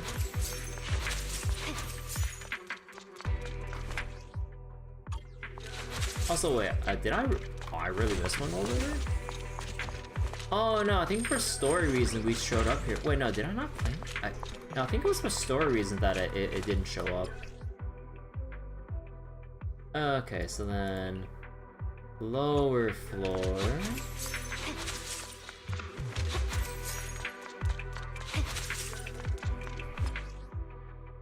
Yeah, let's go down the stairs. I have to go around? Oh, I have to go all the way up and around, don't I? Okay. Well, actually, I'll go this way real quick. There's a supply box on the elevator? Oh my god. That is diabolical. That is unethical. You can't just put that shit on top of the elevator. Oh my god. No wonder it was stuck. They wanted you to loop back and see that. Although I'm surprised that this free exploration doesn't have any random encounters. You thought that they'd have some filler fights here, because yeah, this is just straight up just pure exploring without any extra hassle, surprisingly.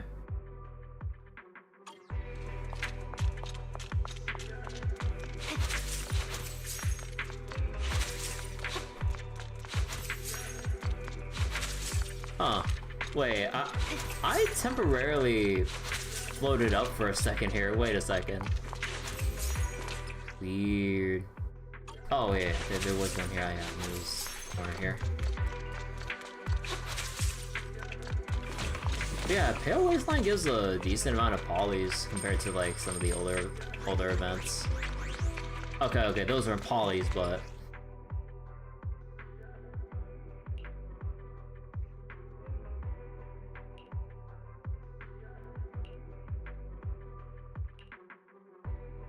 okay, so I need to go back up and take the elevator. Or not elevator, but like the staircase. Or, wait. No, I need to take like the long way. Oh, well, those are verticality and airtime.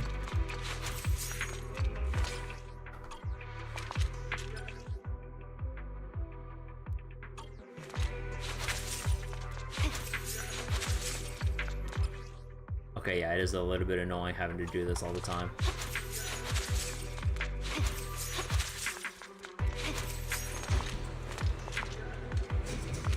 You know, in a way, I'm kind of glad that there's no real fuss with actually having to fight random enemies.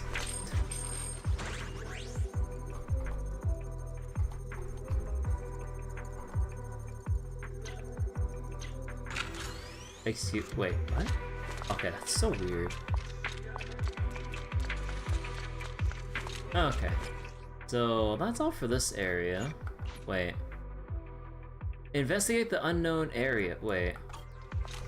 What other unknown... Is it over here?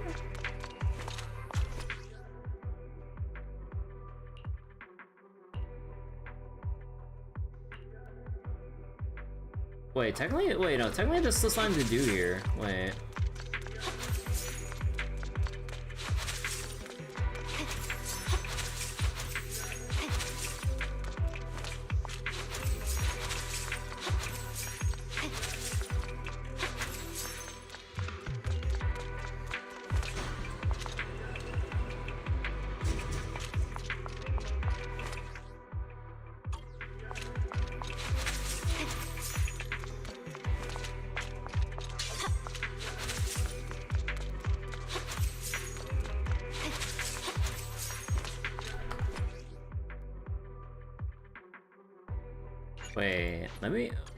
Wait, if I leave, does that count as done, or is there something actually secret in there?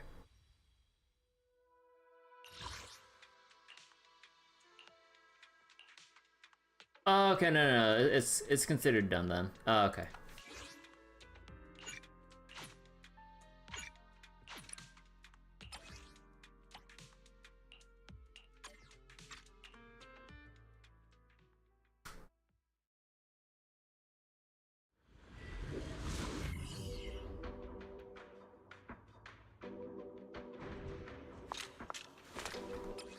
Okay, so from where we are...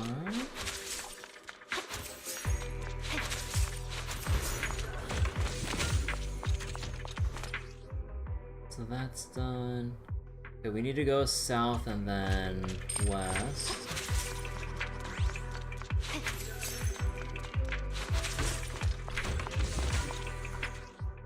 So we got that too, and then pass down.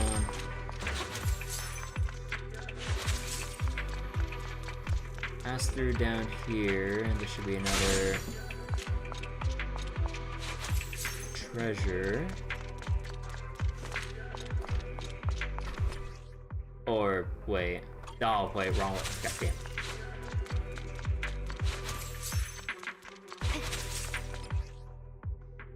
Yeah, I'm supposed to go further down here.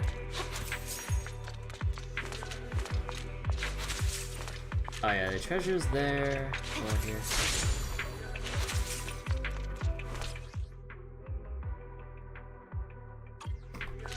Oh.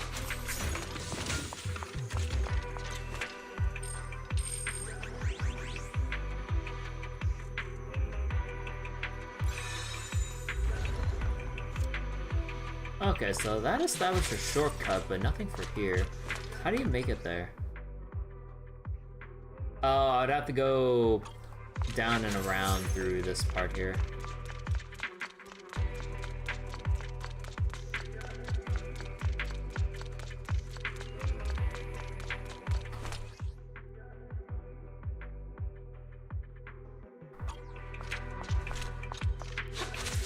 What does this mention? Oh, okay.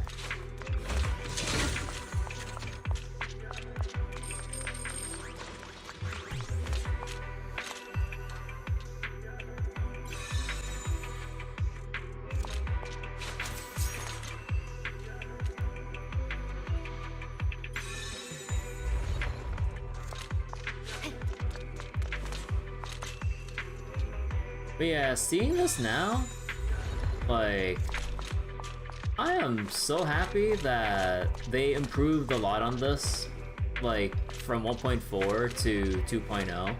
Because, man, having to bring out the full screen map like this instead of just having the mini map in the corner here sometimes, although you still, or like, they have like the full like 3D map too and everything. And then like, the fact that like you can also, in 2.0 onwards, you can click around on certain checkpoints to teleport to certain key areas without having to run your ass like everywhere. Oh man.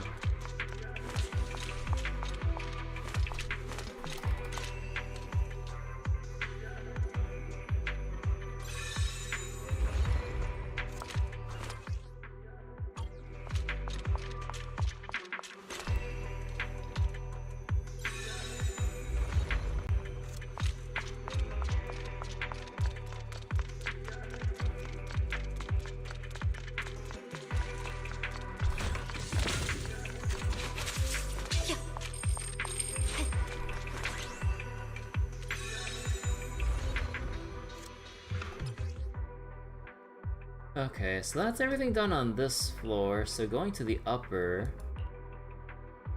there's an elevator. Okay, if I just go straight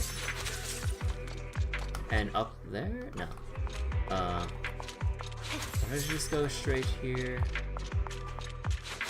Oh, but the elevator is not. Wait. So how are you supposed to call the elevator? ZZ got minimap, teleport waypoints, while Genshin got ZZZ's thigh physics for Varessa. An equal exchange. Wait, I just went back down. Son of a bitch.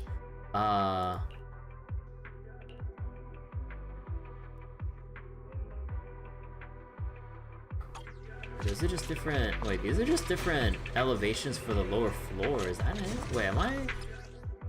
Yeah, wait, these are just different elevations for the same floor. It's not actually the upper lower area. Wait, how the fuck do you get there then?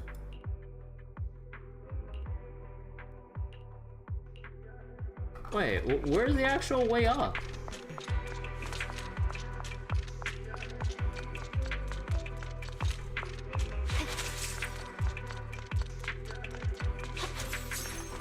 Oh. Okay. Wait, so they didn't even mark this little thing on the map to rotate the landscape? Oh my god, dude.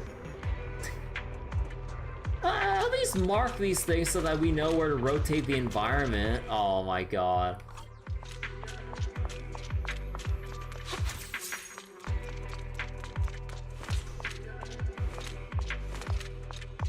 Or, wait, was that it? Yeah, because this should, wait. Yeah, this should take us higher. Okay, oh my god. Yeah, they needed to iron out a lot of things with how they designed the traversal, like, when they first implemented this in 1.4. It is reassuring to see how we went from, like, from this to 2.0 basically. Not to say that like their first crack at it with 1.4 is bad. It definitely has a lot of rough edges they needed to iron out, and they sure did with 2.0 onwards. For the most part. Oh, is there anything with like 2.0 holo traversal that bothers me? Not really. Oh, you son of a bitch. Oh, come on! Do I have to? How the fuck? Wait, I can't call the elevator back up here. You gotta be kidding me. Yeah, it was definitely a test bed of ideas, and yeah, they really did well with it. Bruh. Oh. So glad that they actually took the time to cook and refine the idea from the first implementation here. Oh my god, that getting backtracking because the stage demands that you actually choose the better route. And I'm just like, oh come on. No, no, no.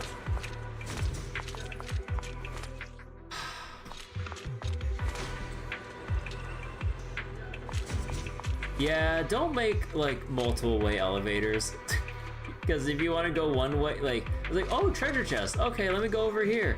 Go back down, get out, go back up, then go to the original route I was going to. Okay, so that's... Okay, that should be everything.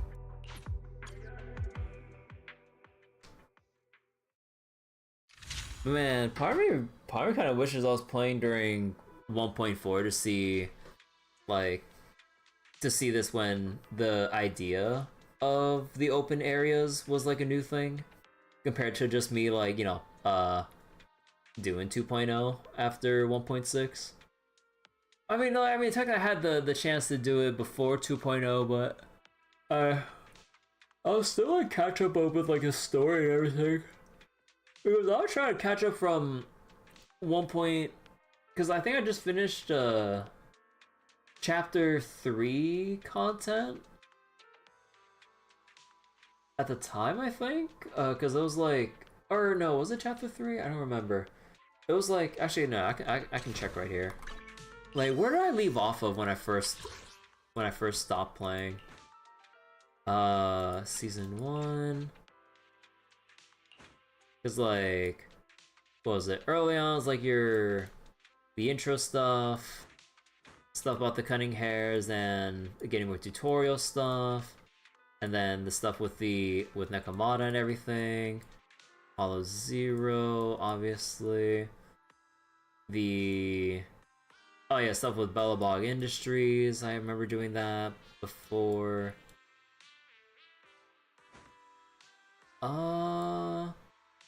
Actually,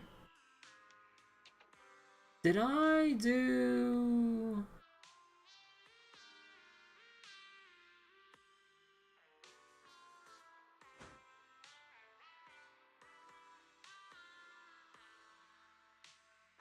Saving Rain? Yeah, because I think I remember doing the stuff with Rain, right? I didn't stop when I did, because I think I know I did the Hubsec stuff with Zhiyuan and Qingyi, and obviously the investigative training course that was done when I got back in like 1.6. But yeah, I think it was around here when I stopped, and then when I got back to it, there was like, yeah, that's when like the Outer Ring stuff first came up. Yeah, so I stopped roughly around chapter 3-ish.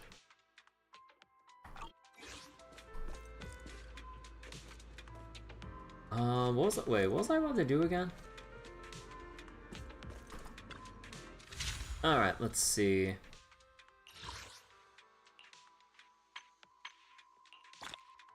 I am all...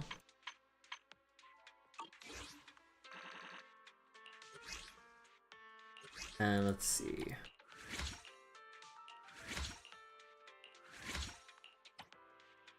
Energy, basic, and chain. Anomaly buildup or for... Let's go for the buildup here. And then supplies, yeah, we'll wait on that. The thing here. Let's go explore more of the final part here.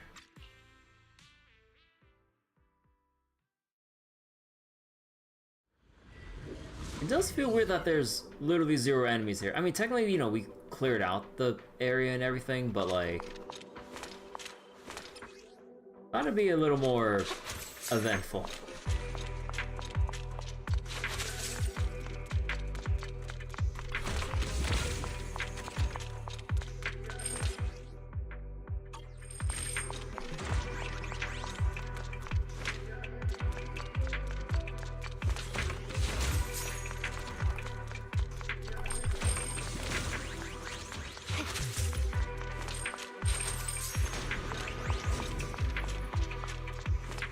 Okay, what's the best way around?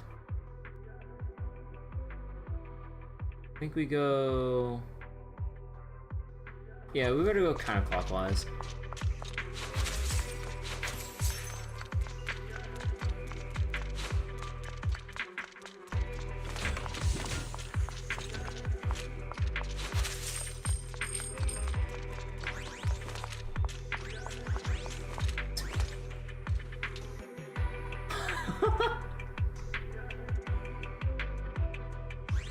There we go, there! the supply voucher orb was just like swirling around for so long. What? Oh, bullshit. Oh, come on. Okay, I guess I can't do the full clockwise rotation.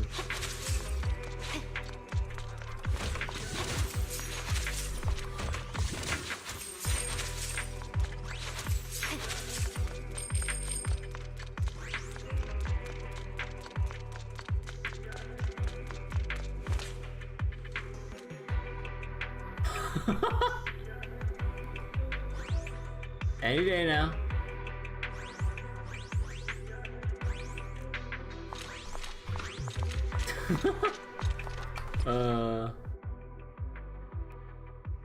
So we collected stuff here, so I need to go up and I was down there.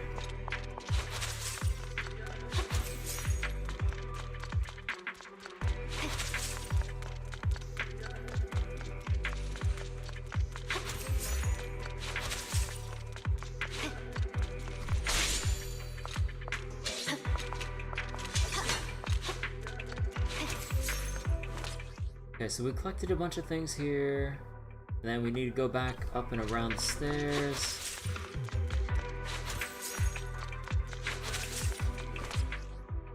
Not that one. At the very least, I wish we had like a compass on the top right.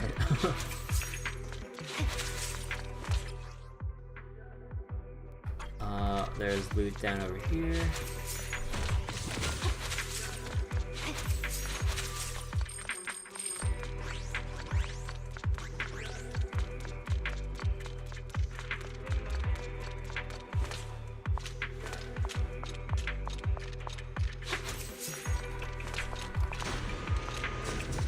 That's the thing we collected before. Oh. You can only turn it. Okay. So that clears that.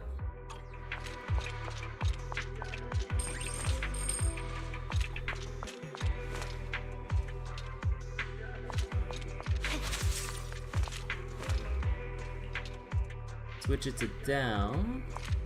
And switching it to down will take us over here where the crystal is.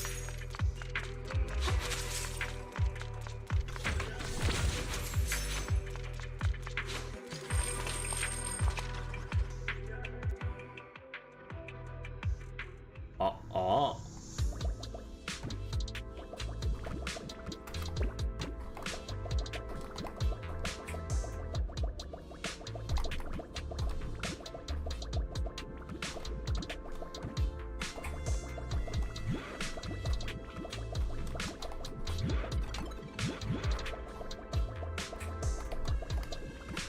I did it! Oh, okay.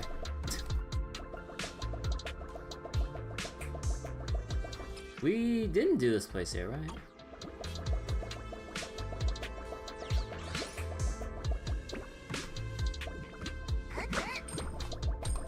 Yeah, considering all the Denny's here, yeah.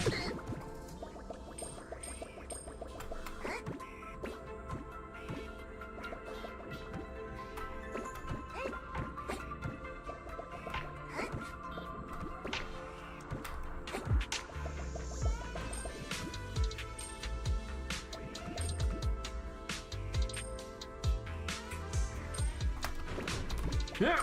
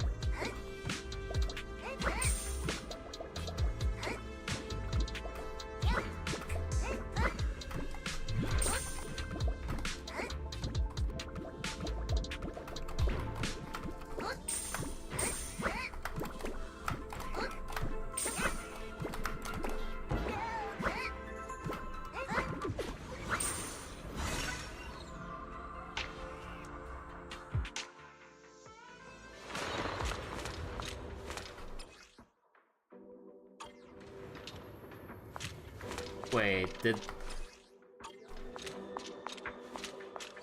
I not count?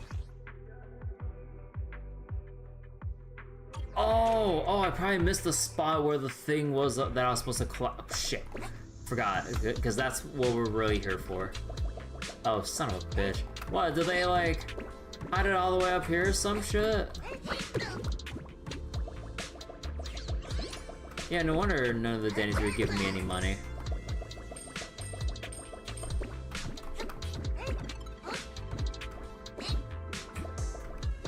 Cause like, we were supposed to find the irradiated thingamabob. Wait, y'all see any? I don't see any crystal cores around though.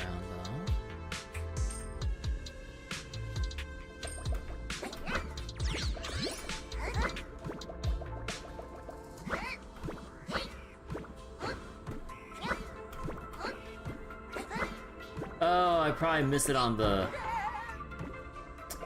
Son of a bitch. Yeah.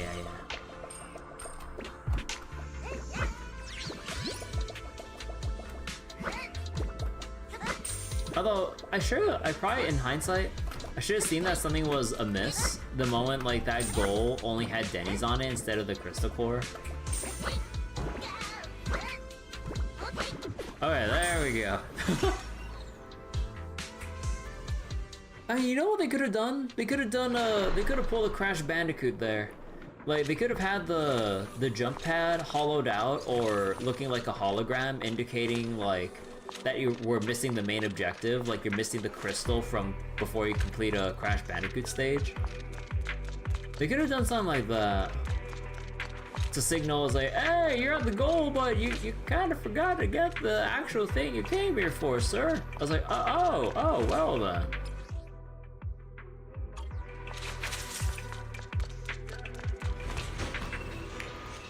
Man, I was playing Crash Bandicoot. I know there's like the remaster and everything, but like, I wish we had like the classic version like re-released as well. Cause like the way that the remaster handle things, at least from what I hear from other people, they kind of change up the physics a little bit by making the edges more rounded instead of like sharp squares. So then a lot of times in I'm not sure if it was supposed to be for Crash Bandicoot 1 only or not, but like, in all the games now, it's so much easier to slip off of shit compared to like PS1 and everything. So there's a lot of times where people felt like they were unsure of why they were having a lot of fails when, you know, like they try to jump on a platform but they somehow inexplicably slide off or something. When in actuality, it's more like the way they rendered the actual platforms and everything. They made them round and actually possible to slip off of, which shouldn't actually be a thing. Because, you know, in PS1, it was more... They designed it more of like a cube and everything, so then, you know, you know, like the good old NES platforming precision of like, you gotta be pixel perfect. And even if like that tiny pixel of your foot is on the very edge of that like square cubish platform, you're on there, no slipping, unless it's an ice level. But aside from that, you're not slipping. You're like one tiny pixel that foot makes it on, you're on. But then in the remaster, they kind of forgot about that little nuance, which adds to subtle but very, very like tangible frustration once it does hit.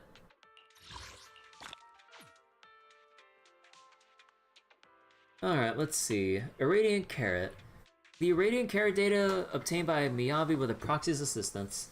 The terrain of Melanoia has been shattered beyond recognition due to the corruption, essentially. It's the Irradiant core that exacerbates the Hollow's distortion of spatial structures. In this shattered labyrinth, our usual guide, the Carrot, has become unreliable and fleeting. To address this, the White Star Institute developed a specialized mapping algorithm tailored for Irradiant-affected Hollows. So wait... So high precision collision meshes combined with modern physics engine? Yeah, something like that. So it's basically too detailed for its own good instead of just making it like a solid cube, and then it's just like, oh, you know, if it looks rounded, it should be round. It's like, that's what's screwing with the platform in there, buddy.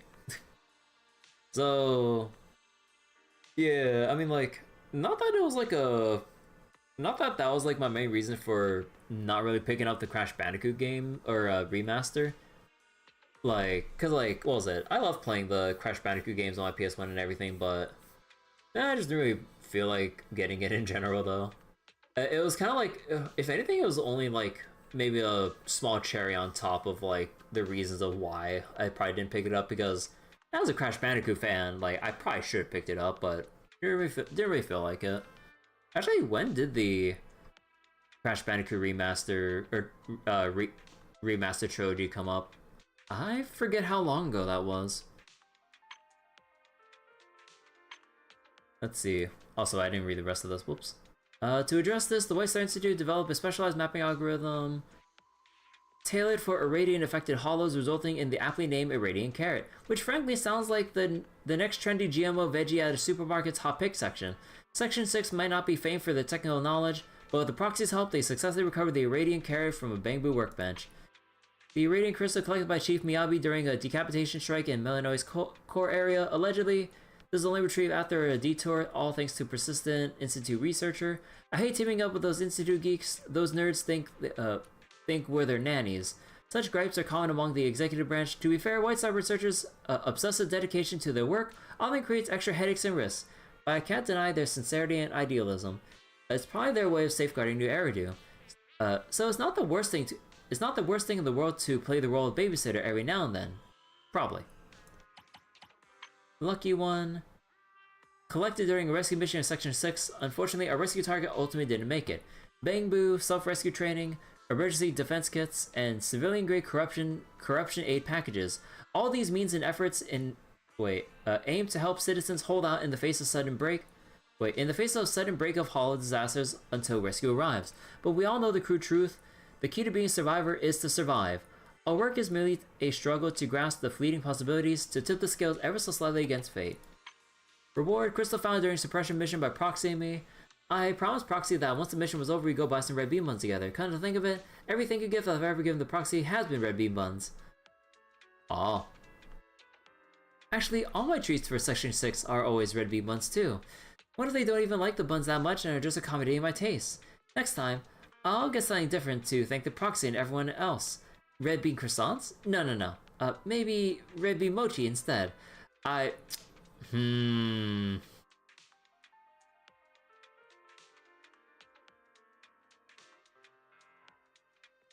What about taiyaki with red bean filling? I think they'd be down for that. Betrayal. The Irradiant Core unleashed an intense corruption effect that rapidly overtook the intelligence of public security autonomous mechs, resulting in heavy losses for the advanced guard. Without the combined efforts of the Chief and Proxy, these out-of-control mechs would cause even greater disruptions to the rescue and investigation efforts that followed. A Irradiant Crystal obtained during such a battle, This Irradiant Crystal was obtained during a battle against one such corrupted autonomous mech. Faded. The complete evacuation of Melanoi's residence has turned this pale city into an empty, lifeless shell. Irradiant accelerates ether corruption of inorganic matter. Can't help but wonder if the cities that now slumber within the hollow will someday lose all their colors like this one. Guardian, the Irradiant Crystal obtained by Chief during a decapitation strike in Melanoi's core. Against the threat of Hollow Hand, the Defense Force, PubSec, the strongest militarized forces in New Eridu, standing united to protect its land and citizens, or at least that's the ideal. If every oath was made with the utmost sincerity, yet when presented with the opportunity, humanity's selfish desires start to creep in. The Bringer incident has widened the rift between public security and HSL. However, it is precisely at such a time that unity is more critical than ever. Suspicion and distrust form a chasm more perilous than any hollow. Something I understand all too well. Thankfully, the Chief remains an unbreakable blade, enduring the weight of both humanity and the hollows. Miyabi's name stands not only as a pillar of strength but also as a beacon, a guiding flame lighting the way forward for us all. Chibi Hacker Tech. The Proxy has an uncanny ability to extract vital things like encrypted municipal documents or foundational carrot data from the most ordinary Bangbu workbenches, yet it's better not to dwell on the legality of this line has been hastily crossed out. The technology is undeniably impressive, but the visual interface for boundary hacking that the proxy demonstrated to me looked more like a platform featuring a Bangbu as the main character.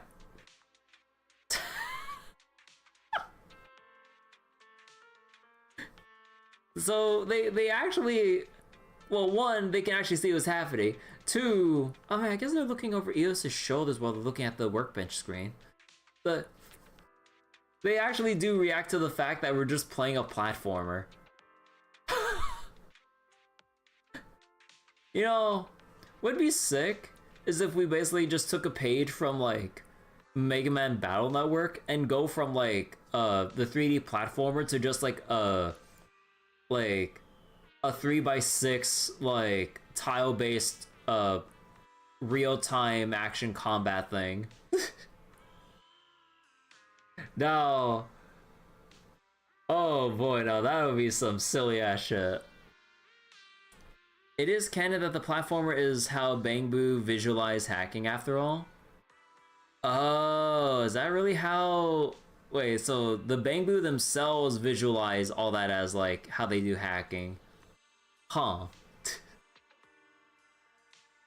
So wait, then again, whether it's video games or hacking, those aren't my areas of expertise. This irradiant carrot data was obtained during a hollow investigation with support from the proxy. Public security's efforts were far from fruitless. Without their timely actions, the loss of life and property would have been much worse. However, their reliance on mechanized equipment and autonomous mechs left them at a significant disadvantage in Malinois. In contrast with HSO, with its focus on personal combat prowess and small elite units, was far better suited to handle such a scenario. Meanwhile, the Defense Force, with its sheer scale and overwhelming firepower, tends to only appear in the most catastrophic situations.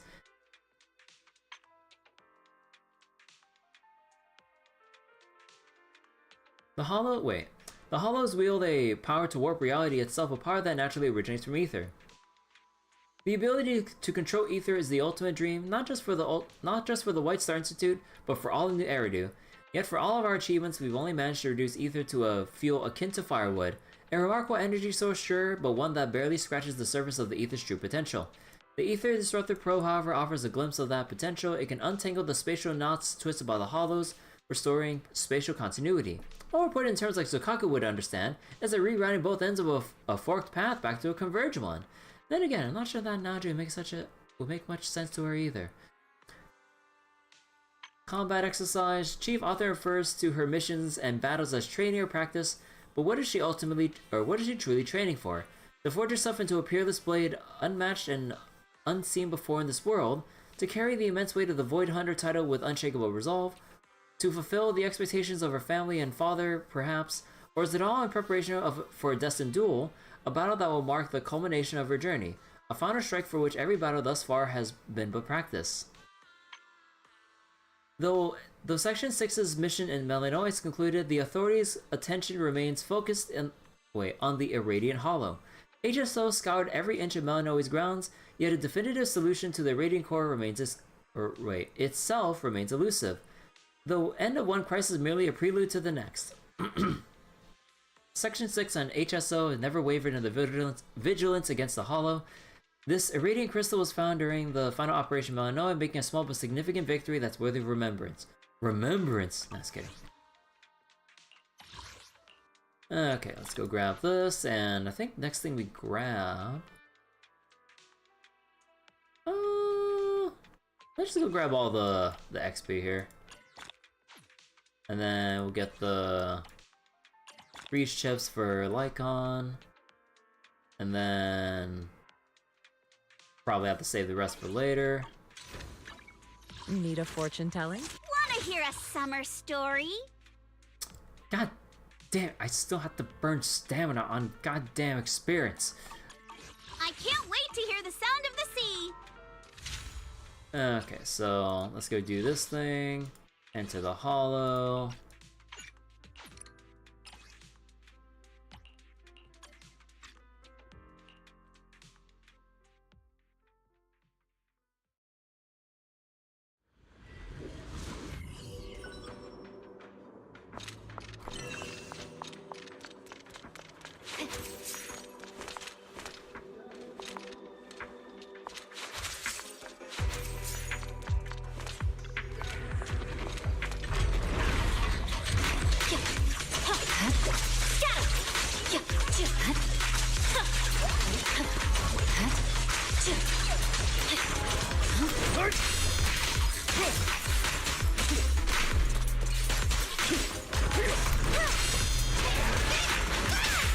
Snacks are later.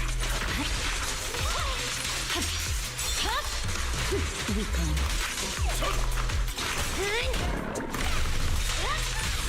Blow, blow, blow away your trouble!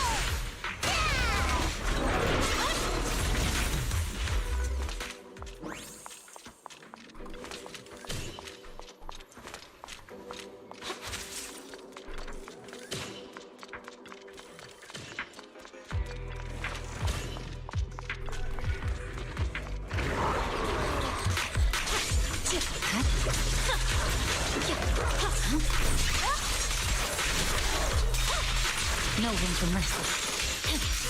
Understood.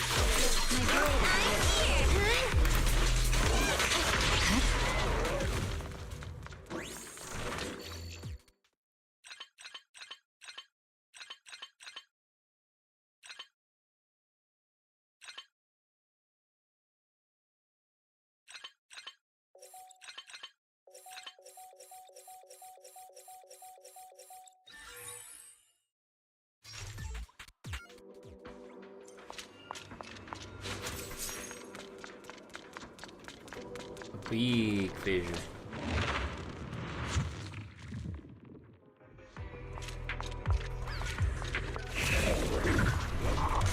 Oh, not this fucker again.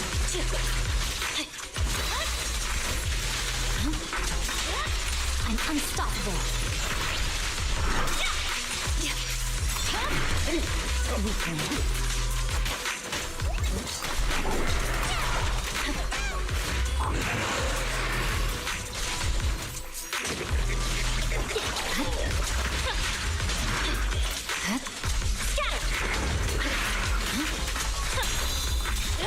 Press forward. Wait, oh god damn it, he was invulnerable during that shit. Oh, I got it. My blade is already. I hate that enemy so goddamn much. Why does that enemy exist?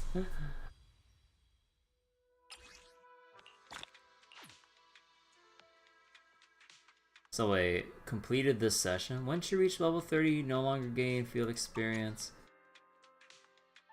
Wait, so... Oh, right, but then I have to do the rest of the missions here. Right, I need to get around to that.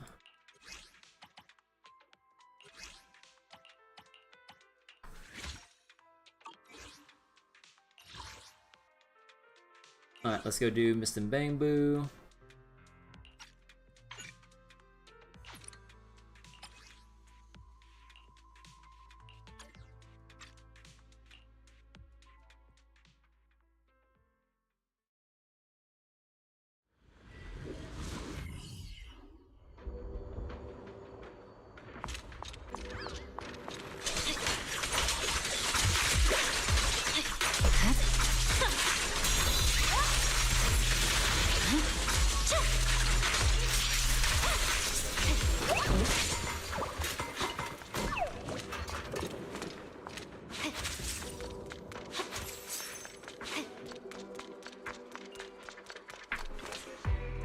Hello, rescue assistant.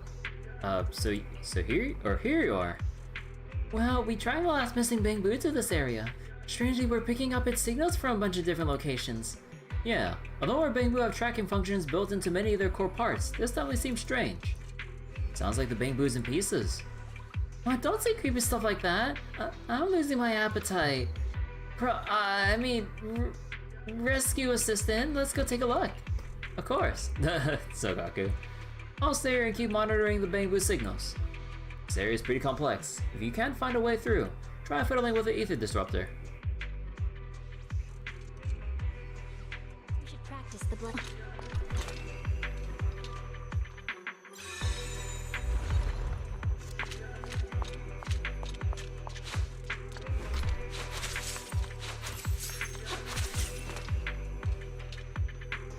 Will you move with the mouse? No, we can't.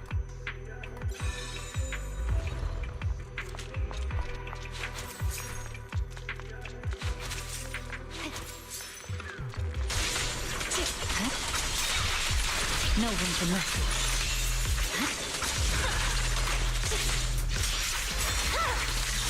My blade is already sheathed. I'm unstoppable.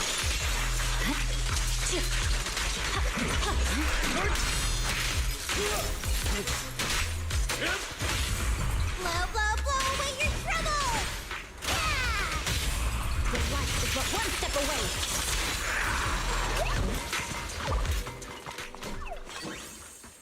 Looks like this chip on the ground is giving off the signal. It's probably part of the missing bamboo. How did it end up here?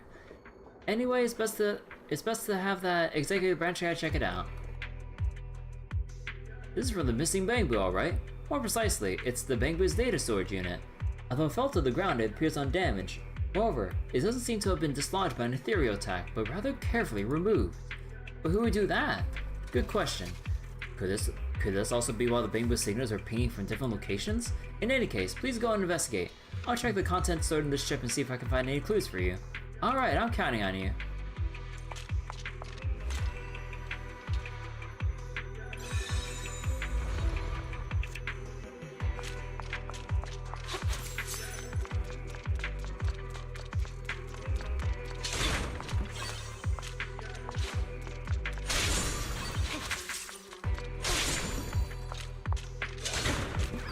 Hello.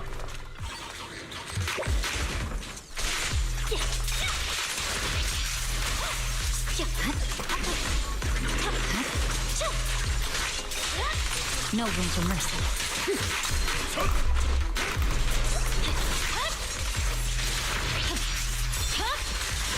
Weakling.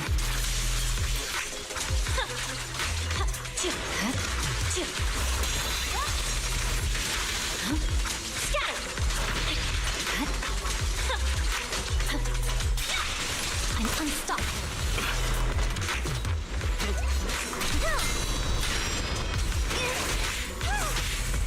Stand still. You're gonna get dizzy! Swift and decisive. Great work. How are things going? We found 2 more chips. It's in progress too. Upon investigation, I discovered that the chip storage unit was used up. Drained by its state, it looked very much like a radiant data you mentioned earlier.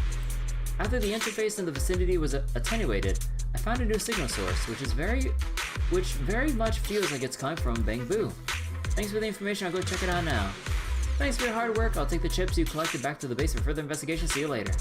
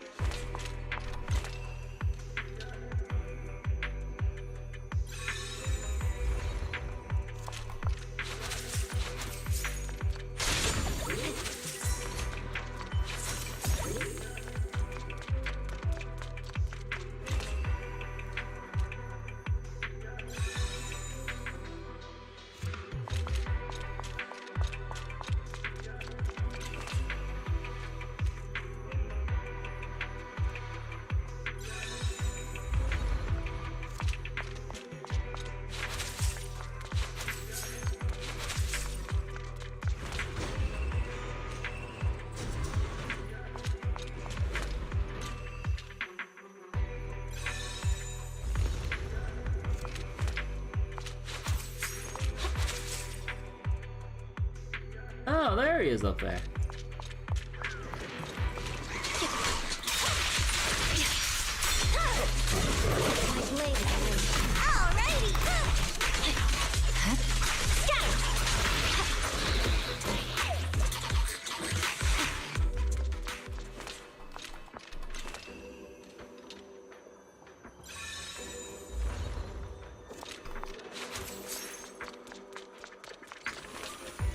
Are you okay, little bamboo?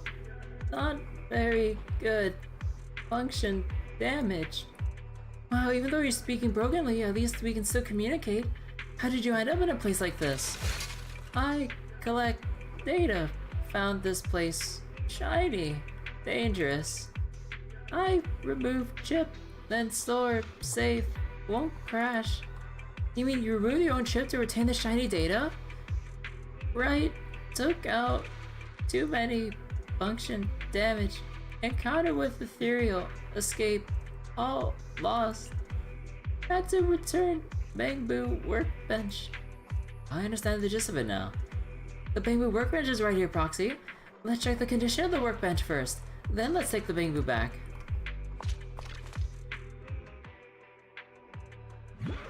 Wait a second, this level looks familiar.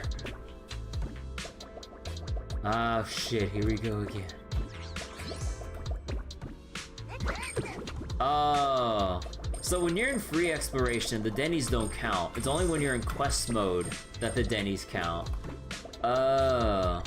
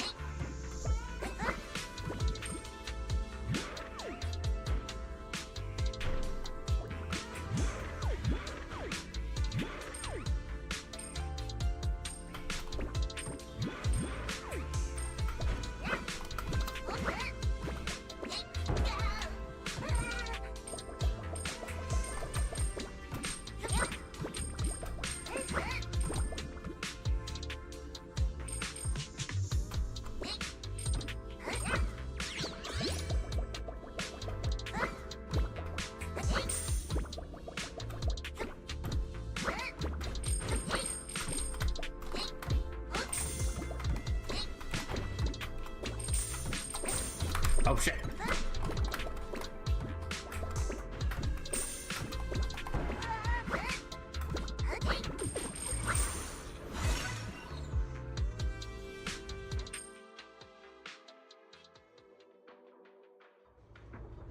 Not long after, you return to the meeting point with the Bangbu. Oh great! Now we found all the lost Bangbu! Great job, Sokaku. Same goes for you. We wouldn't have been able to fix them all and get the data needed for the investigation for the Bangbu workbench without you. There are still bits of residual irradiant data in some of the workbenches, but Nagi contacted me just now saying that some colleagues from another section will come over to handle it. So we don't have to worry about it. Seems the task is completed then. Knowing that the Bangbu are all safe, I'm feeling hungry now. Are you hungry, Proxy? I have some rations that the section gave out, and what's more, some snacks I brought secretly. Let's eat them together. I'd love to accept the invitation, but I'm a Bangbu right now. Oh, right. Oh, what a pity. Then let's go eat something delicious together next time, okay? No. Sokaku is so precious. I was like, what's the food, Proxy? I'm EOS right now. Oh. And then, you know what? And then she ends up packing like a spare battery for you to munch on. I was like, wait a second, how does that work?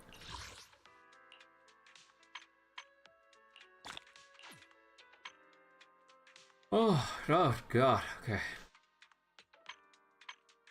I love how Haramasa just like beat the big enemy. You know what? Fuck it. We'll go beat the big enemy. Here we go. Although, this is our chance for Haramasa gameplay, though. Alright, Haramasa gameplay it is.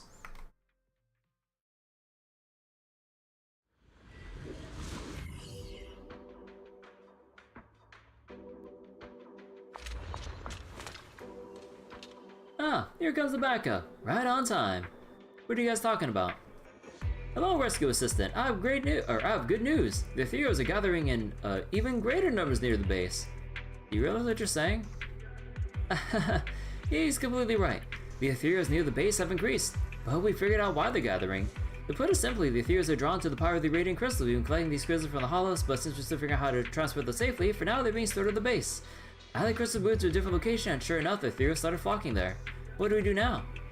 The best way would be to lure the Ethereals to a convenient spot and take them all out in one fell swoop.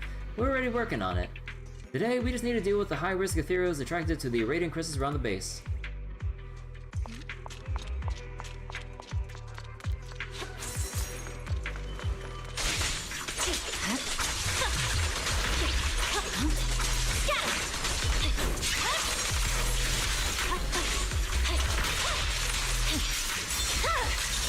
Weakling.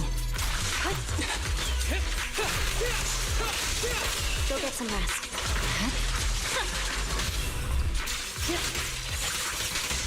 Fine.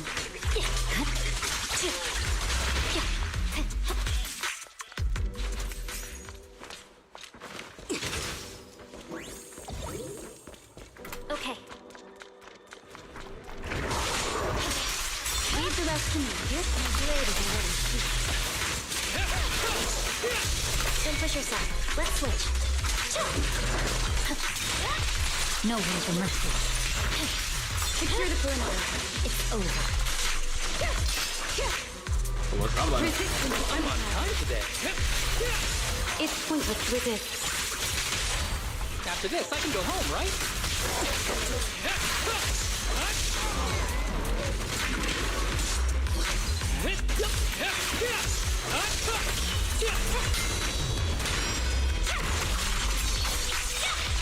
I'm unstoppable. My blade is already.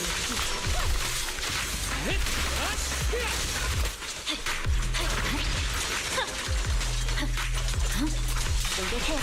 Press forward. You ever heard the whistle of arrows? Oh no, wrong button. Fuck.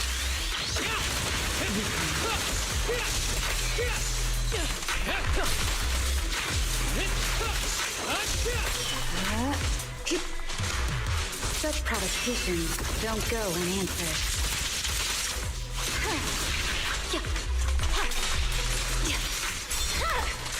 Waste time is already.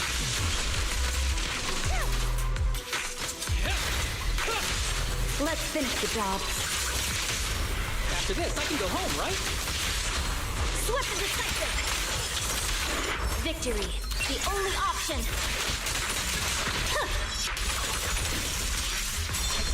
Go. Okay, the more I'm getting used to Haramasa gameplay, it's actually pretty fun. It's actually pretty fun trying my best to like weave in everyone's like long drawn out attacks to really like pile on the burst damage. Like now that I'm playing more Haramasa, like isn't not as bad as I thought people made it out to be. People thought like the little like shock bombs, like they just essentially they just auto-generate themselves, especially when you use like your EX special to generate the max 6. So honestly, it's not really that bad. It's like it's kind of, you know, mash basic attack with either Haramasa or Miyabi if you really want, and then switch appropriately to Yanagi for more anomaly stuff when her energy's back up essentially, and then Haramasa every time like you do proc an anomaly, because every time you proc an anomaly every 12 seconds, then you just go do his 3 dash attacks when Miyabi's doing her big ass like Virgil-ass judgment cut. You actually don't bother with Ambi because of him? Yeah, because I mean, functionally, in some way, they're basically the same. It's just like, Sambi is more streamlined.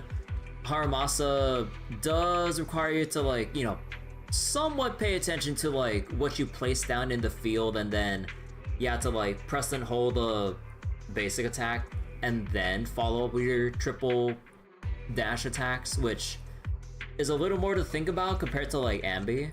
Like Ambi, you mash a basic attack until you get your 3 markers, and then you press special 3 times in a row, rinse and repeat, and then, you know, EX special when you need to and everything. So there's not as much. It's definitely a more streamlined, simplified game plan with Ambi. I felt like they designed Ambi probably looking at feedback from Haramasa from people that probably didn't get how to play Haramasa. I think that's what I think about how we went from Haramasa to Sambi, because like they're so functionally similar that's like that's gotta be what they were thinking about when it comes to like how Sambi is actually, or when it comes to her actual performance in battle. I just got word from the executive branch. They found a spot where we can wipe out the Ethereal in one go. Our next fight would be the final showdown. Looks like I have to brace myself.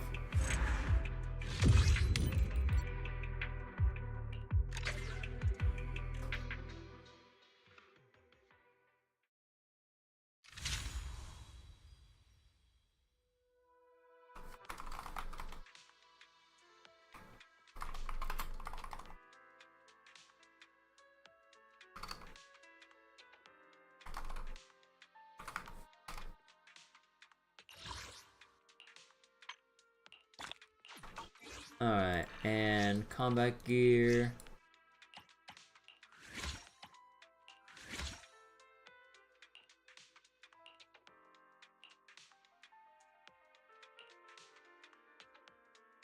Oh yeah, wait, didn't one of these things was like, after activating her special attack, she gains stacks. Upon reaching 3, press to consume charges and follow up with the chain attack. Yeah, I forgot that was a thing. Alright, and let's see. Strange Gathering, Restful Break. Restful Break.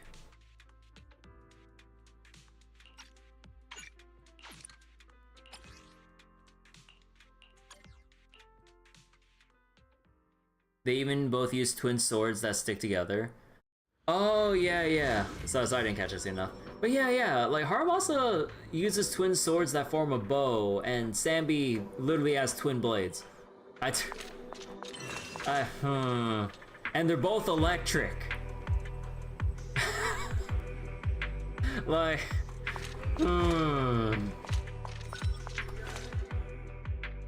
Manager, have you heard any strange sirens around here? Sirens? PubSec should have all cleared out by now. Oh, is that so? Maybe I just misheard. Is all this overtime giving me tinnitus? Guess I'll need to ask Chief for a day off once this is done. But on second thought, this month's reports haven't been reviewed yet, and the summary report for this incident is still unwritten. If I delay any further, next month's work will be postponed too, and coordination with upstream and downstream departments will run into problems.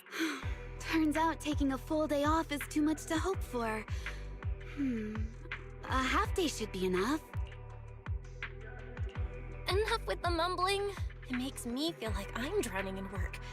I'm so stressed that I can literally hear ringing in my ears. Huh? Oh, I'm sorry, Manager.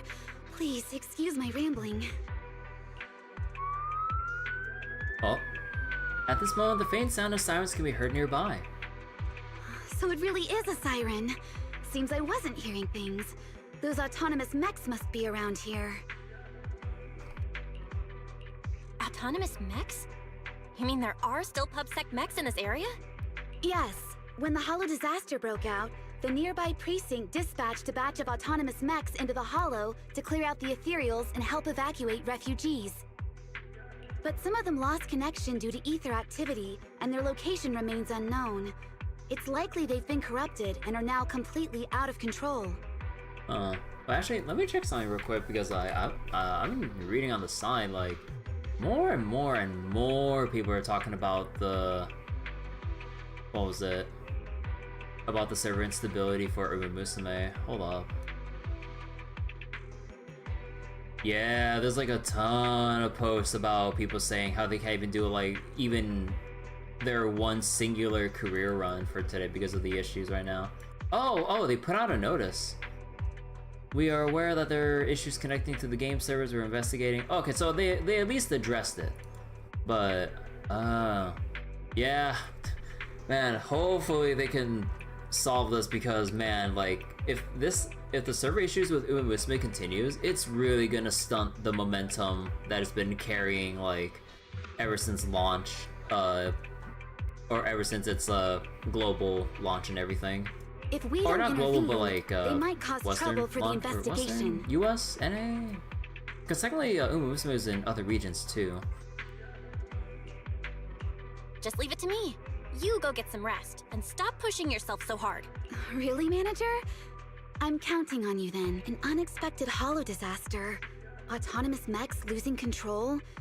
If we can figure out what happened during the disaster, we might improve our prevention systems and reduce unnecessary losses in the future. Flashbacks to the Lost Void training dummy that wanted revenge against us.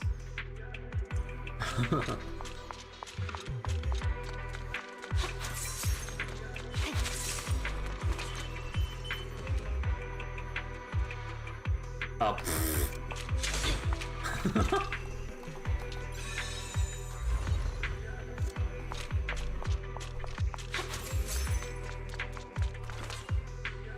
You're the rescue assistant sent by Section 6? The Deputy Chief Tsukishiro sent you? So the Deputy Chief couldn't come herself. I see. As you can tell, I'm an assistant supervisor for public security. My job is to oversee the activities of the disaster relief machines. I heard the machines have gone rogue.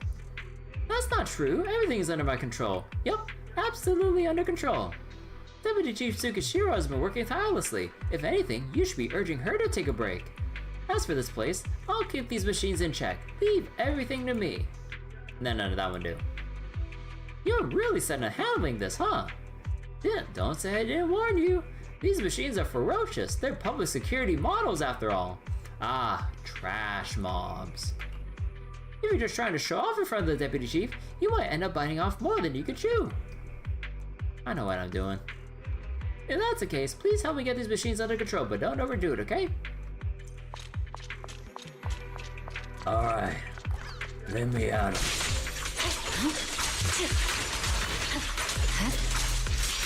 Say no more. It's over. Fine.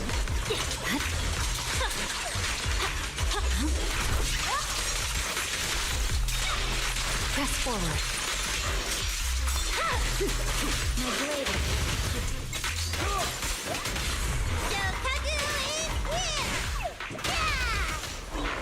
There's no time to lose.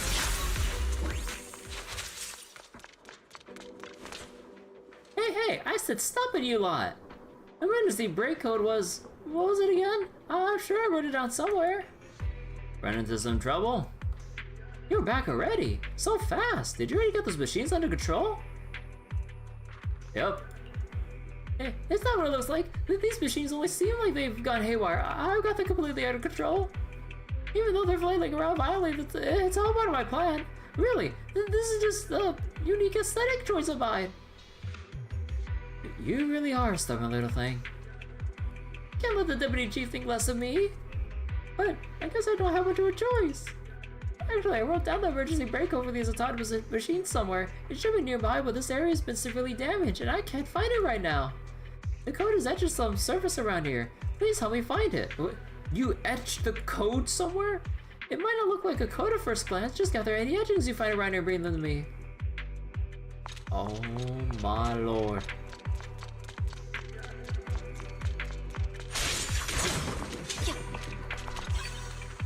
These crooked letters, could they be the code? ZZZ123. Oh my god. It does somewhat resemble a code, better take note of that.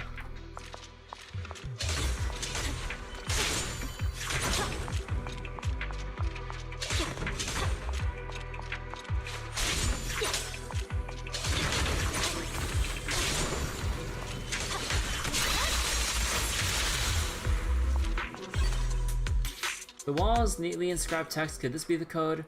Triple plump bang boo, brand new unused bang boo, ding bang boo, silent mode bang boo, dancing bang boo, rare vintage bang boo, dozen nighttime commanded bang boo, miles of juice. So inquire now.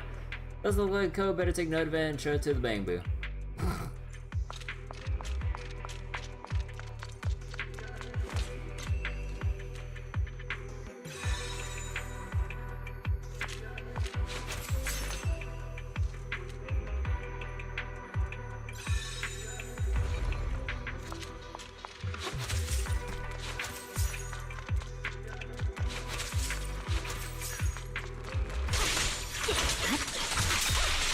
No room for mercy.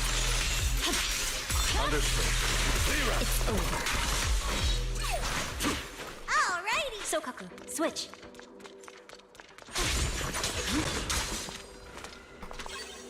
See, some finely etched lettering. Could this be the code? Whose IP is that? If this song resembles a code, better take that. Whose IP address is that? Alrighty!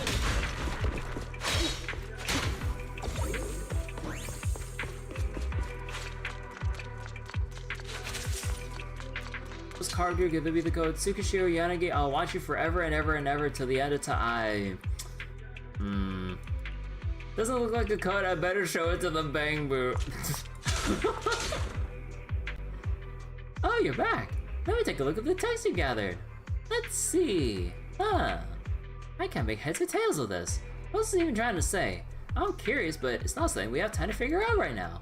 And this one, how eerie. New Eridu is such a scary place. As for this one, it's utterly baffling. Why would someone carve that on stone? I really don't get it. Finally, this one. Oh yes, this is it. This is the code. Tsukishiro Yanagi, I'll watch you forever and ever and ever until the end of time. That is a very unsettling code. Ah well, it's not the code itself. To prevent someone from using it outright, I played a Caesar cipher along with some other encrypted other encryption techniques. I mean, that was actually pretty smart. That threw me the fuck off. I thought that it was just some really creepy ass thing. No, it was some creepy ass thing disguised as the actual code. Oh, that's not just to decrypt it. Yeah, that's it. But since the encryption is a little complicated, it'll take me some time to fully crack it. While I'm working on it, can I ask you to keep the machines in check? Honestly, I'm so impressed by what you can do. I know you can pull it off. Oh my god. This fucking bamboo. Press forward. In position. My blade is ready.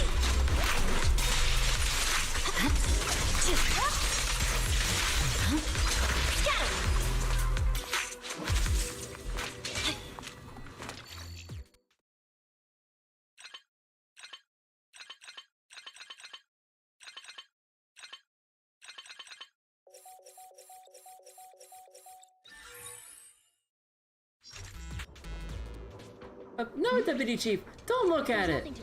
Tsukishiro Yanagi, I'll watch you forever and ever until the end of time.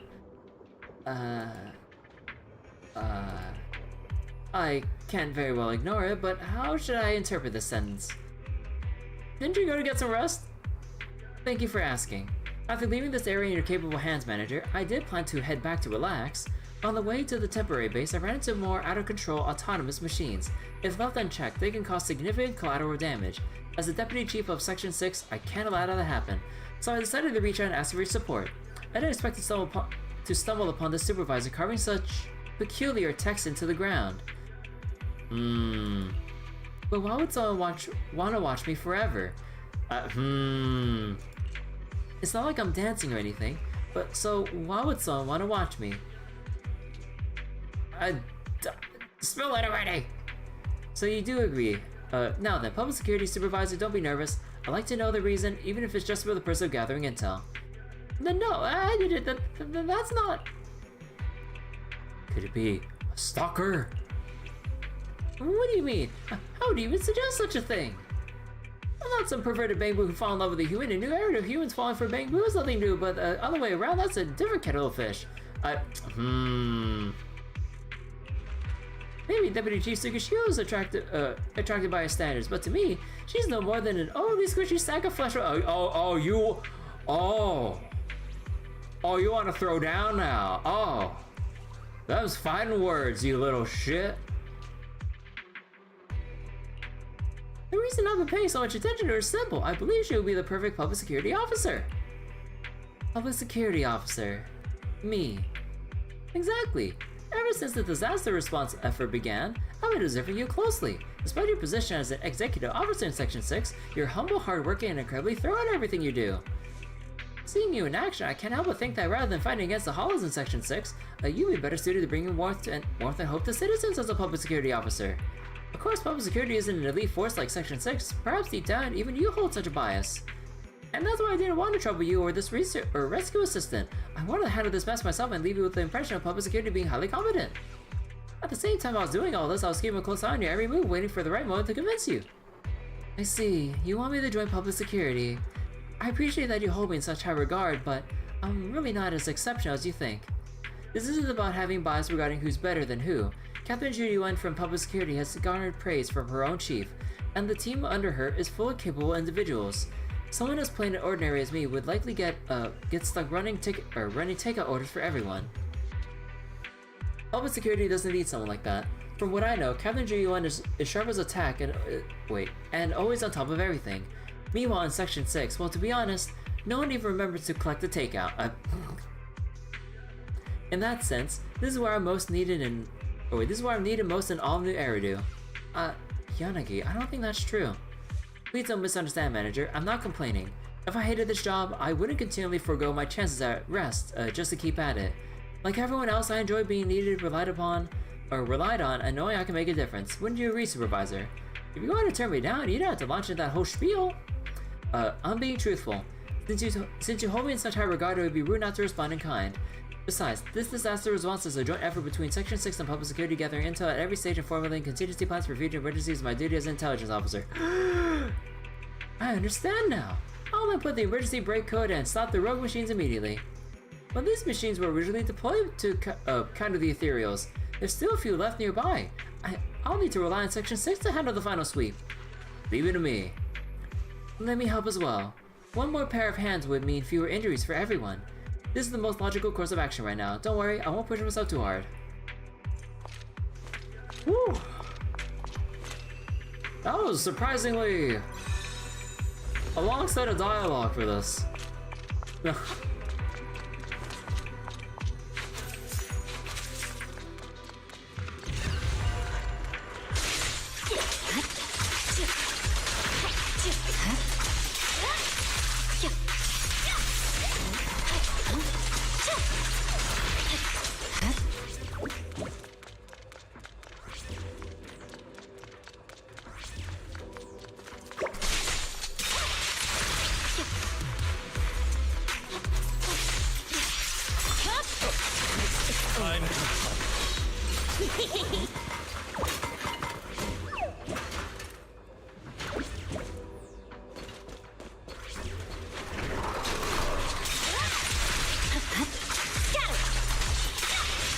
No room for mercy.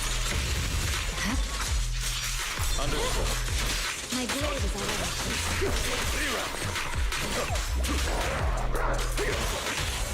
Blow, blow, blow for your trouble! Yeah! The light is but one step away.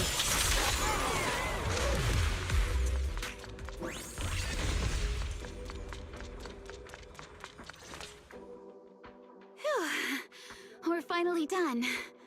Thank you so much for your help, Manager. Based on the information I've gathered so far, there's still room for improvement in the response strategy for this particular type of special holo disaster. Once I'm back at HQ, I must write a report on this as soon as possible.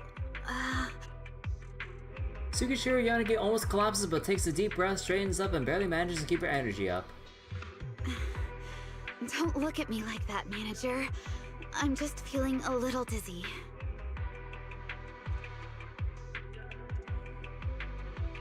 Stop being so stubborn! How long has it been since you took a break? If you keep going like this, your body won't hold up. I can't. Not yet. We're just getting started in this holo. If I stop now, the workflow will be disrupted. This is more than just completing a mission. It's about meeting the expectations people have for Section 6. Expectations? I see. When the city is thrown into chaos by a disaster, and PubSec is occupied with evacuating civilians, it's up to Section 6 to step in and become the blade that blocks the holo. And not just me. Chief, Asaba, Sukaku, everyone's pushing through to get the job done. As for me, I'm the one supporting them from behind. That's why I can't falter now.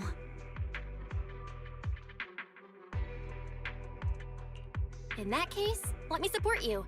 At the very least, let me help share some of your work. Thank you, Manager. That's true. With you here, I feel like even working overtime isn't a big deal. Oh, I didn't mean for you to work overtime. I just meant... because you're here, I can keep going until everything's done. By the way, after we're done here, do you want to swing by the bakery nearby? They have the best red bean buns. Oh. God, we still have like, I think we need 2 more side quests, and then there's supposed to be like an actual final quest to cap it all off. Let me see. Oh, no. It's like the final part for the supply catcher one. Oh my god. Oh, I'm so tired. I think if anything, I'll probably continue this later. I think I want to go stop for tonight. I'm really tired. Let me go redeem some more thingies here, so... yeah, no, that's not worth it.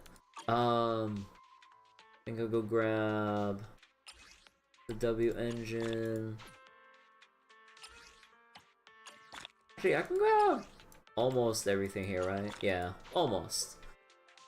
Oh, then all this will be cleaned out. We can ignore the shop, and I can imagine that. What was it? I would imagine that there was a lot more into this in the supply shop when this event first came out, huh? I bet there was a limited time section here for people to actually farm this out during the week this event was active for. Cause yeah, like you can basically just clear out the shop in like one go once you finish the main story for this. And what does experience do here again? Permits to enhance capabilities. Enemies become stronger with more levels. I mean, I don't think there's really a point to that because, well, once we're done here, it's kind of like we don't have any more business here.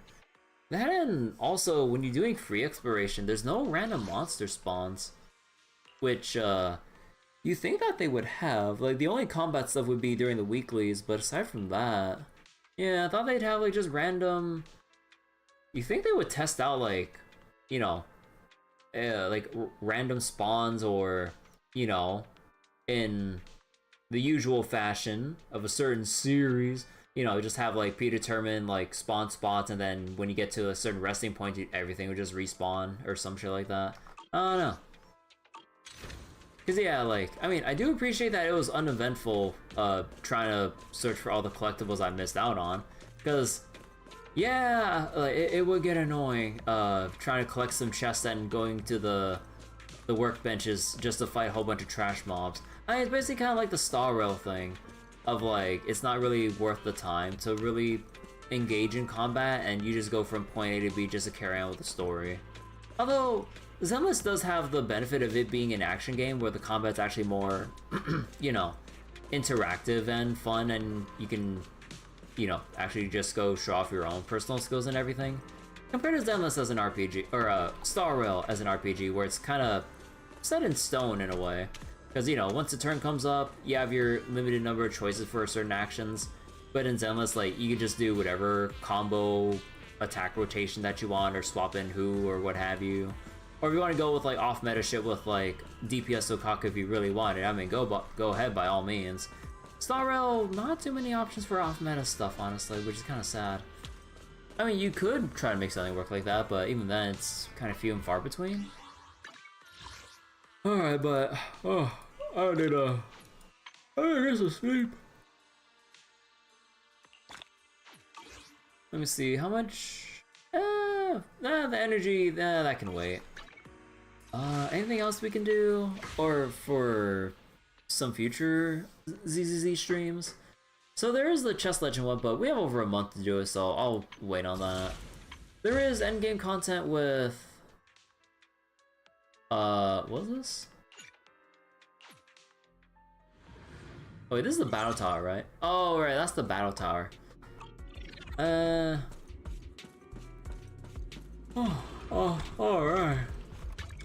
Your fortune seems... Wanna hear a summer story?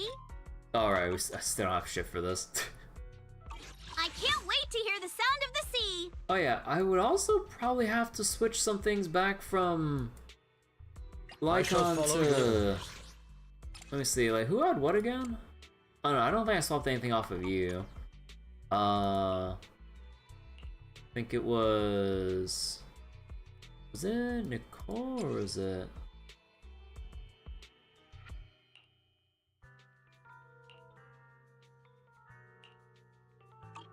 No, Astra. Right. So, yeah. You had this one, switch that back. And then... Anya and who? You need...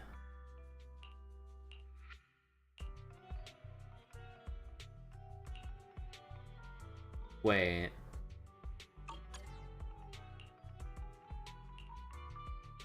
No. Wait, you're supposed to have...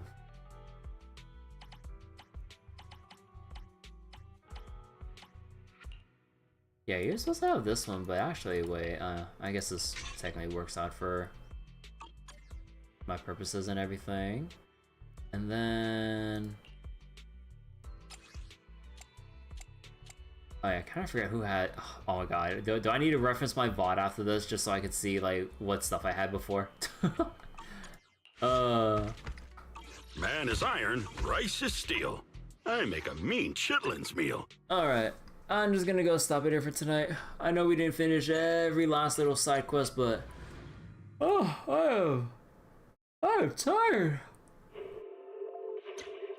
Alright, so thank you all for watching Zenless tonight. I'm not sure what we're gonna do. Oh, no. I planned for Grand Blue Fantasy tomorrow, right. So tomorrow, we will do the Grand Blue Fantasy summer event that came out earlier today, but, you know, I put it off because I wanted to just do more Pale Wasteland content. But yeah. I'm gonna go make sure I actually get a good night's rest and be more alert while we go read Grand Blue Fantasy for tomorrow. And then after Grand Blue, I'm not sure. Thank you for the kudu whiz. But yeah, for the day after Grand Blue, I'm not sure. What should we do? Like, still got some other games in the backlog. Whether it be like, either we can start East Origin, or maybe, what day is it right now? Still in, yeah, it's like the 30th of July right now. Either I can try to find some small indie games I never got around to in my Steam library, or we can start East Origin. Maybe that's a bit too much right now.